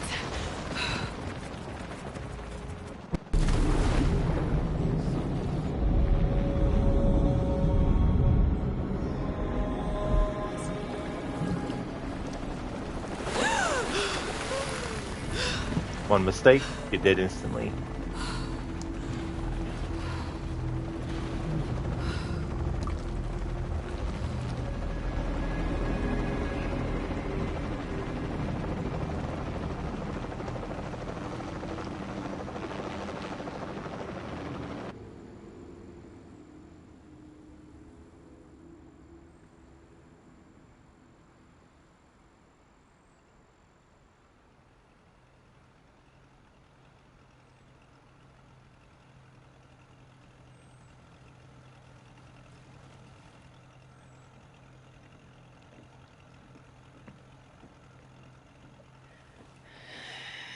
How much longer to Paititi?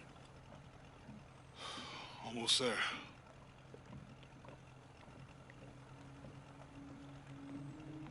I'm sorry I lost the box. It's not your fault.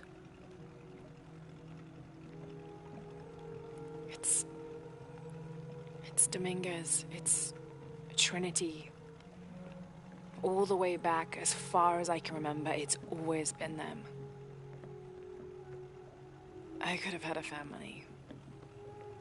Everything could have been different. We will get the box, and we will stop Dominguez.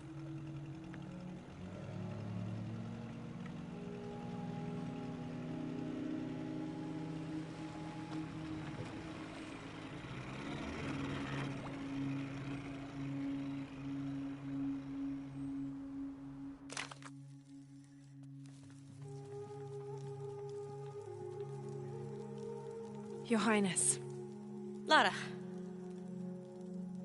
Where's the box? Amaru has it. But the death of the sun draws near. We'll get it back before he completes the ritual. This will not be easy. We'll have to adjust the plan. Please, take your time to prepare yourself. We'll gather intelligence and fighters. Thank you. I'll stay here and lend Uchu a hand. Let me know if you need anything. Okay.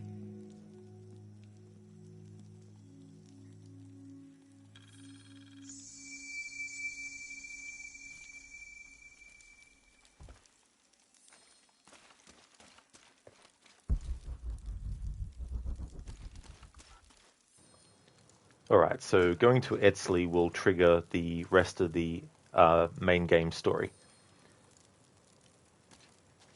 Now, having a think, I don't know yet if I could actually say I'm going to finish the game in this stream or not. But what I want to do is just do this side mission here, because there's also some DLC tombs to do. I need to make sure that I've done all of those. So I think what I'll do is, actually, I'll take this point to take a break and then come back. But if I don't finish the game in today's stream, then that's fine, because I have next week as well. However, if I'm very close to finishing it, I might just decide to keep on going. There's just a few factors I need to take into consideration before I can definitively say either way. Hey there, Brew. Good afternoon to you. Welcome on in. I hope things are going well. We've only got one more thing to do in Paititi to get it to 100%, which is this side mission that we can now do. But there's some challenge tombs that have popped up here as well. One of these is actually one that I'd like to keep until a certain point, and the other isn't. But I can't remember which one out of the two is the one that will be. Because it kind of is better to do, like, towards the end of the game. So I probably would rather do this side mission first, and then do one of these challenge tombs, DLC challenge tombs, and then see where I am. But then there's also another area that just popped up, which, where is it? That's San Juan.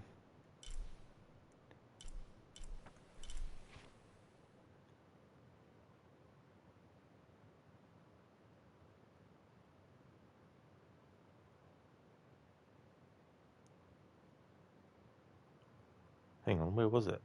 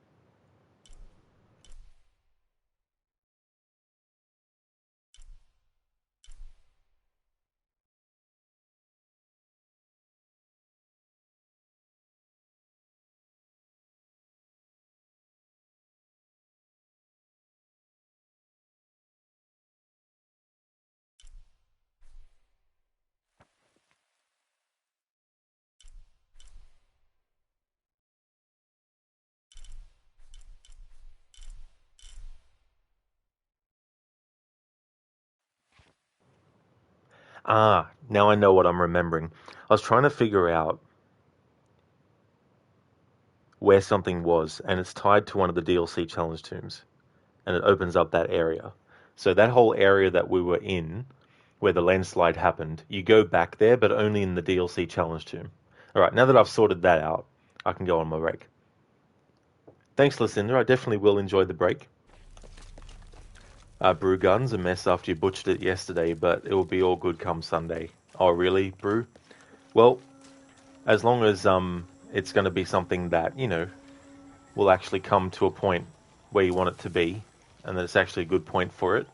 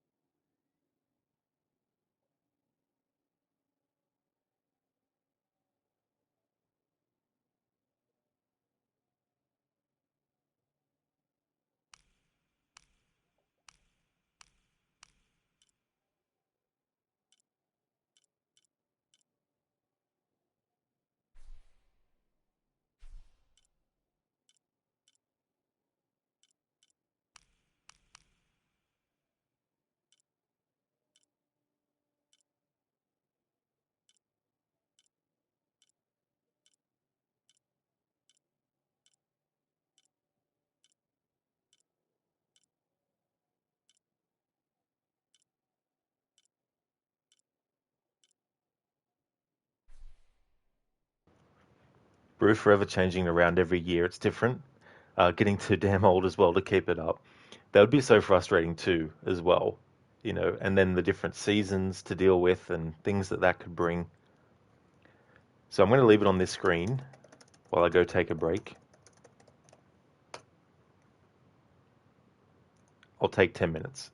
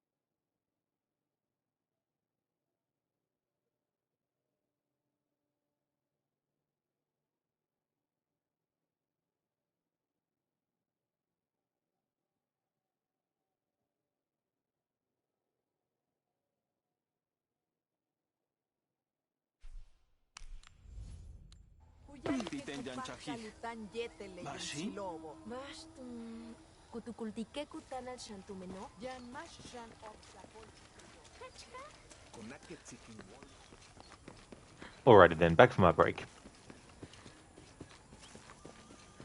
Brew, your wife is forever asking where certain plants have gone. Your reply is, go find it, because it's there somewhere.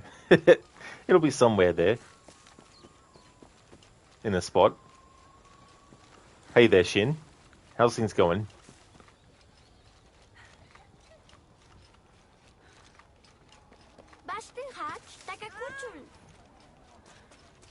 Thanks for the welcome back, Lucinda. You just woke up, Shin. Cool. I hope you had a good rest.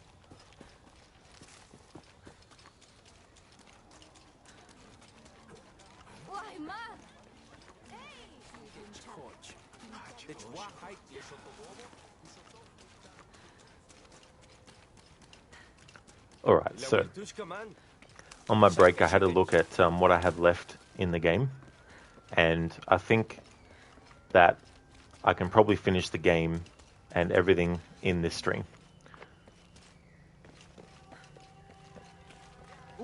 Just need to do the side mission in Paititi.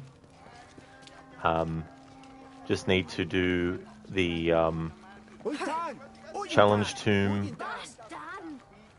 Sorry, one of the DLC challenge tombs. And then the other one can't be fully done until we finish the main story.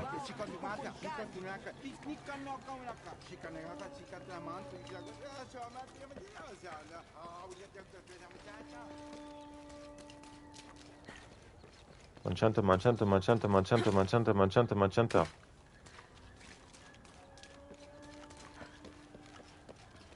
Which means that finishing the game today means that next week, Thursdays won't be part of the Tomb Raider streams anymore. It'll just be Fridays.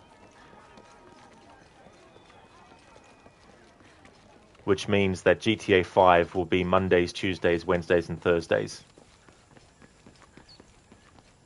So yeah, I'll finish the game today, finish it off, and then next Friday will be the next Tomb Raider stream.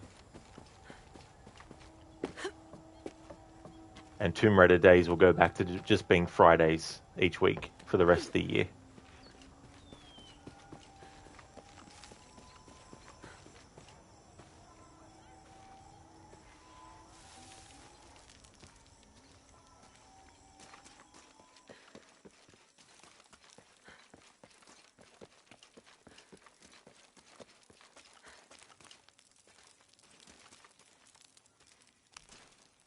Lara, it's good to see you again. You too, Uchu. How are the preparations going for Etzli's coronation? Not well, sadly. Shortly after you left Paititi, a group of hunters pulled Zan's body from the wilderness. Zan, was he one of the men you sent out? To retrieve the champion's bow, yes. Lara, I hate to ask you, but... But would I go and get the champion's bow? It's a lot to ask. This is the most difficult of the items to retrieve. Zan was one of our best. May I ask what makes this bow so special? Queen Unaratu's ancestors carved it from the first ceiba tree to grow in the wilderness outside the city. It has been handed down through generations. She bestowed it upon Sairi, Etzli's father, on their wedding day. It joins the two families together, but it was lost many years ago, taken by the Nahual. The Nawal? That's someone who has the power to transform into an animal, right? Yes. This one stalks the jungle outside the city. Envious, it tricks Sairi into giving it the bow. Etzli is the rightful heir of the champion's bow. Without it, he cannot be king. Okay, point the way. Thank you. You will find the entrance directly across from here, up the shore of the river. Don't worry, I'll do my best to get the bow.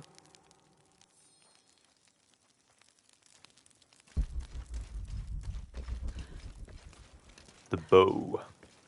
Hey there, Spectrum. How's things?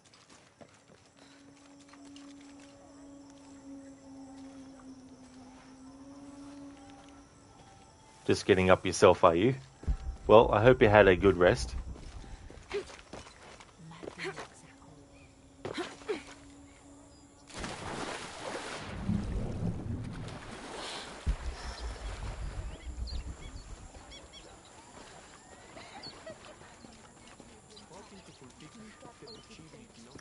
to this side mission that I'm doing now. It doesn't become available until after you do the part of the story where the landslide happens.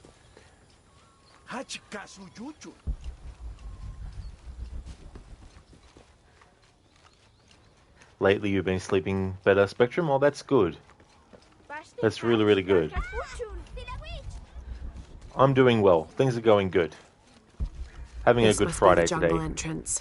Not very inviting, but I suspect that's the point. You go first. I'm not going in there at all. Did you see the guy they pulled out of there? What was left of him? Come on, just to the top of the path.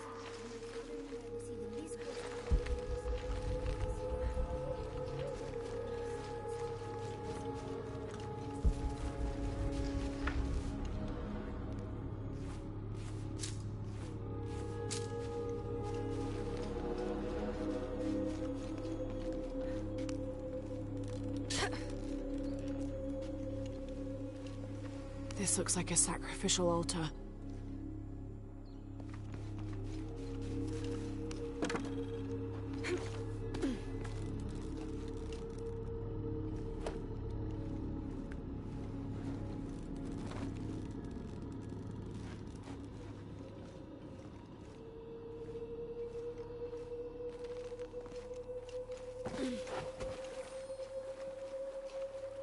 If it's anywhere, I'll bet the champion's bow is in there.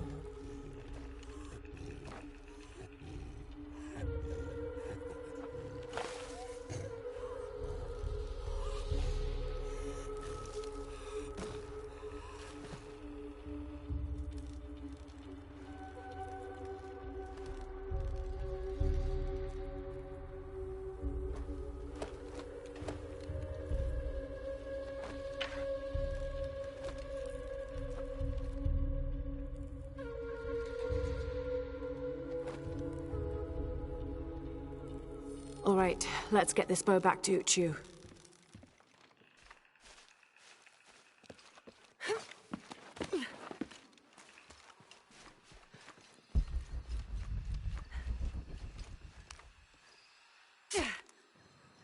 Spectrum, can you have one of those as a pet? Be great to snuggle up with in bed. Oh, Kitty, thought it was some kind of boar.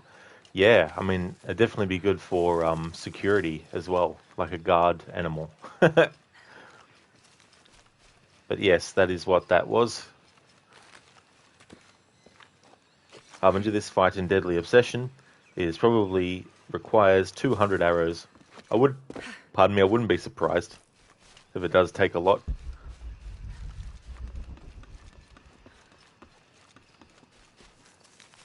Spectrum, you love cats, even the big ones. Yeah.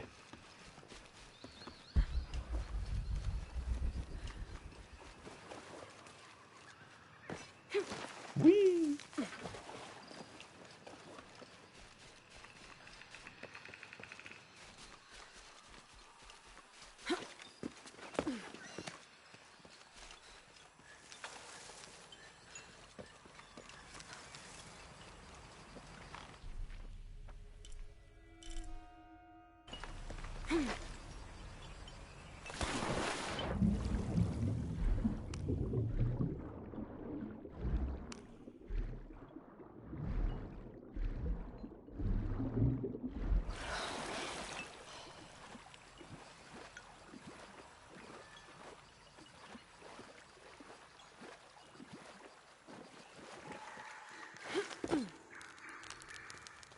I can't believe how much Edsley has grown in such a short time.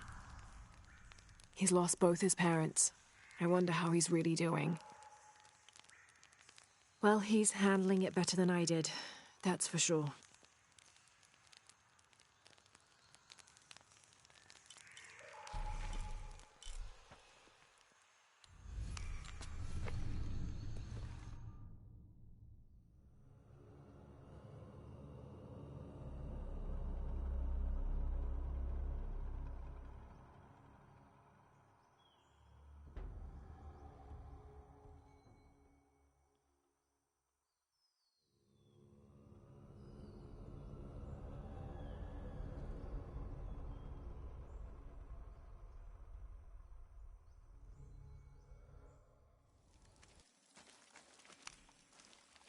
I can't believe how much Edsley has grown in such a short time. He's going to make a great king. Yes, but he's lost both his parents. So did you.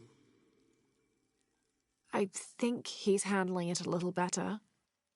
That's just how it looks from the outside. So much responsibility on his shoulders. I can't imagine.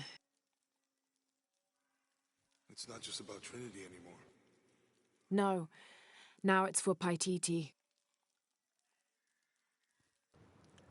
Alright, so the campfire dialogue that we heard when Lara was on her own is repeated in this campfire conversation with Jonah, except now that we're with Jonah and we're hearing it, there's even more dialogue that's part of it that you don't hear if you do it when you're on your own as Lara.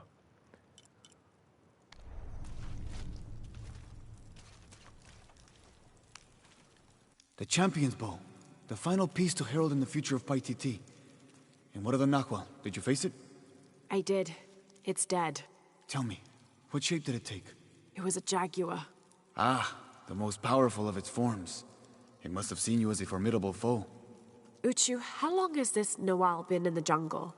As children, there were always stories to keep us from straying beyond the bounds of Paititi. But since Amaru took power, the Nahual has been more active. You believe Amaru commands the Noal? Yes, to keep his hands on our throats, but no longer. You have done a great thing for the future of Paititi, Lara. I would be honored if you would join us for the ceremony of kings.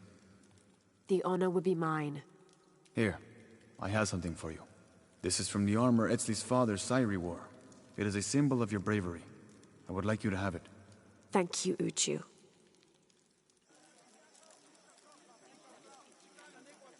The sound of the king's horn has called you all to bear witness to a new beginning. Welcome to the ceremony of kings. Etzli, son of Unuratu, son of Sairi, step forth. Within the Savior's amulet is the wisdom of your ancestors. Listen to it, so that you will enjoin equity and mercy in all judgments. Within the champion's bow is the strength of your ancestors. Respect it, so that you will enjoin responsibility and fairness in leadership. Finally, within you, young Etzli, is the future. Infuse your role as king with action. Create hope. Create love. Not by passively waiting for grace to come down from up on high, but by doing what you can to make grace happen yourself. People of Paititi, it is with great pride that I introduce to you Etzli, son of Unuratu, son of Sairi, and your king!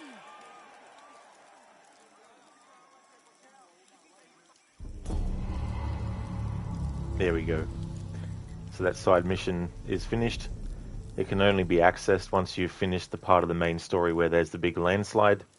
And Etzli takes the role of king.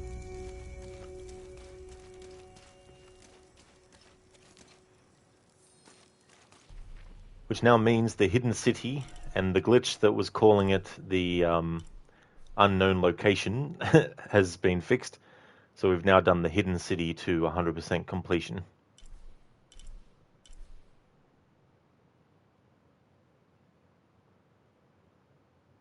Overall progress, 92% completion. Alright, so we've done Cozumel to 100%.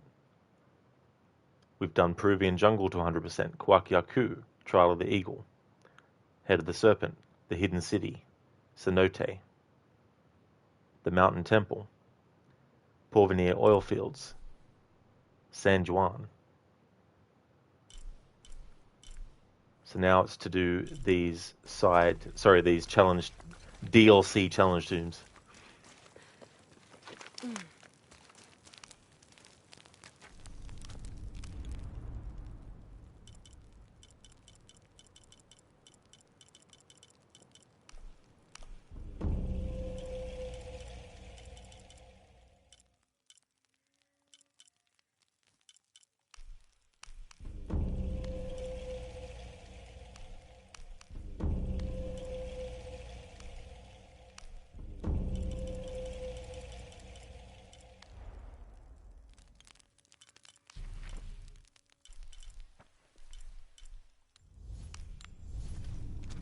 Yeah, Lucinda.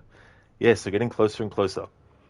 So one of these DLC challenge tombs we won't be able to do until we finish the main story.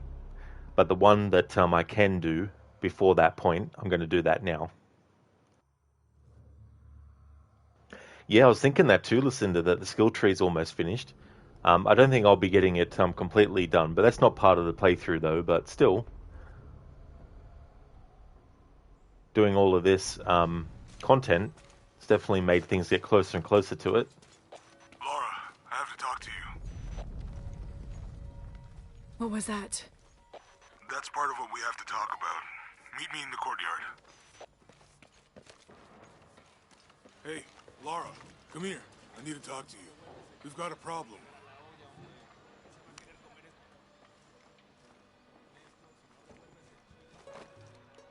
What's wrong? Trinity's still here. What? I thought they all returned to Paititi for the ritual. I guess during the mudslide, a few of them got separated and were left behind.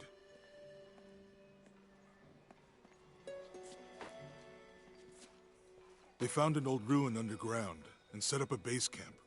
It's a crypt. The locals told me it was built for the priests of Sipakna. The god of mountains. And volcanoes. But we'll get to that. The crypt is annexed to the temple of Sipakna. Many people here still visit that temple regularly. Or they did, until Trinity moved in next door. And that's why the tremors and the ash haven't stopped. Sipakna doesn't appreciate being neglected. So, Lara, I was hoping... Do you think you could check it out? I know it's a lot to ask. I'm on it. Thanks. It's really appreciated.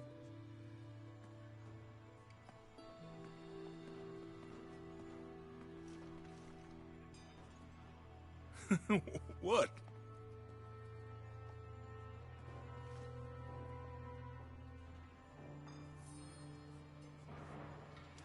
Imagine hiding out in a crypt. I sure wouldn't do it. Trinity's camp shouldn't be too hard to find. They're not exactly known for their subtlety. Trinity's camp shouldn't be too hard to find. They're not exactly known for their subtlety. I'm fine, Guillermo. Jonah being coy to Lara. Come on, Jonah. Lara knows that you and Abby are a thing. You don't need to be so coy about it.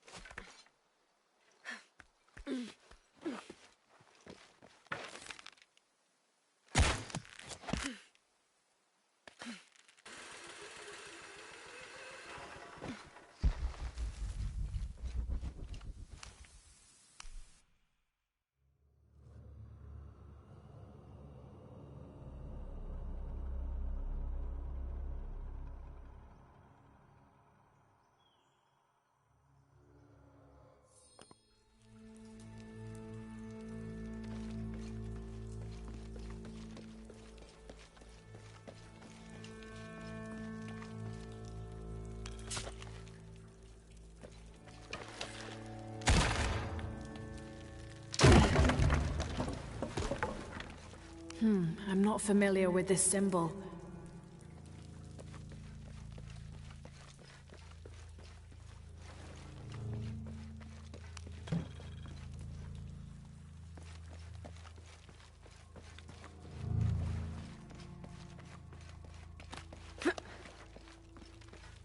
Locked, but there's gonna be a way to open them.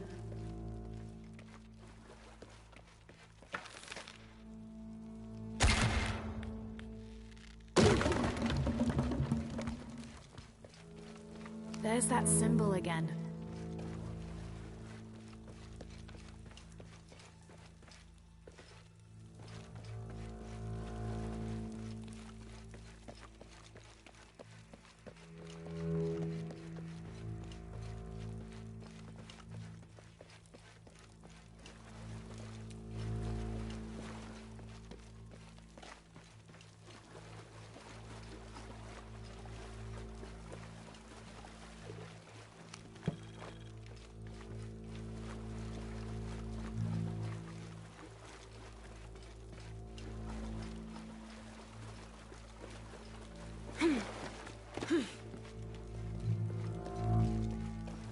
Trinity's done a lot with this space in a short time.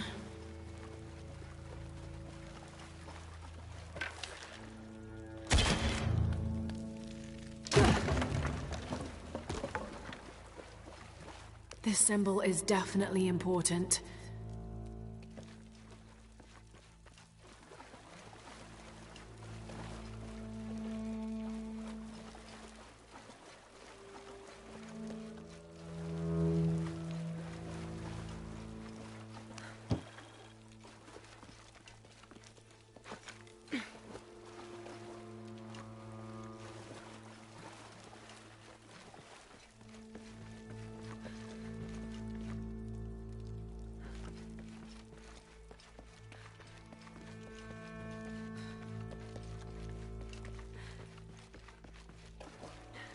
Locked, but there's gonna be a way to open them.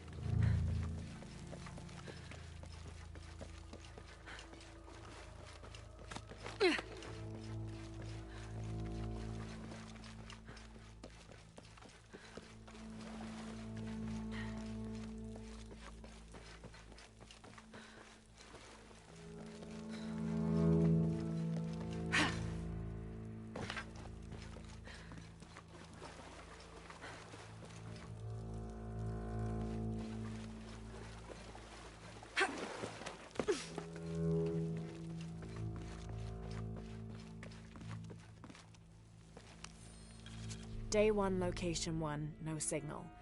Day 1, Location 2, contact, too much static for clear communication. Day 1, Location 3, contact, told to wait for extraction several days on account of all resources being required at Khan. Day 2, Locations 1 and 2, no signal.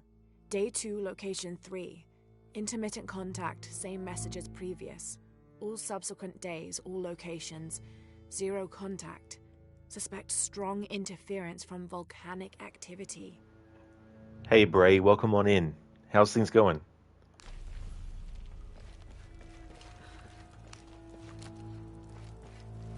I knew they'd have a generator here somewhere.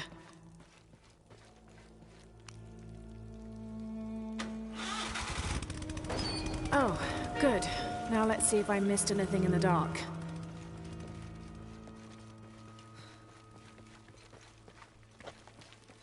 I'm doing well, Bray. Things are going good. Having a good Friday, and we're getting closer and closer to finishing this game as well today. Just have this DLC content, another one, and the rest of the main story to do.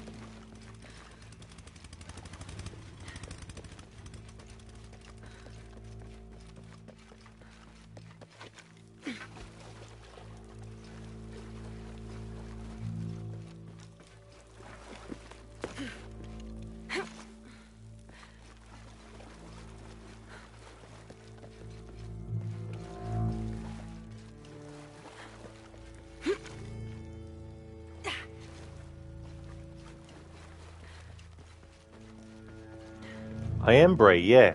Yeah, I do like this game. I'm enjoying it.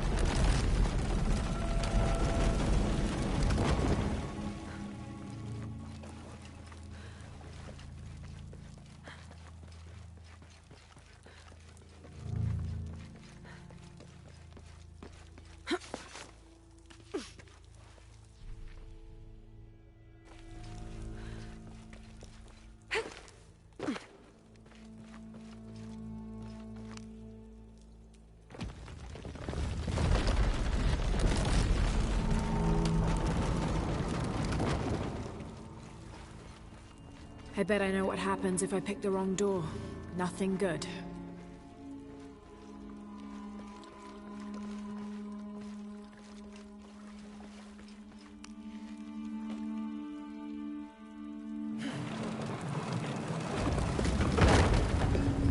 I knew that symbol was important.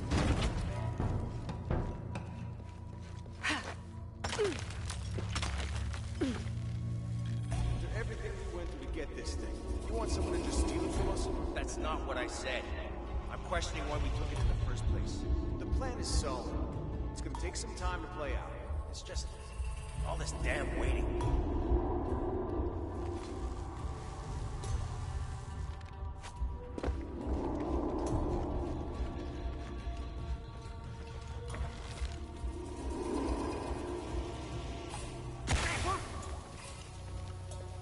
Needs help? Shit!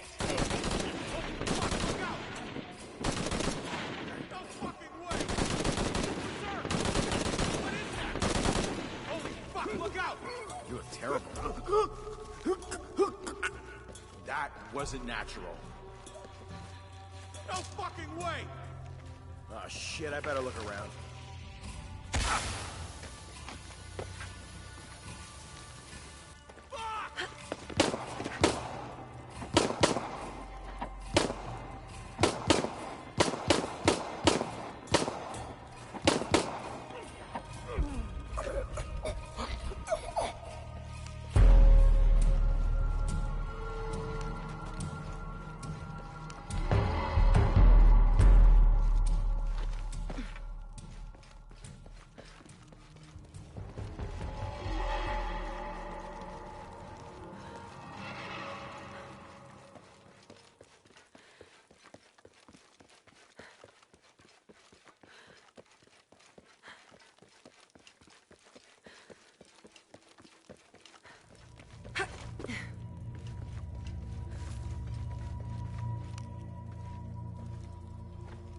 Abby, it's Lara. I'm at the Trinity camp. Some of them were guarding a crab figurine.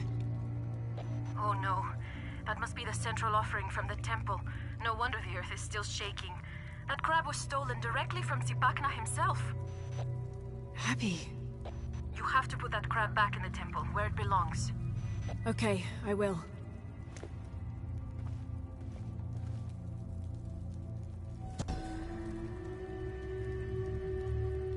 The crab is traditionally Zipacna's favorite food. In order to set a trap, the hero twins created a decoy crab and used it as bait for him. It worked. Based on the design of this crab, it was probably created as an elaborate offering. It must occupy a place of central importance in the Temple of Zipacna.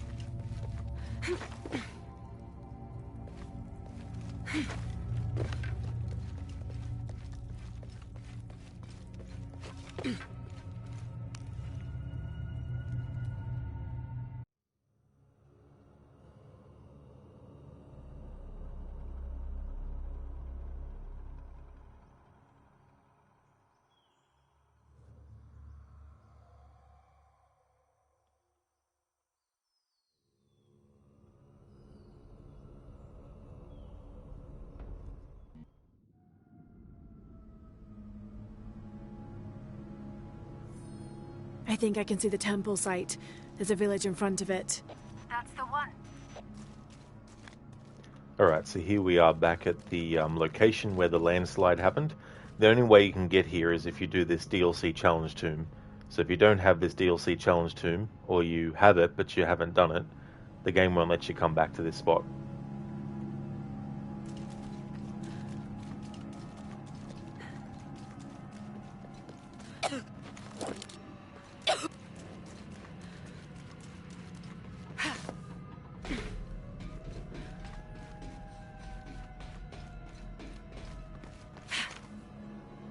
The village is abandoned. Because of the mudslide.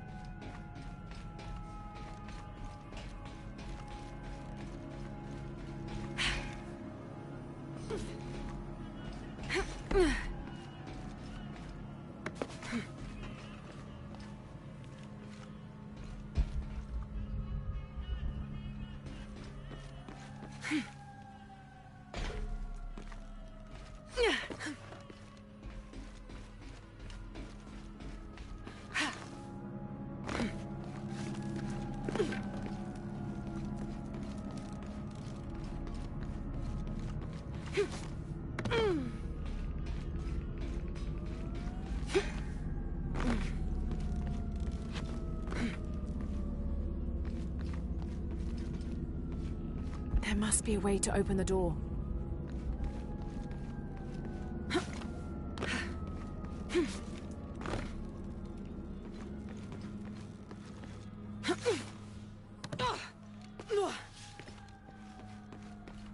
I hope the villagers will be able to return here soon.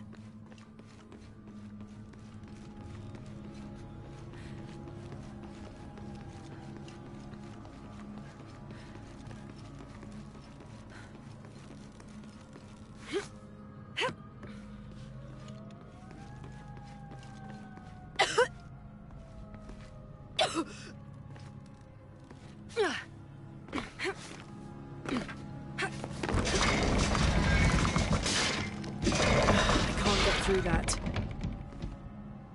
This isn't going to work.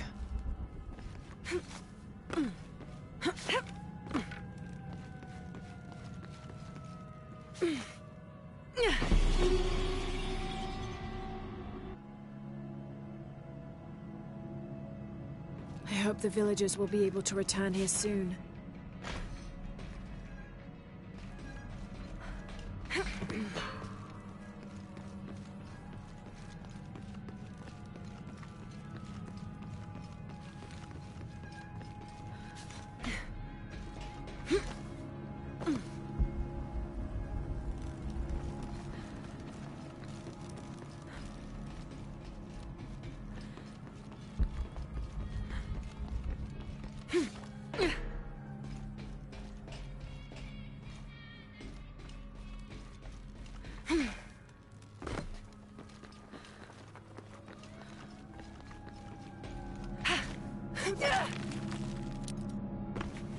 I have to go through the church. Careful, the buildings are unstable.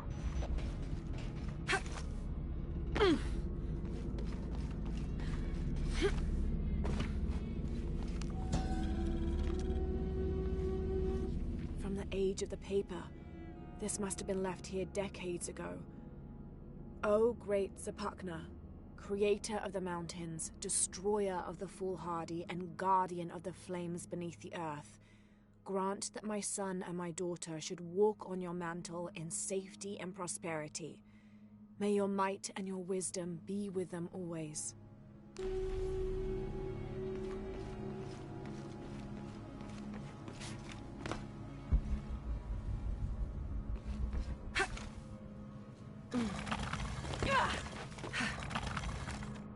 can't believe it. Trinity destroyed the bridge. You'll find your way through.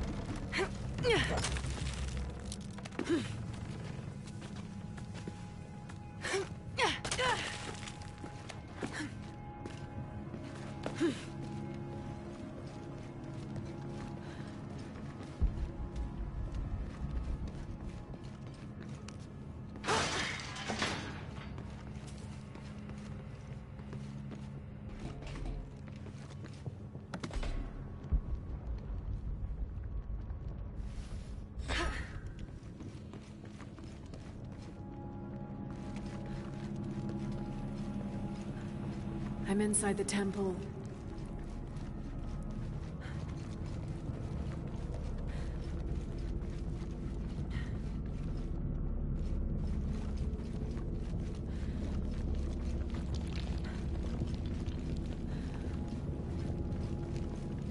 Zapakna's eating a crab, his favorite food.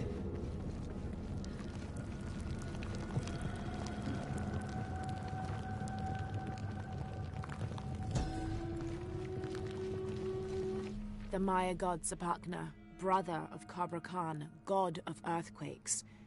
Zapakna is often depicted as a giant caiman and is known for his destructiveness, arrogance, and volatility.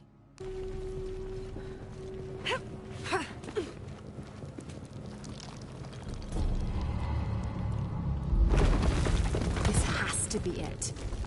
Laura? I'm okay, and I see Zapakna.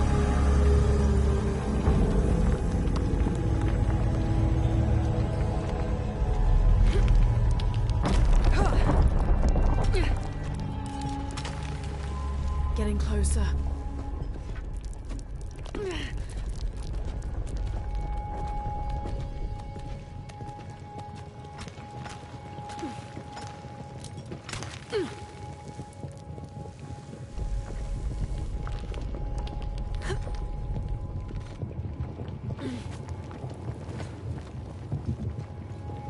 Harbinger, there's a certain jump here, died so many times in the final fight. Oh yeah. I can't remember what, well, I don't know which jump you might have been referring to, but I do remember that the last part can be annoying, especially because there's a few one-hit kill spots. Or it doesn't take you long to get killed, rather.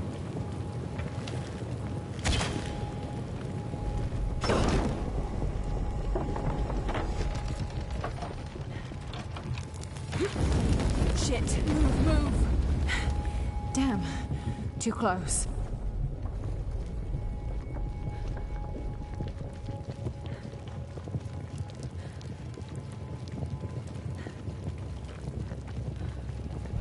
Just beautiful.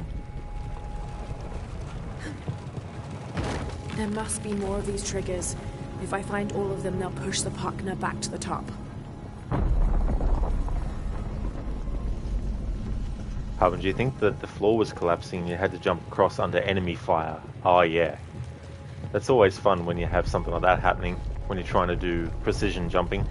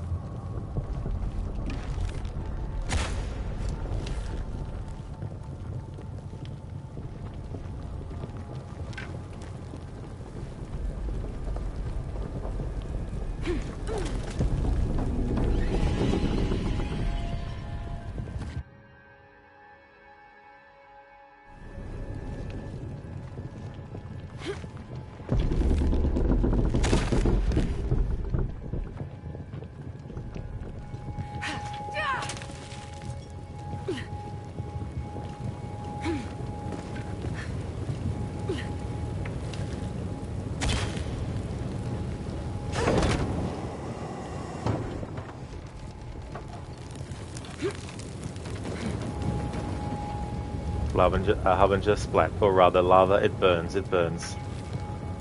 Wouldn't be pleasant.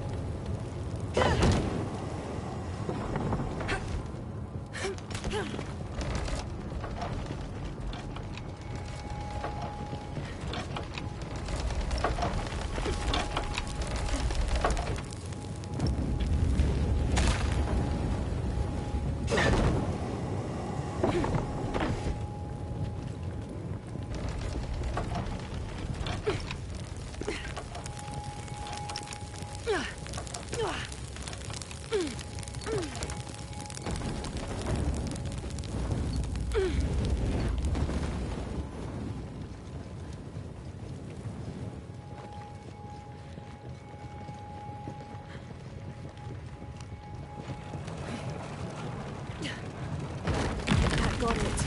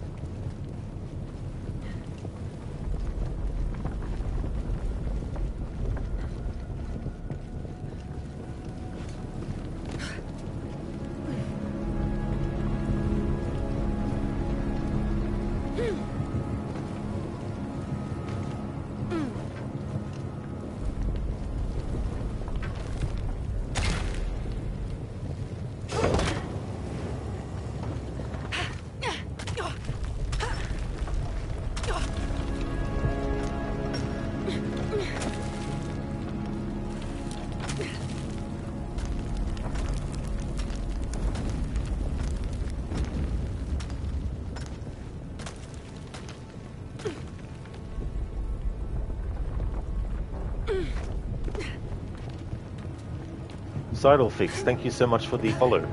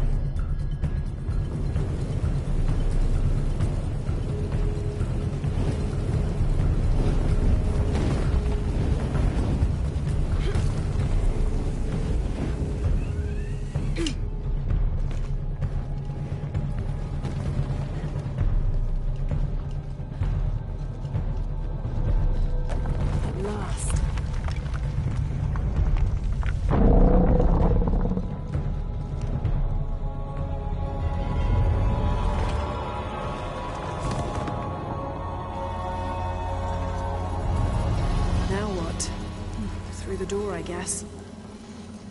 Volcano. Craft incendiary shotgun shells that wreak havoc by igniting targets on impact.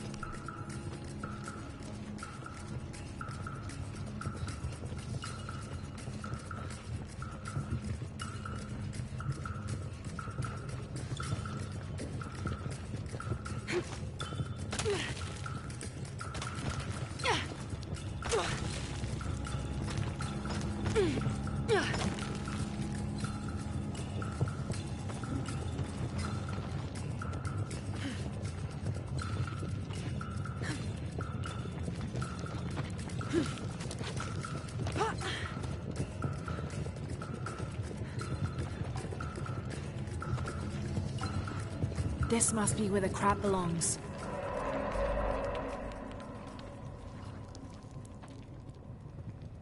Get her! Oh shit. There she is, boys! Just like we planned. Getting an angle. Getting lit up over here.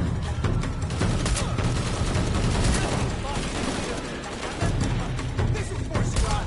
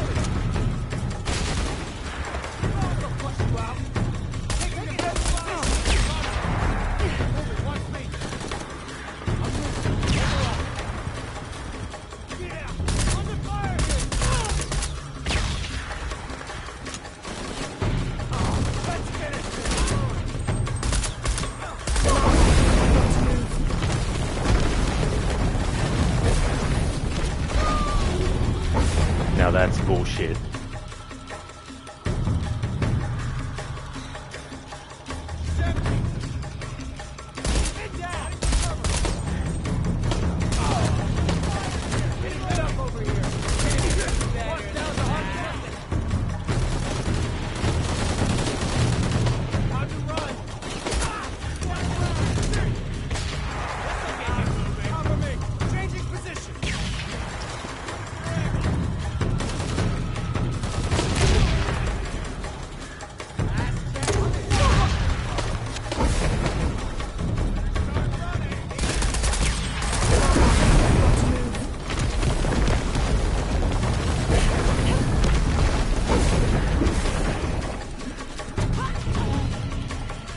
I see. So a cheap-ass enemy is fucking hiding.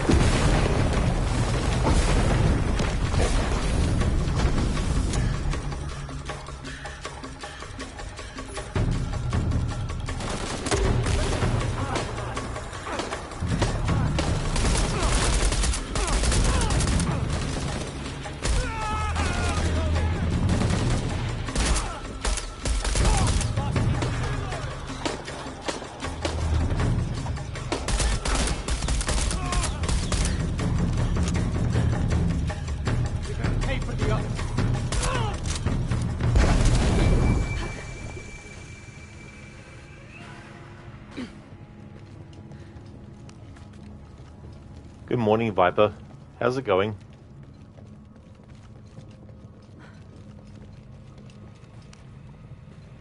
Yeah, Lucinda.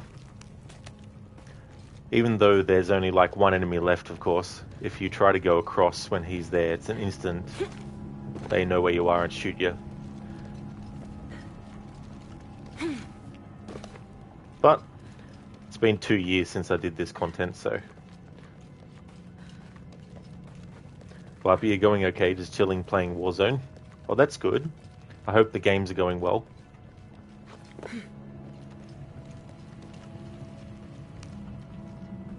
Abby, I'm at Zapakna's temple. Trinity was waiting for me. They stole the crab to lead me into an ambush. My god, are you okay? I'm fine, and the crab is back where it belongs. Oh, that's such a relief. Thank you. Let's hope you returned it in time. Tell Jonah I'm on my way back.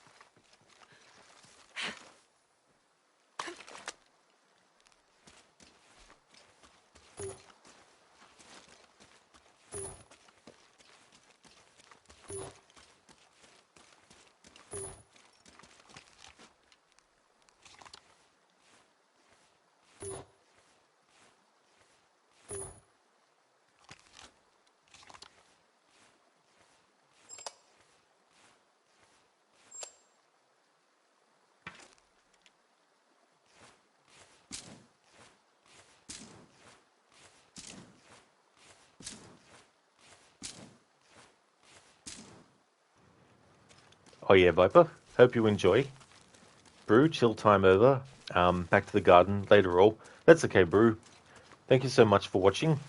And I hope that the rest of your day goes well also.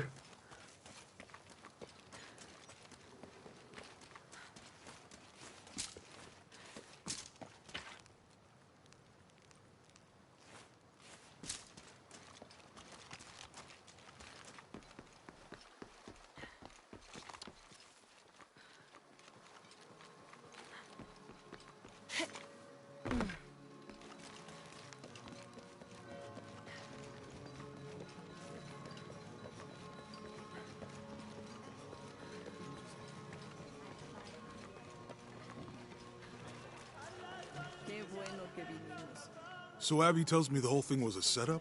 Yes, when I returned the crab, Trinity had a trap waiting for me. I guess that's some kind of compliment.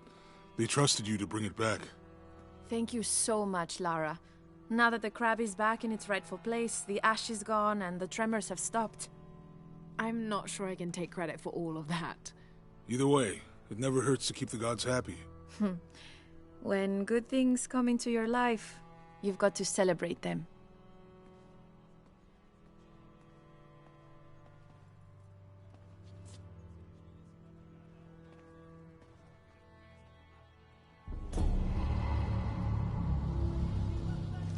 Thanks, Lara. It means a lot to her. Abby's really grateful for what you did. You know, I've never seen anyone smile like she does. Abby's really grateful for what you did. You know, I've never seen anyone smile like she does. In the Netflix Tomb Raider anime that's in development, Joan is also in that as well, played by the same actor, Earl Balin. Different actor for Lara Croft, though. Hayley Atwell is going to be playing Lara in that.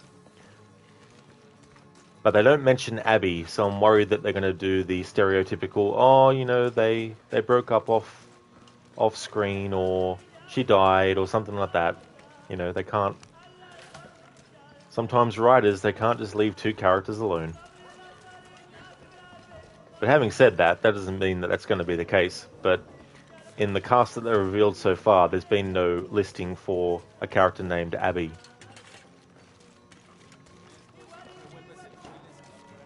Ah, nice, Seidel. Hope things are going well there. This part of the game was a horror trip for you. Yeah, that can be annoying, that one. That's one of the most annoying challenge tombs of the DLC. I find that to be the most one of the most annoying ones. Because then they got to have the drama, you know. Oh yeah, absolutely, you know, got to have that drama.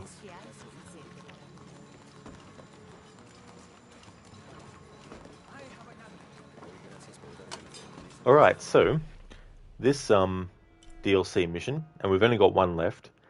I'm going to speak to Abby. We can't do it yet, though, but there'll be some dialogue that makes it match up with what's happening in the main story.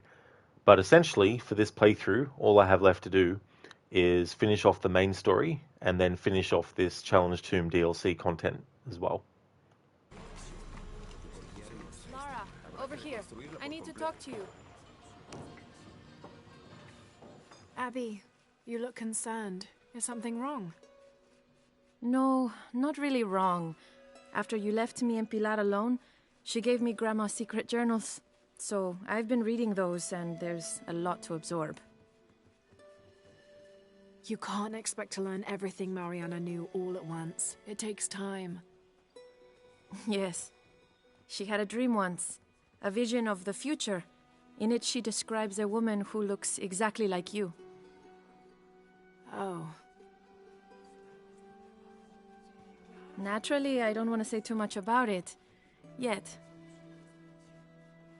After your conflict with Amaru is over, when the fate of the silver box Evichel has been decided, can you meet me back here? Of course.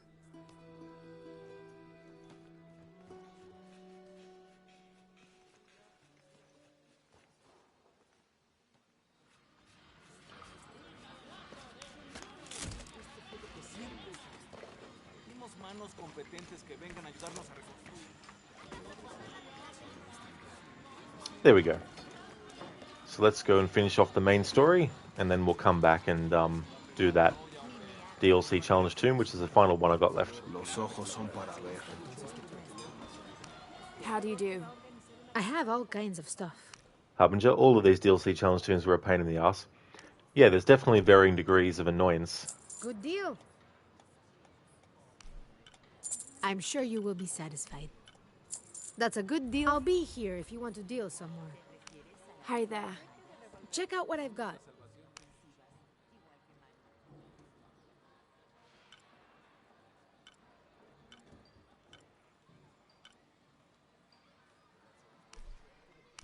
Good deal. I'm sure you will be satisfied. That's a good deal for both of us. Pleasure doing business with you, friend.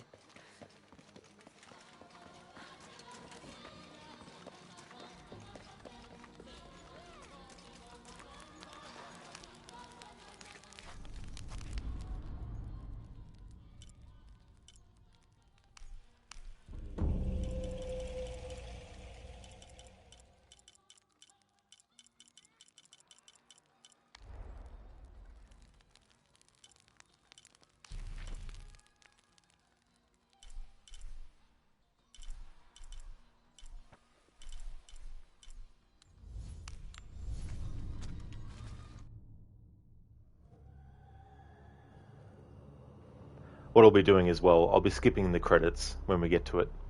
So we'll finish off the main story, skip the credits, and then when the game lets us, we'll go back and do that challenge tomb that's left with Abby. And then that will conclude the playthrough then.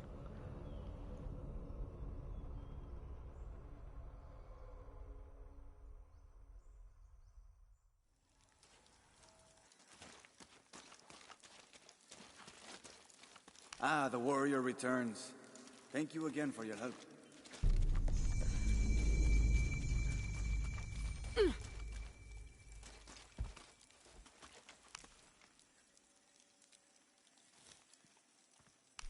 How is the plan coming together, Edsley?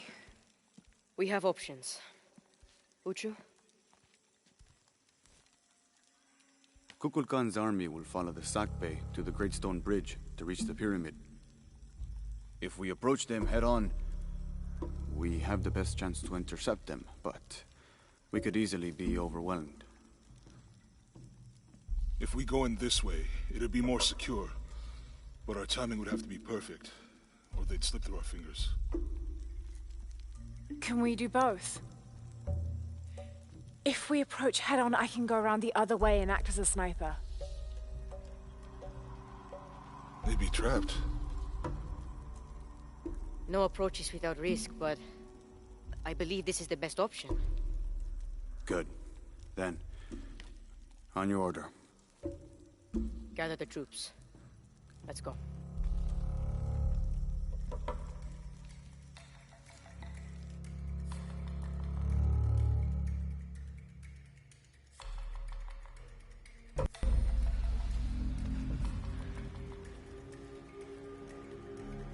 This is where we part. Your path lies that way. Lara, I want you to have this. For luck. Edsley, I can't. After today, the eclipse will no longer represent us. We keep the sun, but you remove the shadow. Thank you.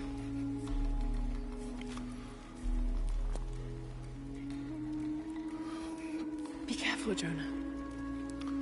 You too, little bird.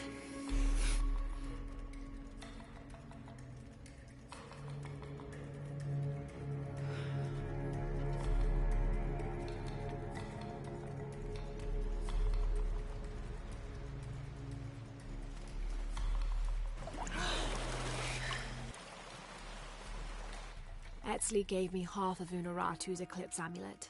I get the moon, and he kept the sun. I suppose this means he expects to remove the darkness over Paititi.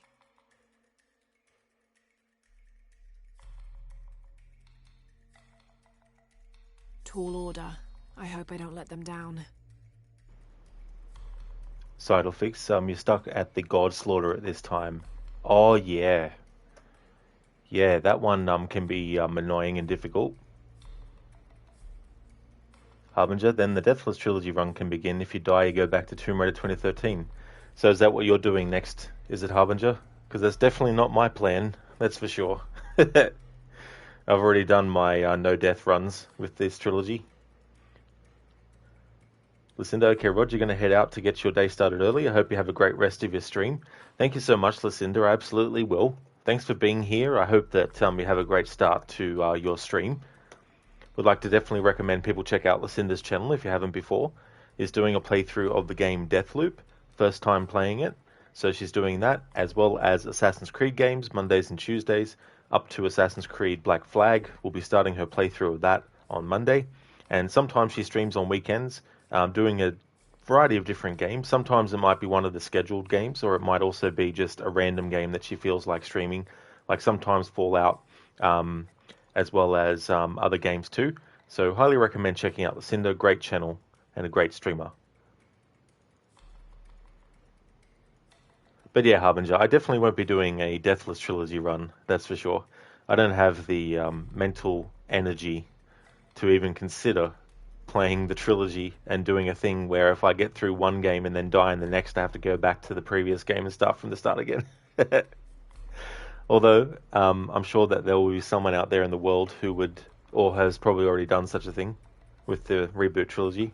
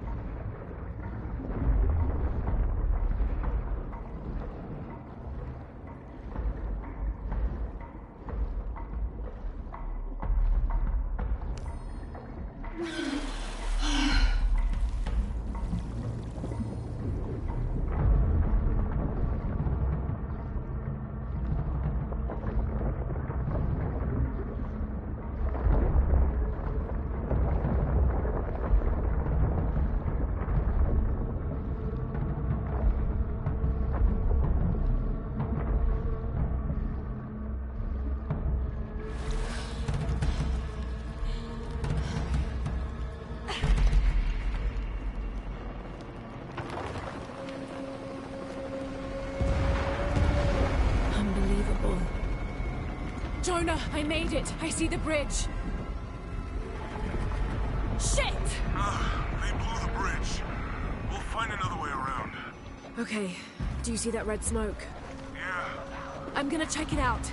Unuratu said that the Crimson Fire was her destiny. Okay, don't take too long. Commander, this is Cardinal 2. The bridge has been taken out. Good. Team leaders coordinate with vehicular support. Cardinal 2, you're their eyes. Copy that. Remember, people, any structural opening is a potential enemy vector.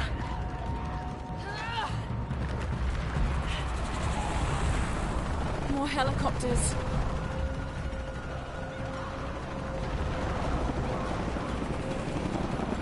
Yashiel, Trinity's hunting them. This is Cardinal 8.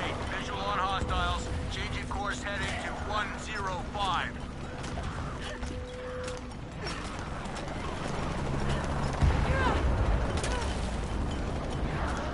Establish kill zones and hold them off the temple at any cost. Good progress in all sectors. We are losing a lot of people. All units, stay away from the walls. Stick with your comrades. Overlap your fields of fire.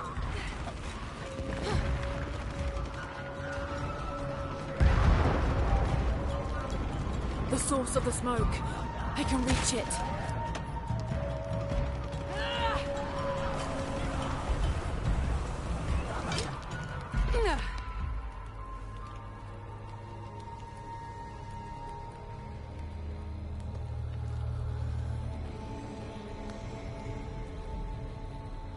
When the Crimson Fire smokes, seek your mirror.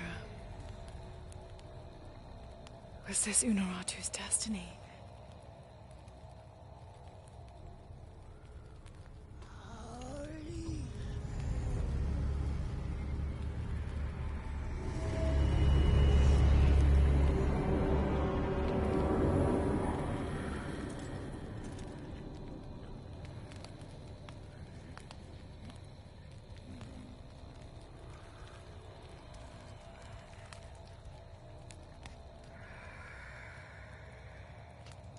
You're the Crimson Fire.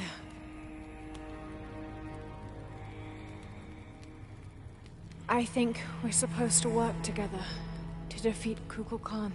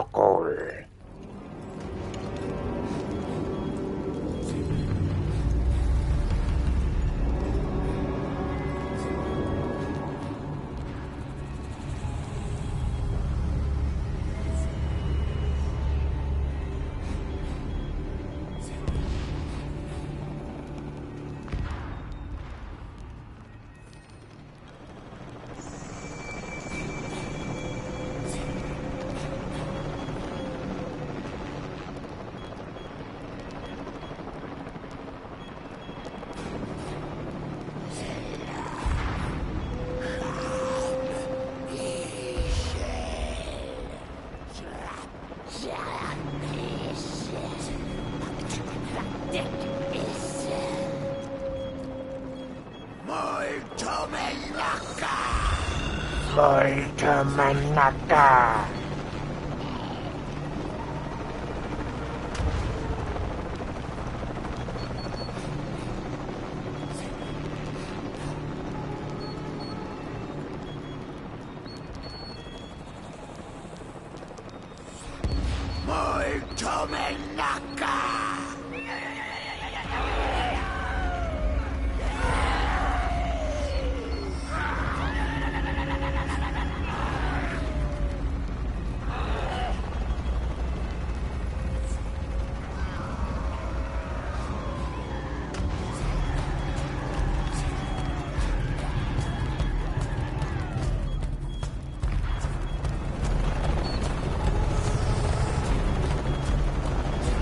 Jonah, change of plans. I'm bringing reinforcements. The Ashiel are the descendants of the creators of the Key of Shakshal and the Silver Box of Ishal. In the centuries since Lopez stole the box 400 years ago, they lost their purpose. Now they protect the site where the ritual of the Silver Box will take place. Even though their minds have faded, their purpose remains intact. They will fight and repel anyone entering the holy city of the Serpent. They are led by a priestess known as the Crimson Fire. She represents Shakshal, and along with Ishal, she is charged with completing the ritual of the Silver Box and guiding Ishal in her sacrifice of the sun's power. Once it is completed, the Crimson Fire and all the Yashiel will return to the heavens, where the key and the box were forged. What? I hope you know what you're doing. Me too. Commander, we have eyes on Croft. She's with the Yashiel. She's what? Don't get distracted. Take her out.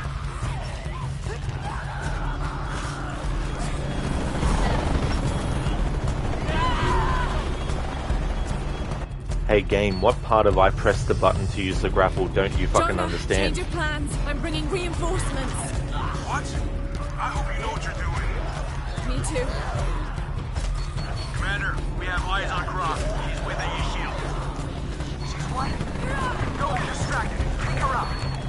Oh, so now you listen to me game. Okay.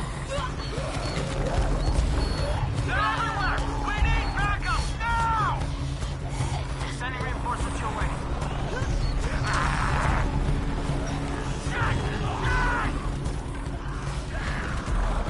Delta! This is Zeta Team. High Council in position, holding perimeter. Repeat, High Council is secure. This is Commander Rourke. The entire High Council is here to personally oversee our victory. We will hold the perimeter at all costs.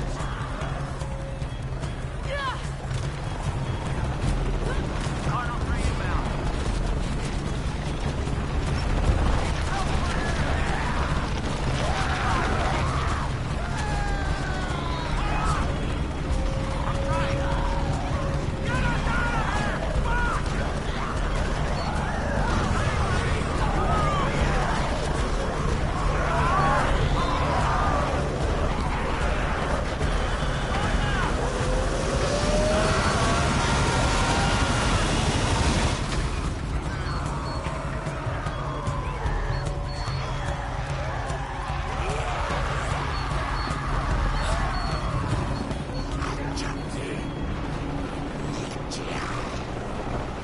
You gotta love it.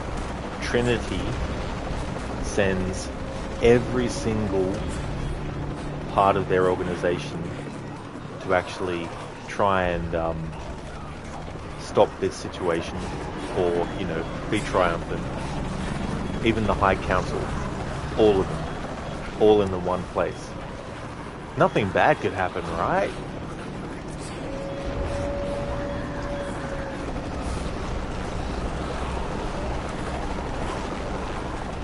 Not a very smart move. Jonah, we did it. We've cleared the way to the temple. We're pushing through too. Almost there. Where's Dominguez? He's inside the temple. We're so close. But then again, goes to show that Trinity are so full of themselves that they think that they're going to be ensured victory.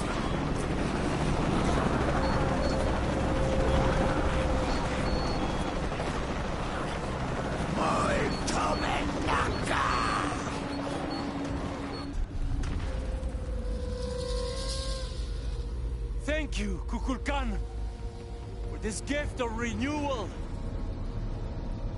We are prepared to receive your power.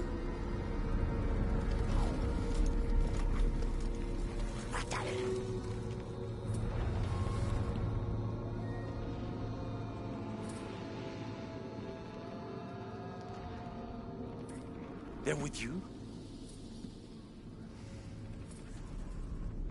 This ritual is mine to complete! They've chosen wrong. It's all wrong! No! It was always theirs. Give us the box. No. Never. I must protect Paititi. We all create destiny. Not just you. All of us. Together.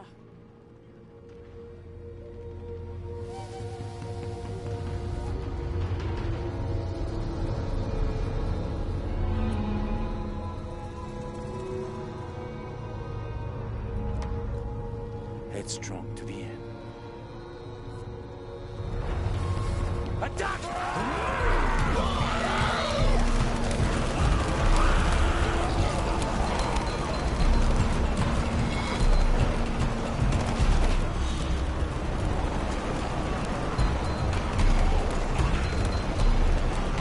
This is Commander Rourke. All remaining units, hold the line. Expect breach to go. All units, consolidate on choke points. Do not let the enemy through. Hold them at all costs. The ritual is nearly complete. Time to end it.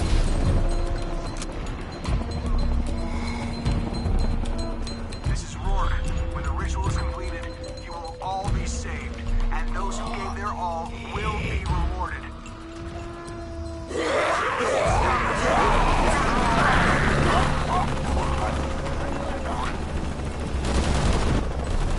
Dominguez, that sentimental academic school, is gone. And soon Trinity will run everything. This ends now! Is that all you have? Do you think Trinity cares about Paititi? A new world is coming, unlike anything you've ever imagined. I am Trinity. I can't get through. I'll need to take them out. I know you're tired of all this.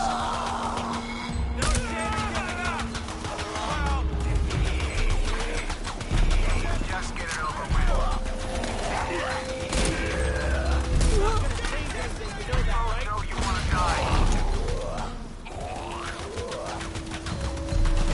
You never had a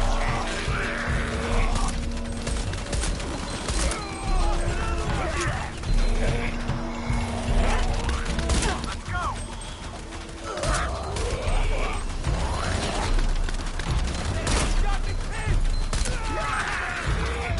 Outline your position.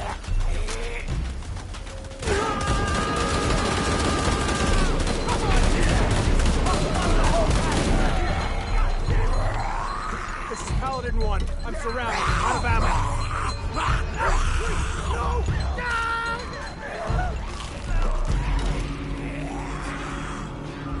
Goodbye, Rourke.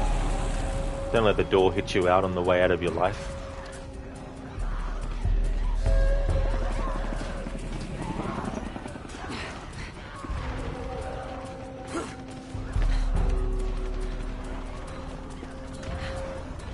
Jonah, Rourke is dead. I'm going after Dominguez to stop the ritual. We'll hold them off as long as we can.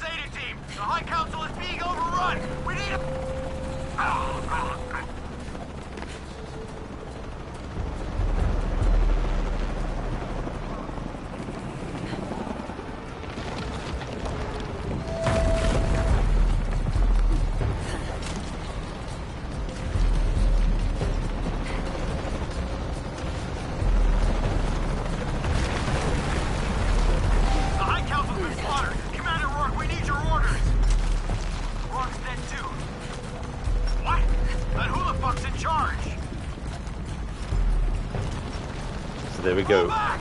All back! All units, all back! What about the perimeter? There is no perimeter! Everyone's dead! Just get the fuck out of here! So there we go.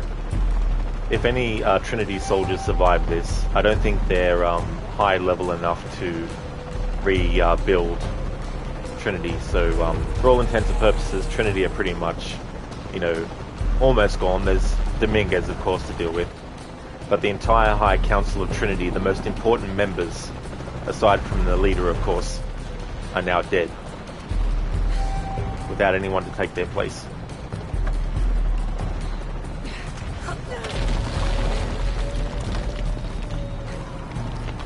Unless the writers of the Netflix anime decide to make Trinity come back again.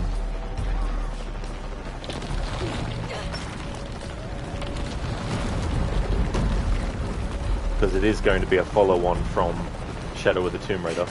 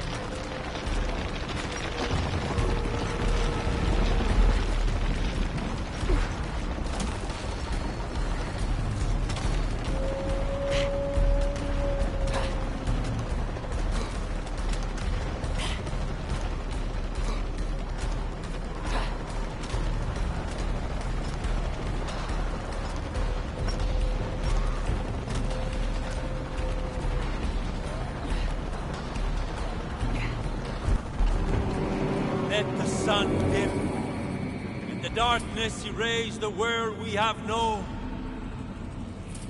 Let the shadow pass, and the light shine again on the world of our creation.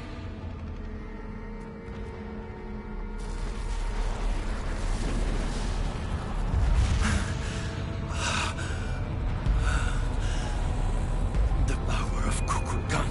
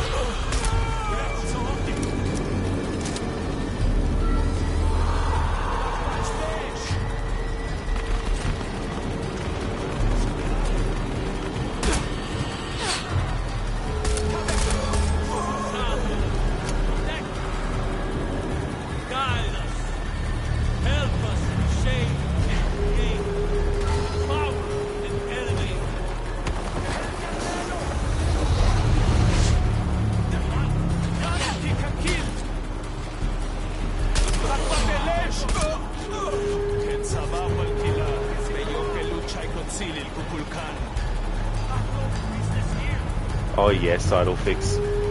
Side swinging can definitely be very, very annoying.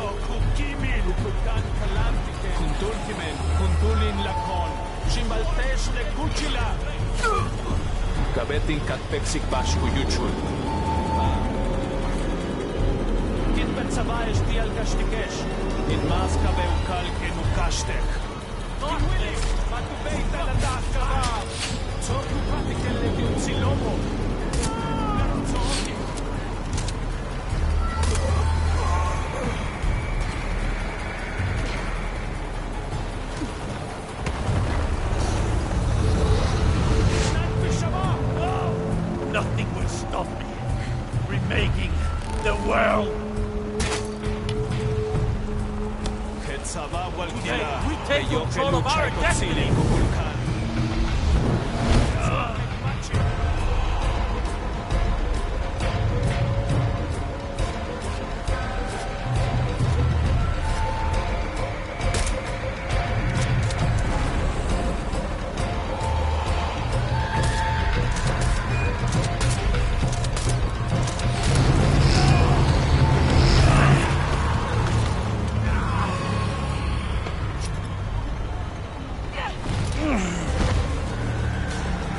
I've allowed you to leave. No more.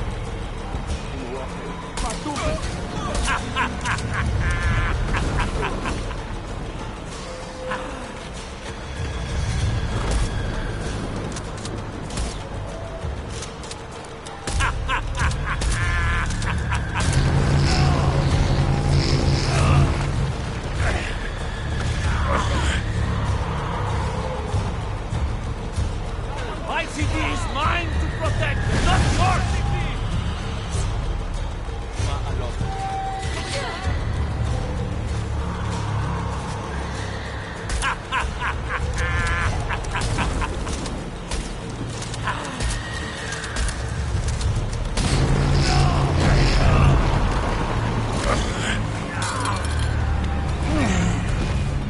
Attack all you want, but moving down will only make me stronger.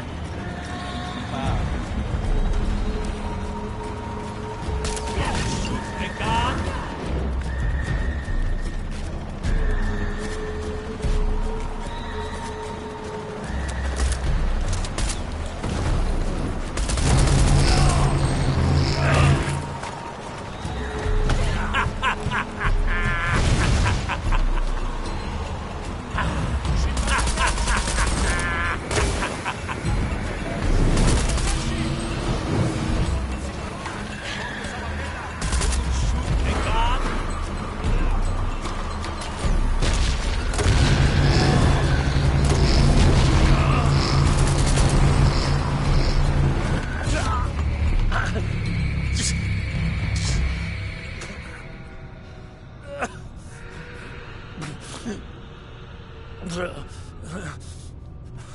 I'm sorry.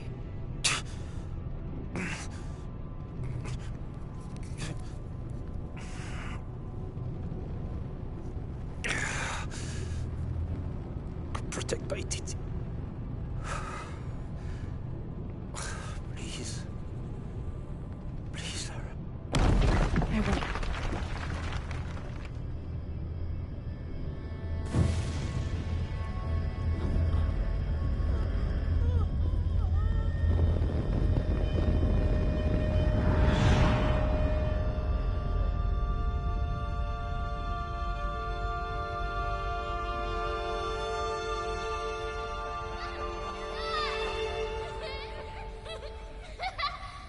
To claim her treasure, the adventurer, Lara Croft, must outwit the king. Outwit the king?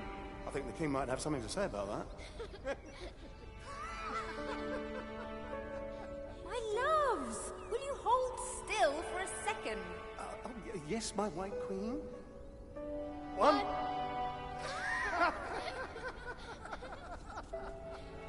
Can I see? Of course. There's you, and me, and your dad. Where are we? Hawaii. With this key and the silver box, we can remake the world. Without weakness, cruelty. If you had that power, what would you do? My brave girl, who is not expecting a Jaguar attack.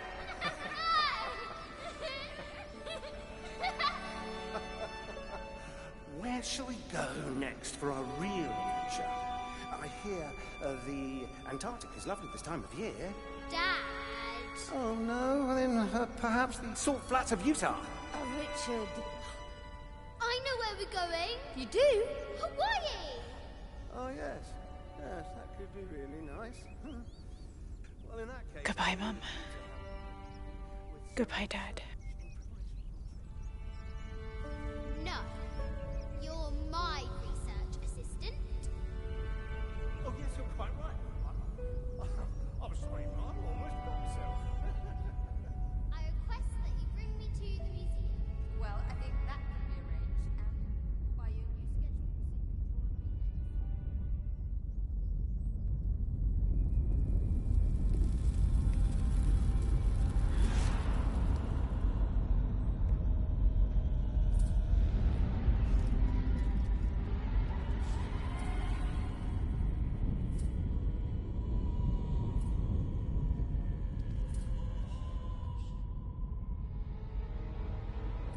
When the catastrophes come, the god Kukulkan must be sacrificed to power the sun. Otherwise, the world dies. Sacrifice a god?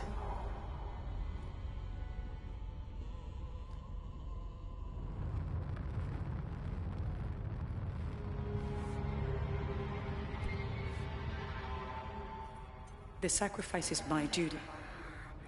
But if my training fails me, the Crimson Fire will guide me and hold me to my promise.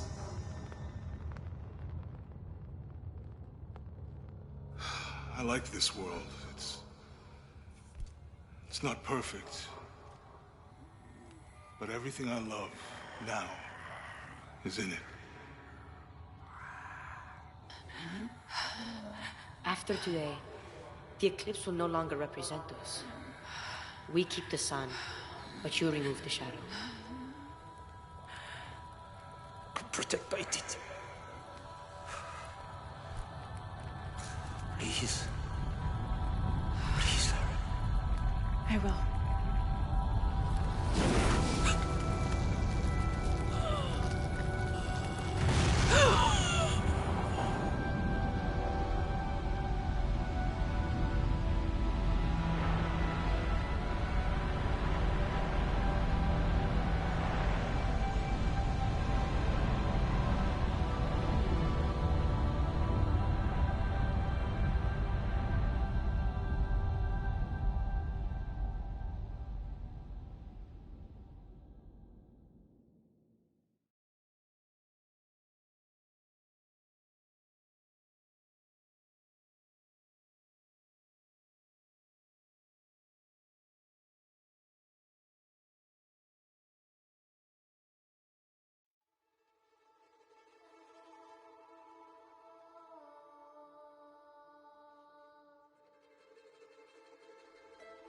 Unuratu. My mother, a warrior, a rebel, a queen. She will be venerated for generations. I miss you.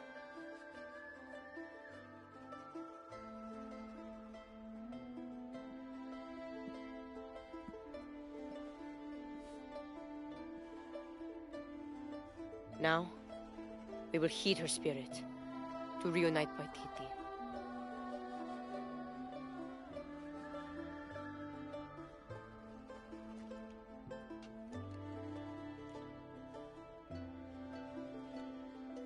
Thank you.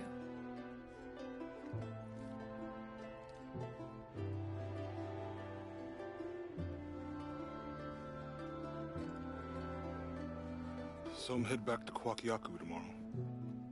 Really? Missing the jungle? Off in search of the elusive fish tree? Abby and I are headed to the coast for a few days. I'm glad. What about you? I think I'll stay here for a while longer. And restore a few more artifacts? I don't know. So what will you do? I don't know. Etzli will help me figure it out. He'll let me know what Paititi needs to rebuild. Wow. I'm done searching. I want to be around the living. All right. Don't you have to pack or something? Now you are stuck with me till tomorrow.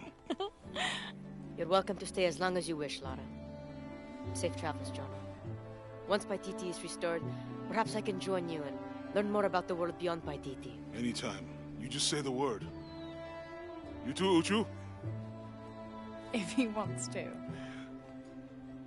So, Jonah, Lara tells me you have a girlfriend. We will come to the wedding. Wait, whoa. Etzli, why don't you show me the plans for the new town? Yes.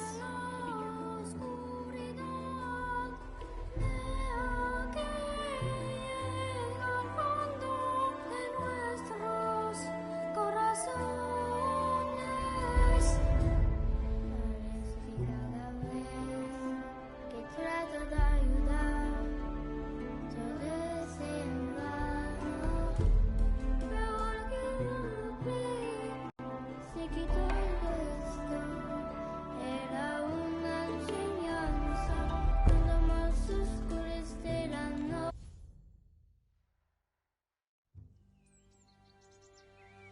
I had it all wrong. I thought that taking control of my life meant venturing out to do something extraordinary. I thought I had to fix everything. But the mysteries of the world are to cherish more than to solve. I'm just one of their many protectors. I'm not sure what the future has in store, Jonah, but whatever adventure's on the horizon, I can't wait to meet it. I'll try not to take myself too seriously. Tea, Miss Croft. Lovely.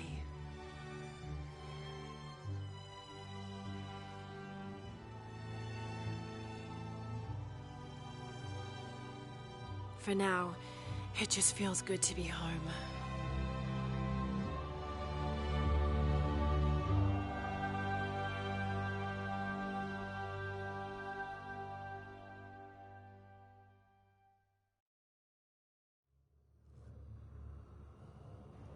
But wait, there's more. Alright. So the game says 100% complete. But my playthrough is not complete until we do the final DLC challenge tomb. That you can only do once you finish the main story.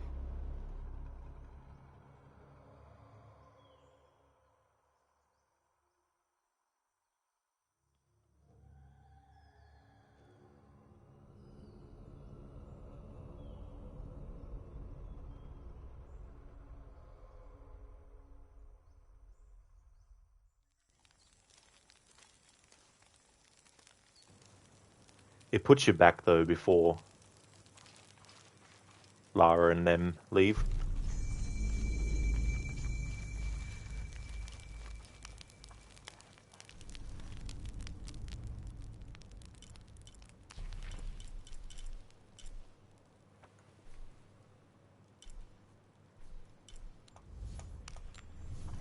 Alright, to explain what happened in the ending there.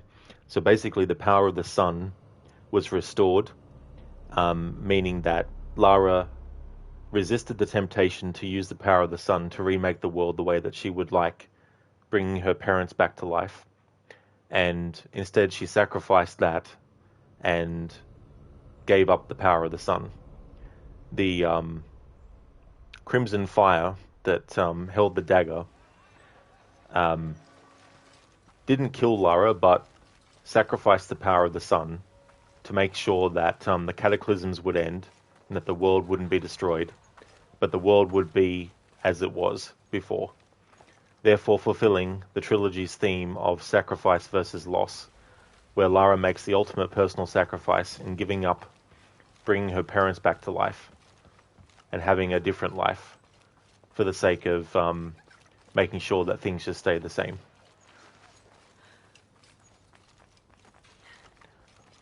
I guess there's some plot holes. You could say, well, why not remake the world, just take Trinity out of it, bring her parents back to life, and then make sure that there's no suffering in the world. And it's like, you could, but that would then defeat the purpose of what life's all about. And the whole duality of things that is presented by a lot of the information that Lara finds out would be for nothing. You can't have the good without the bad, and you can't have the bad without the good.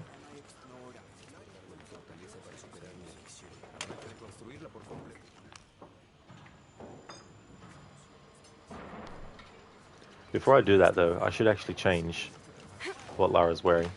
The game just automatically put her into the Serpent Guard outfit because it spawned her back in that cave.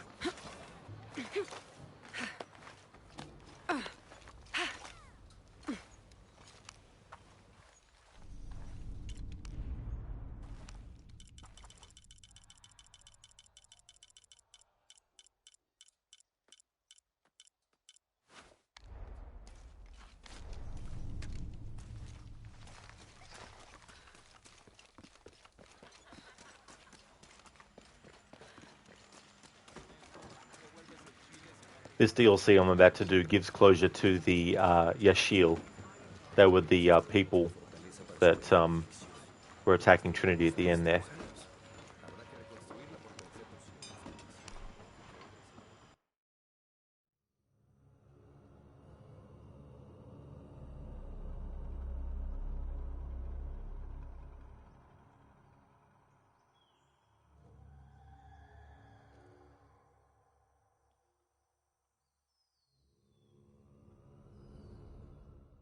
Hey, good to see you.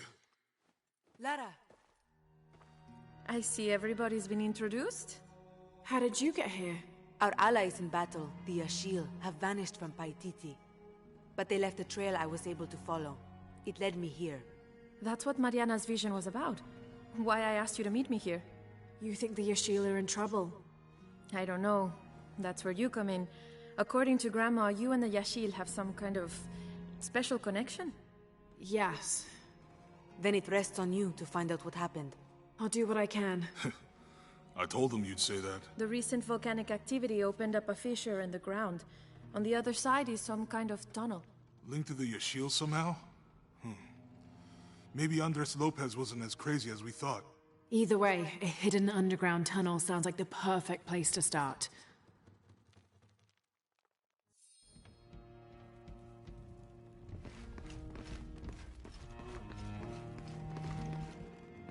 I expect the entrance nearby is for a minor tunnel connecting to a major one that runs all the way here from Paititi. The Yashil fought honorably. We owe them this much. You will succeed. I know it. The tunnel opening should be nearby. If the Yashil do need help, you're the best person for the job. Be safe. This place sure has a lot of tunnels underneath it. I'd say I wish I was going with you, but the Yashil creep me out. Good luck.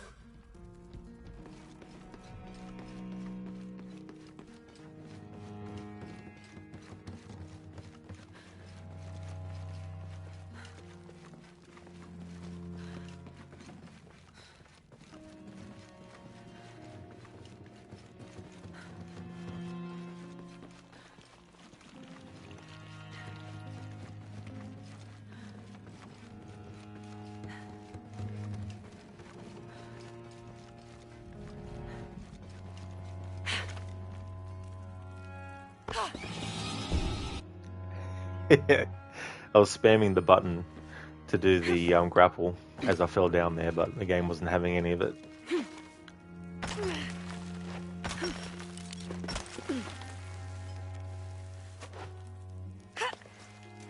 I don't have enough space for that. Trinity, how did they get here?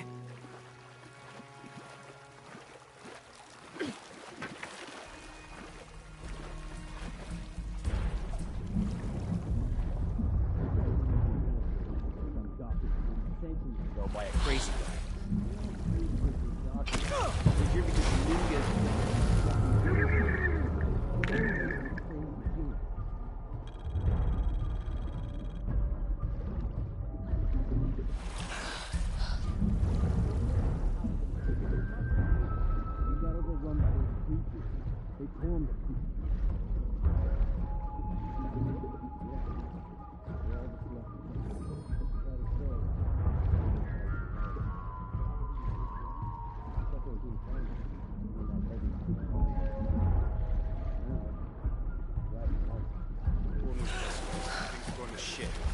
Nobody figured those creatures would still be around. It's obvious these tunnels were built by those creatures. What were we thinking?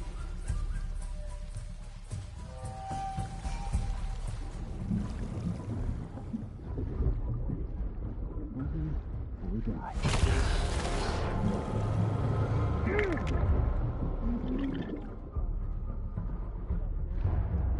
Something they overlooked. Says the guy who can't even solve a Rubik's Cube without taking it apart. I hate this.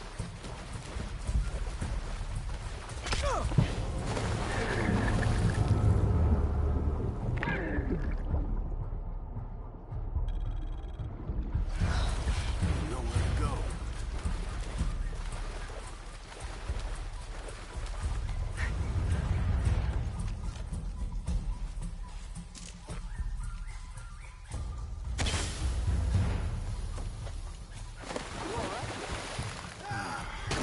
Jesus, what is that? What the fuck's he doing? Holy shit! What the fuck is that? Shit! He's gone insane! Jesus, holy shit! Holy shit, what's going on? Nowhere to go. You aren't looking too good.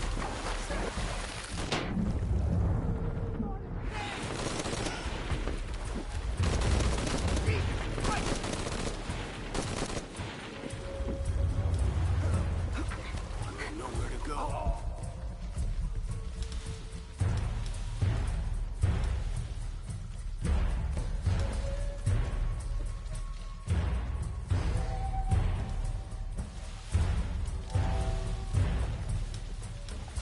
This is it. We're dead.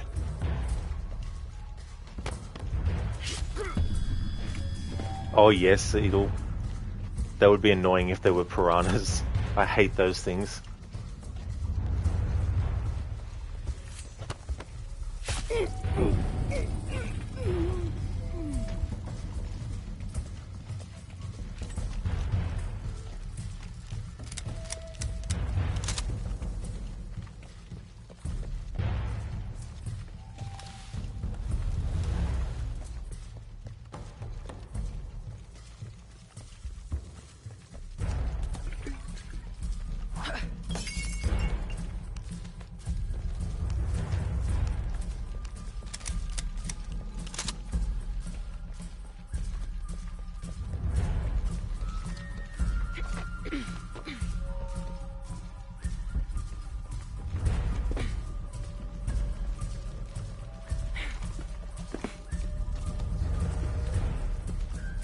Hey, what's that?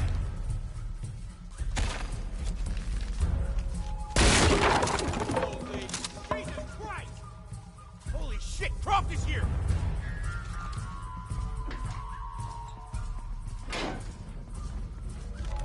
Shoot her! Shoot her! I have to stay low. Holy shit! Get to cover! Need better cover!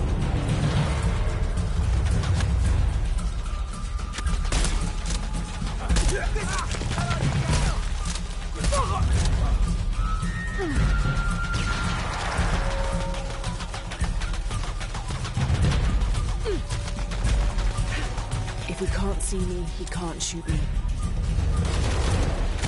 He's gonna shoot through that wall.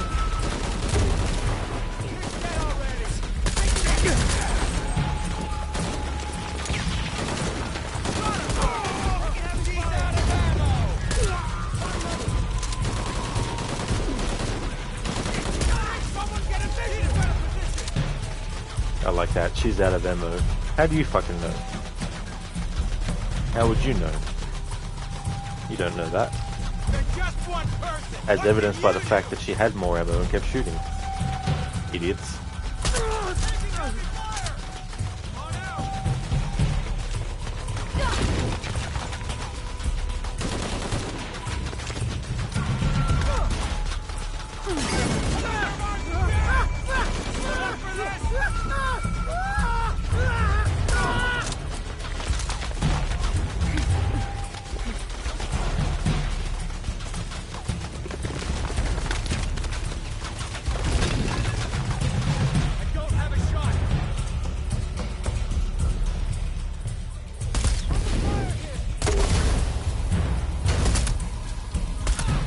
Need to find a way around.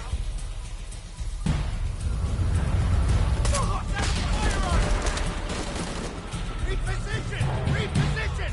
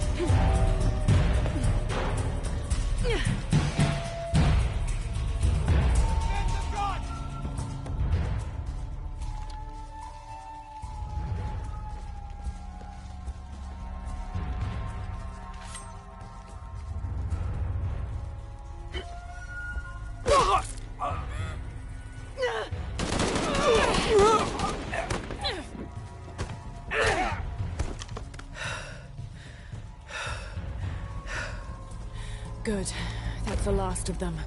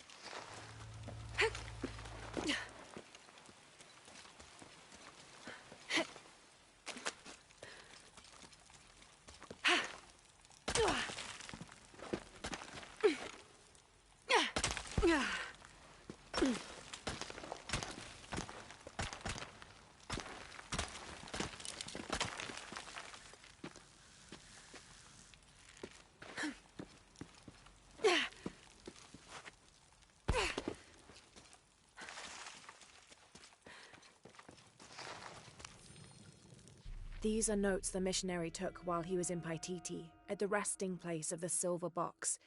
They describe a network of tunnels underground leading all the way from Paititi to here. Based on what Lopez found, he made calculations for overland travel, which is why he ended his travels at the Mission of St. John. He wasn't just digging the catacombs to hide the box, he was looking for these caverns.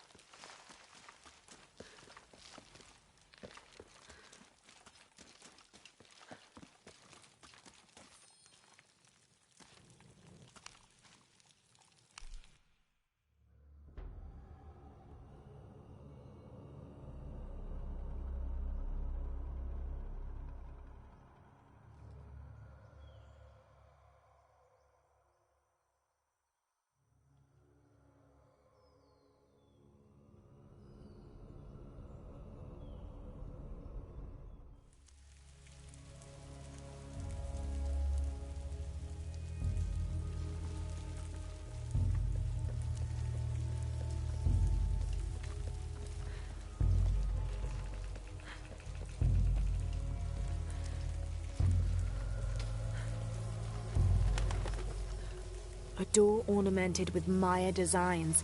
That must be my destination.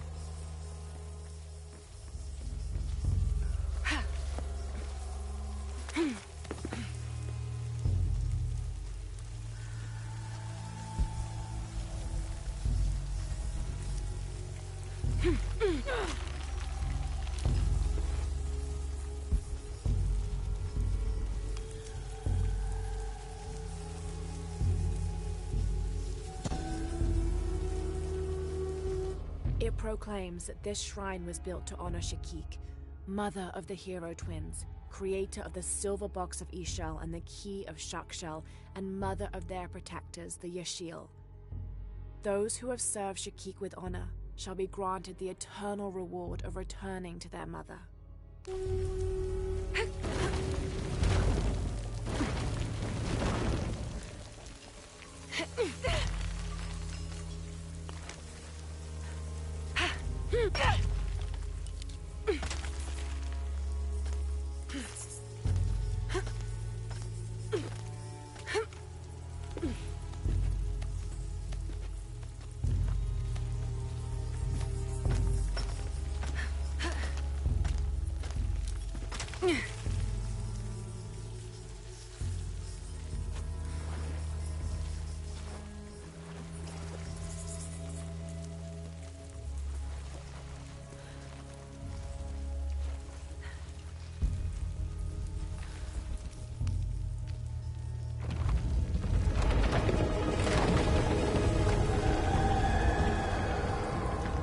This is ancient, far older than everything else in the area.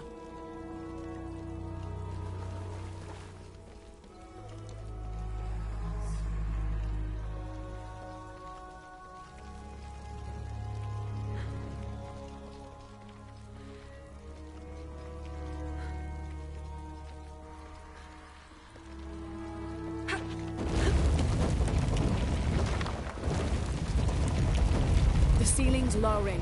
Got to move.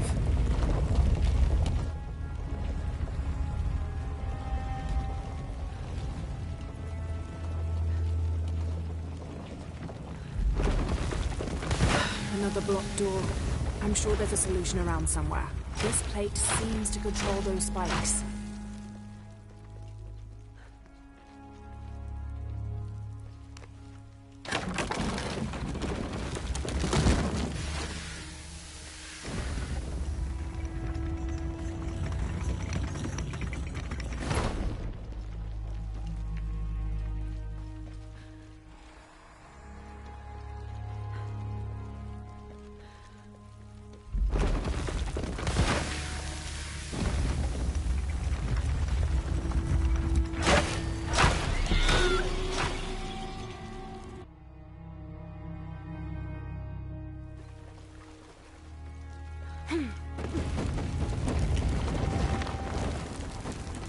The ceiling's lowering. Got to move.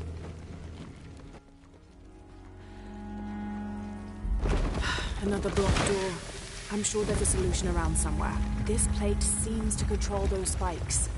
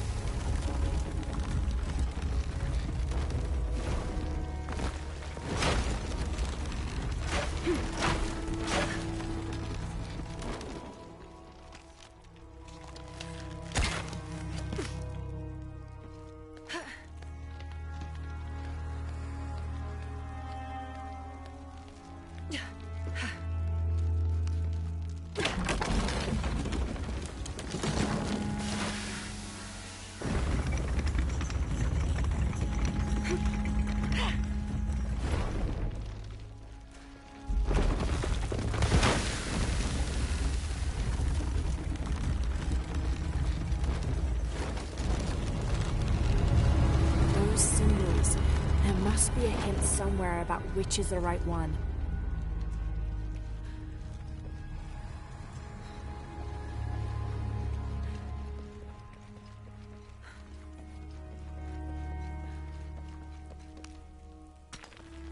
Those symbols. There must be a hint somewhere about which is the right one.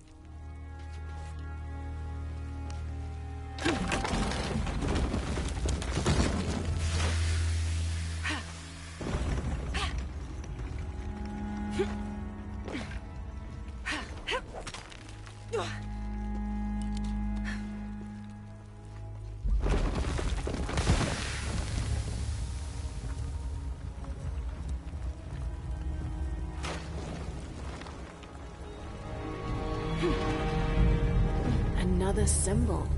This is getting interesting.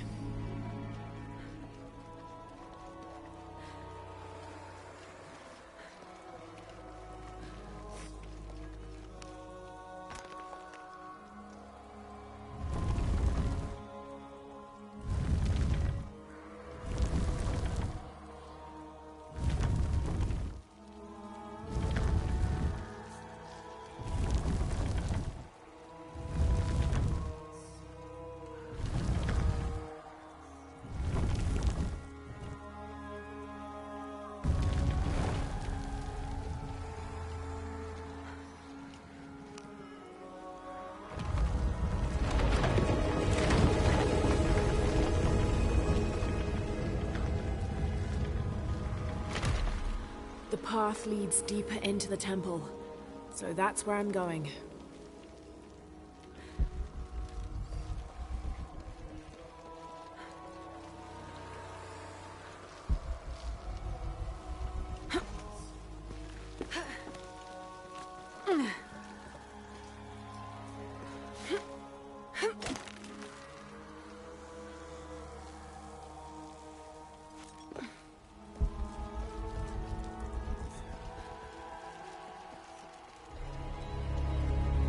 Incredible. This is Shakik, the Blood Maiden herself. She created the Soul Box and the Yashil. The statue is incomplete. There must be a way to reposition the different parts of it.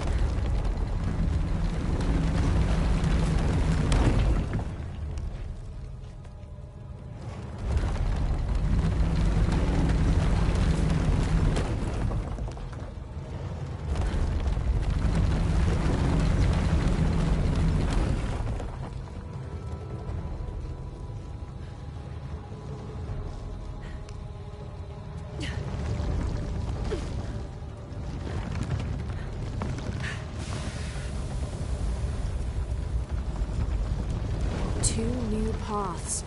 Let's see where they lead.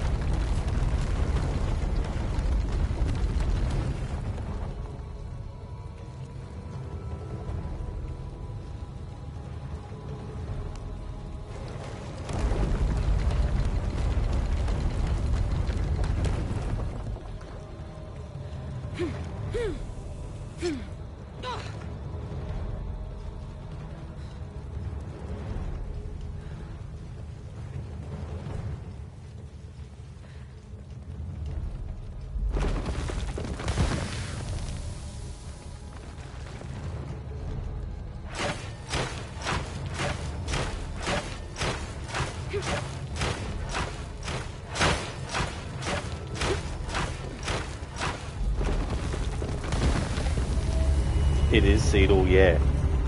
Yeah, this puzzle, and also what you need to do to get the certain parts of the statue in the right spots as well can be tricky.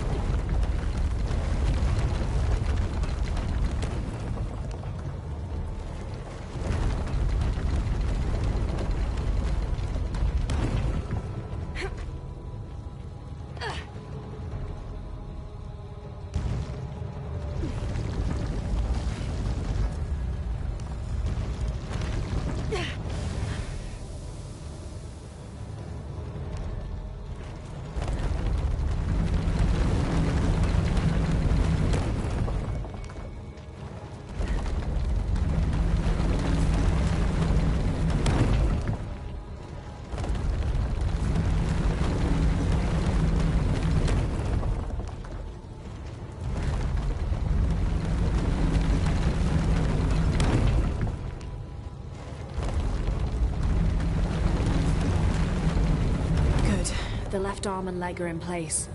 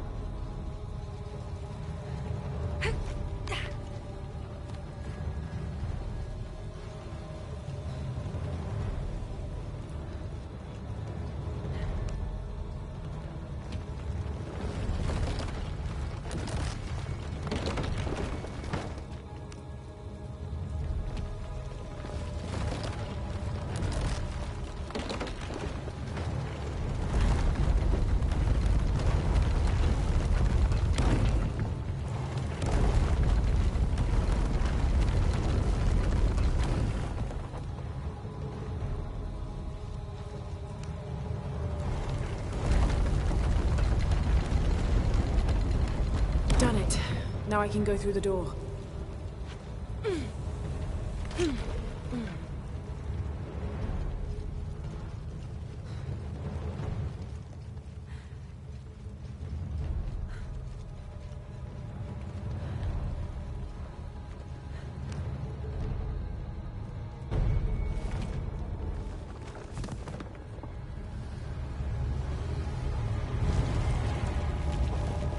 Magic Touch. While on the run or in the thick of combat, craft more powerful ammunition using fewer resources.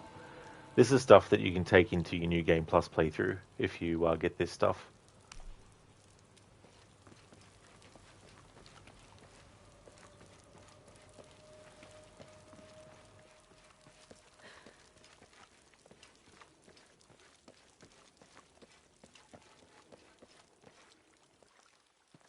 Some kind of gateway.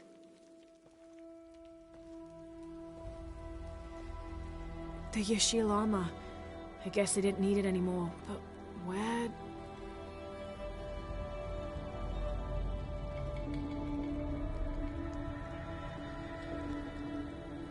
They made it. They're all right. Everyone listen. The Yashil are fine. They completed the return to the heavens. The return to the heavens? That's what it's called. When the goddess Shakik created the silver box and the key, she also created the Yashil to be their guardians on this plane. Now that their duties have been carried out, they've gone back to their home. The Yashil served with honor. Their reward is to be reunited with their mother. Lara, is there an archway? Made of silver? Yes. According to the fresco, that's the door to the other plane. And now it's closed. Forever. That's consistent with Mariana's vision. It fills in all the blanks. Great. I'm on my way back.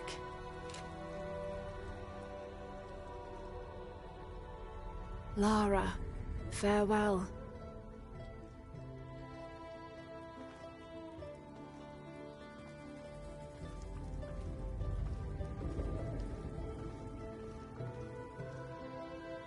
Lara, you're back. Thank you. Now that you've fulfilled your duty to the Yashil, what's next? With the cult defeated in Paititi, my work as her protector is done. Uchu will be Etzli's military council, and that frees me to explore the world outside, serving these adopted lands as my celestial sisters did for centuries. We're lucky to have you. So the Yashil are back home. That means everything's good now, right? Everything's great.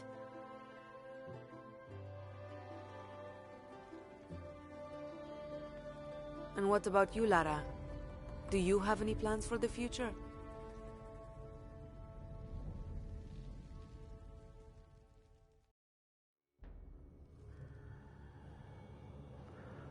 Lara decides to become the ultimate supervillain of the universe.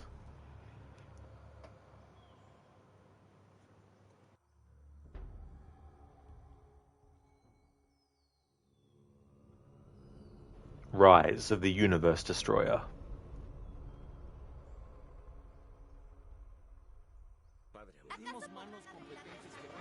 And there we go. That is that done. And that is all that I wanted to do for this playthrough. We get the Silver Strike Moonbeam bow.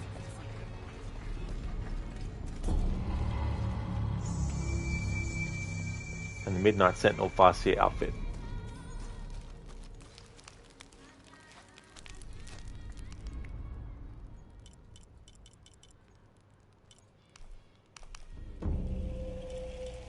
Alright, so doing everything, doing all the challenge tombs, doing all the DLC stuff, we ended up only having 2 skills that we couldn't get. But I'm not worried about it for this playthrough. So just to recap what has been done.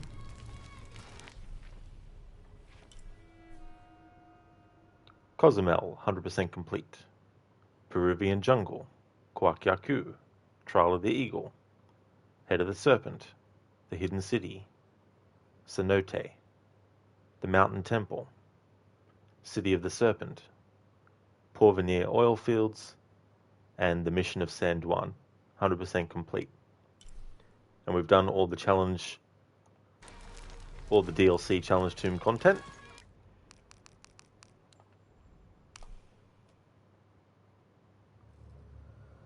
Which means that is the end of the playthrough, but also my annual 2023 Tomb Raider series playthrough. Played through Tomb Raider Original, Tomb Raider 2, 3 The Adventures of Lara Croft, Tomb Raider 4, The Last Revelation, Tomb Raider 5 Chronicles, Tomb Raider 6, The Angel of Darkness, Tomb Raider Anniversary, Tomb Raider Legend, Tomb Raider Underworld, the 2013 Tomb Raider, Rise of the Tomb Raider, and now Shadow of the Tomb Raider. So all 12 games that I was intending to do for the annual series playthroughs are now done. But that does not mean that there's no more Tomb Raider streams for the rest of the year though. But what it will mean is that instead of doing Thursdays and Fridays of Tomb Raider streams, it's going to go back to just one day a week, and that day is going to be Friday. So the next stream of Tomb Raider will be next Friday. And what I'm going to be doing is a 25th anniversary playthrough of Tomb Raider 3, The Adventures of Lara Croft. So that's the next Tomb Raider game that I'll be playing. That'll be next Friday. What it means for the schedule, taking Thursday off as a Tomb Raider day, means that I'll be able to add Thursday to the Monday, Tuesday, and Wednesday for GTA 5. So the new schedule will be as follows. Monday, Tuesday, Wednesday, and Thursday, GTA 5. Friday, Tomb Raider 3, 25th anniversary. And then next weekend, I don't know what Assassin's Creed games I'll be up to, because that depends on this weekend. And when I finish whatever Assassin's Creed games I'm doing on the weekend, then that'll be what next Saturday and Sunday is. But yeah, Monday, Tuesday, Wednesday and Thursday, GTA 5, Friday, Tomb Raider 3, and Saturday and Sunday is Assassin's Creed streams. Just want to thank everyone so much for watching. I really appreciate it.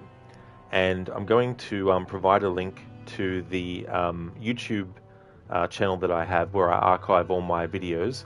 And I don't have them all in a playlist, but you'll be able to find the playthroughs of all the annual Tomb Raider streams that I did for 2023.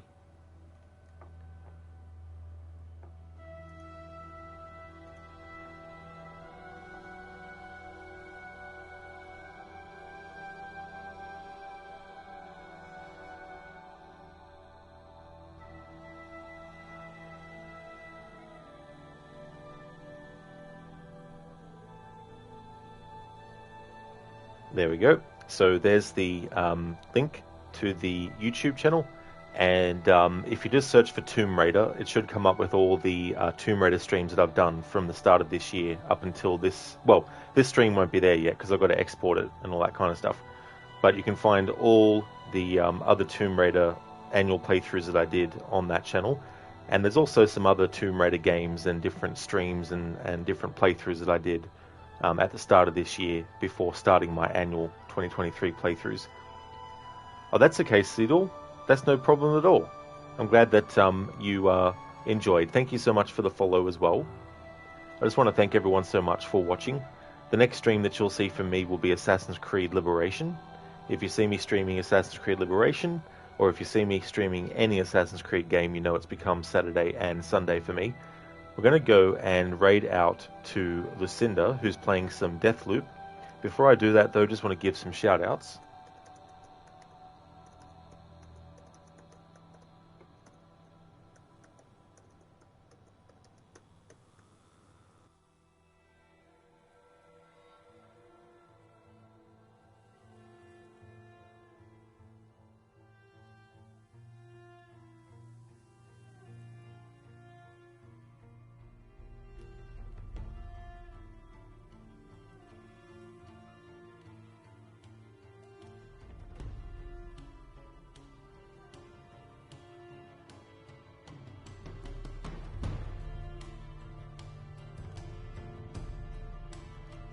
So I'd like to recommend people check out Crocodiles, who's playing through Metin 2 at the moment. He's also a big fan of Assassin's Creed, and he most recently started a playthrough of Batman Arkham Knight as well. He's a great streamer, has a lot of funny channel point rewards, a lot of audio sound bites from different games. Lighters plays a lot of retro stuff. He does a lot of fighting game franchises like Mortal Kombat, Street Fighter, Tekken, Streets of Rage as well. He's also a fan of the Resident Evil series and a lot of other retro titles. Shin is playing through Assassin's Creed Origins. He's played through a few of the Assassin's Creed games currently on Origins. He's also a fan of JRPGs and MMORPGs as well. So I highly recommend checking out Shin. Same with Mr. Gote, who's doing some Hunt Showdown. He's also a horror fan of series like Resident Evil, Dead Space, as well as Outlast. Also plays games like Until Dawn and the Dark Pictures series in The Quarry. And Amateur Tech is playing some old school Tomb Raider 2. He's playing through all the old Tomb Raider games, and that's the current one that they're up to. So I just want to thank everyone for watching. Really appreciate it. Let's go and raid let's go and raid Lucinda and see how she's doing with Deathloop. Here's a general raid message that people can use. I also have a raid message that includes some free follower emotes as well, which is not that one. I accidentally forgot to put the 2 after it. That one is the raid message that has free follower emotes in it.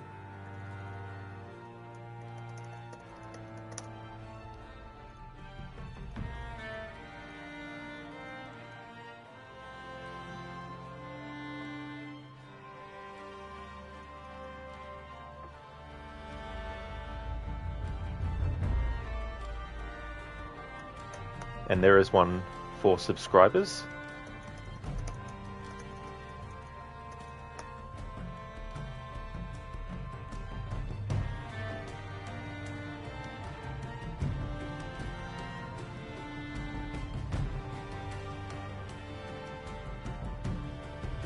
There'll be plenty more Tomb Raider on the channel for the rest of the year. And next year, though, I'll be taking off regular Tomb Raider streams off the schedule. I'll still do my annual playthroughs, and anytime I feel like playing a random Tomb Raider game, I will. But as far as having a locked-in day every week, that will stop after this year ends. But for the rest of this year, Friday will be the Tomb Raider stream day on the channel. Thanks again for watching, everyone. Hope you have a good one, and catch you next time.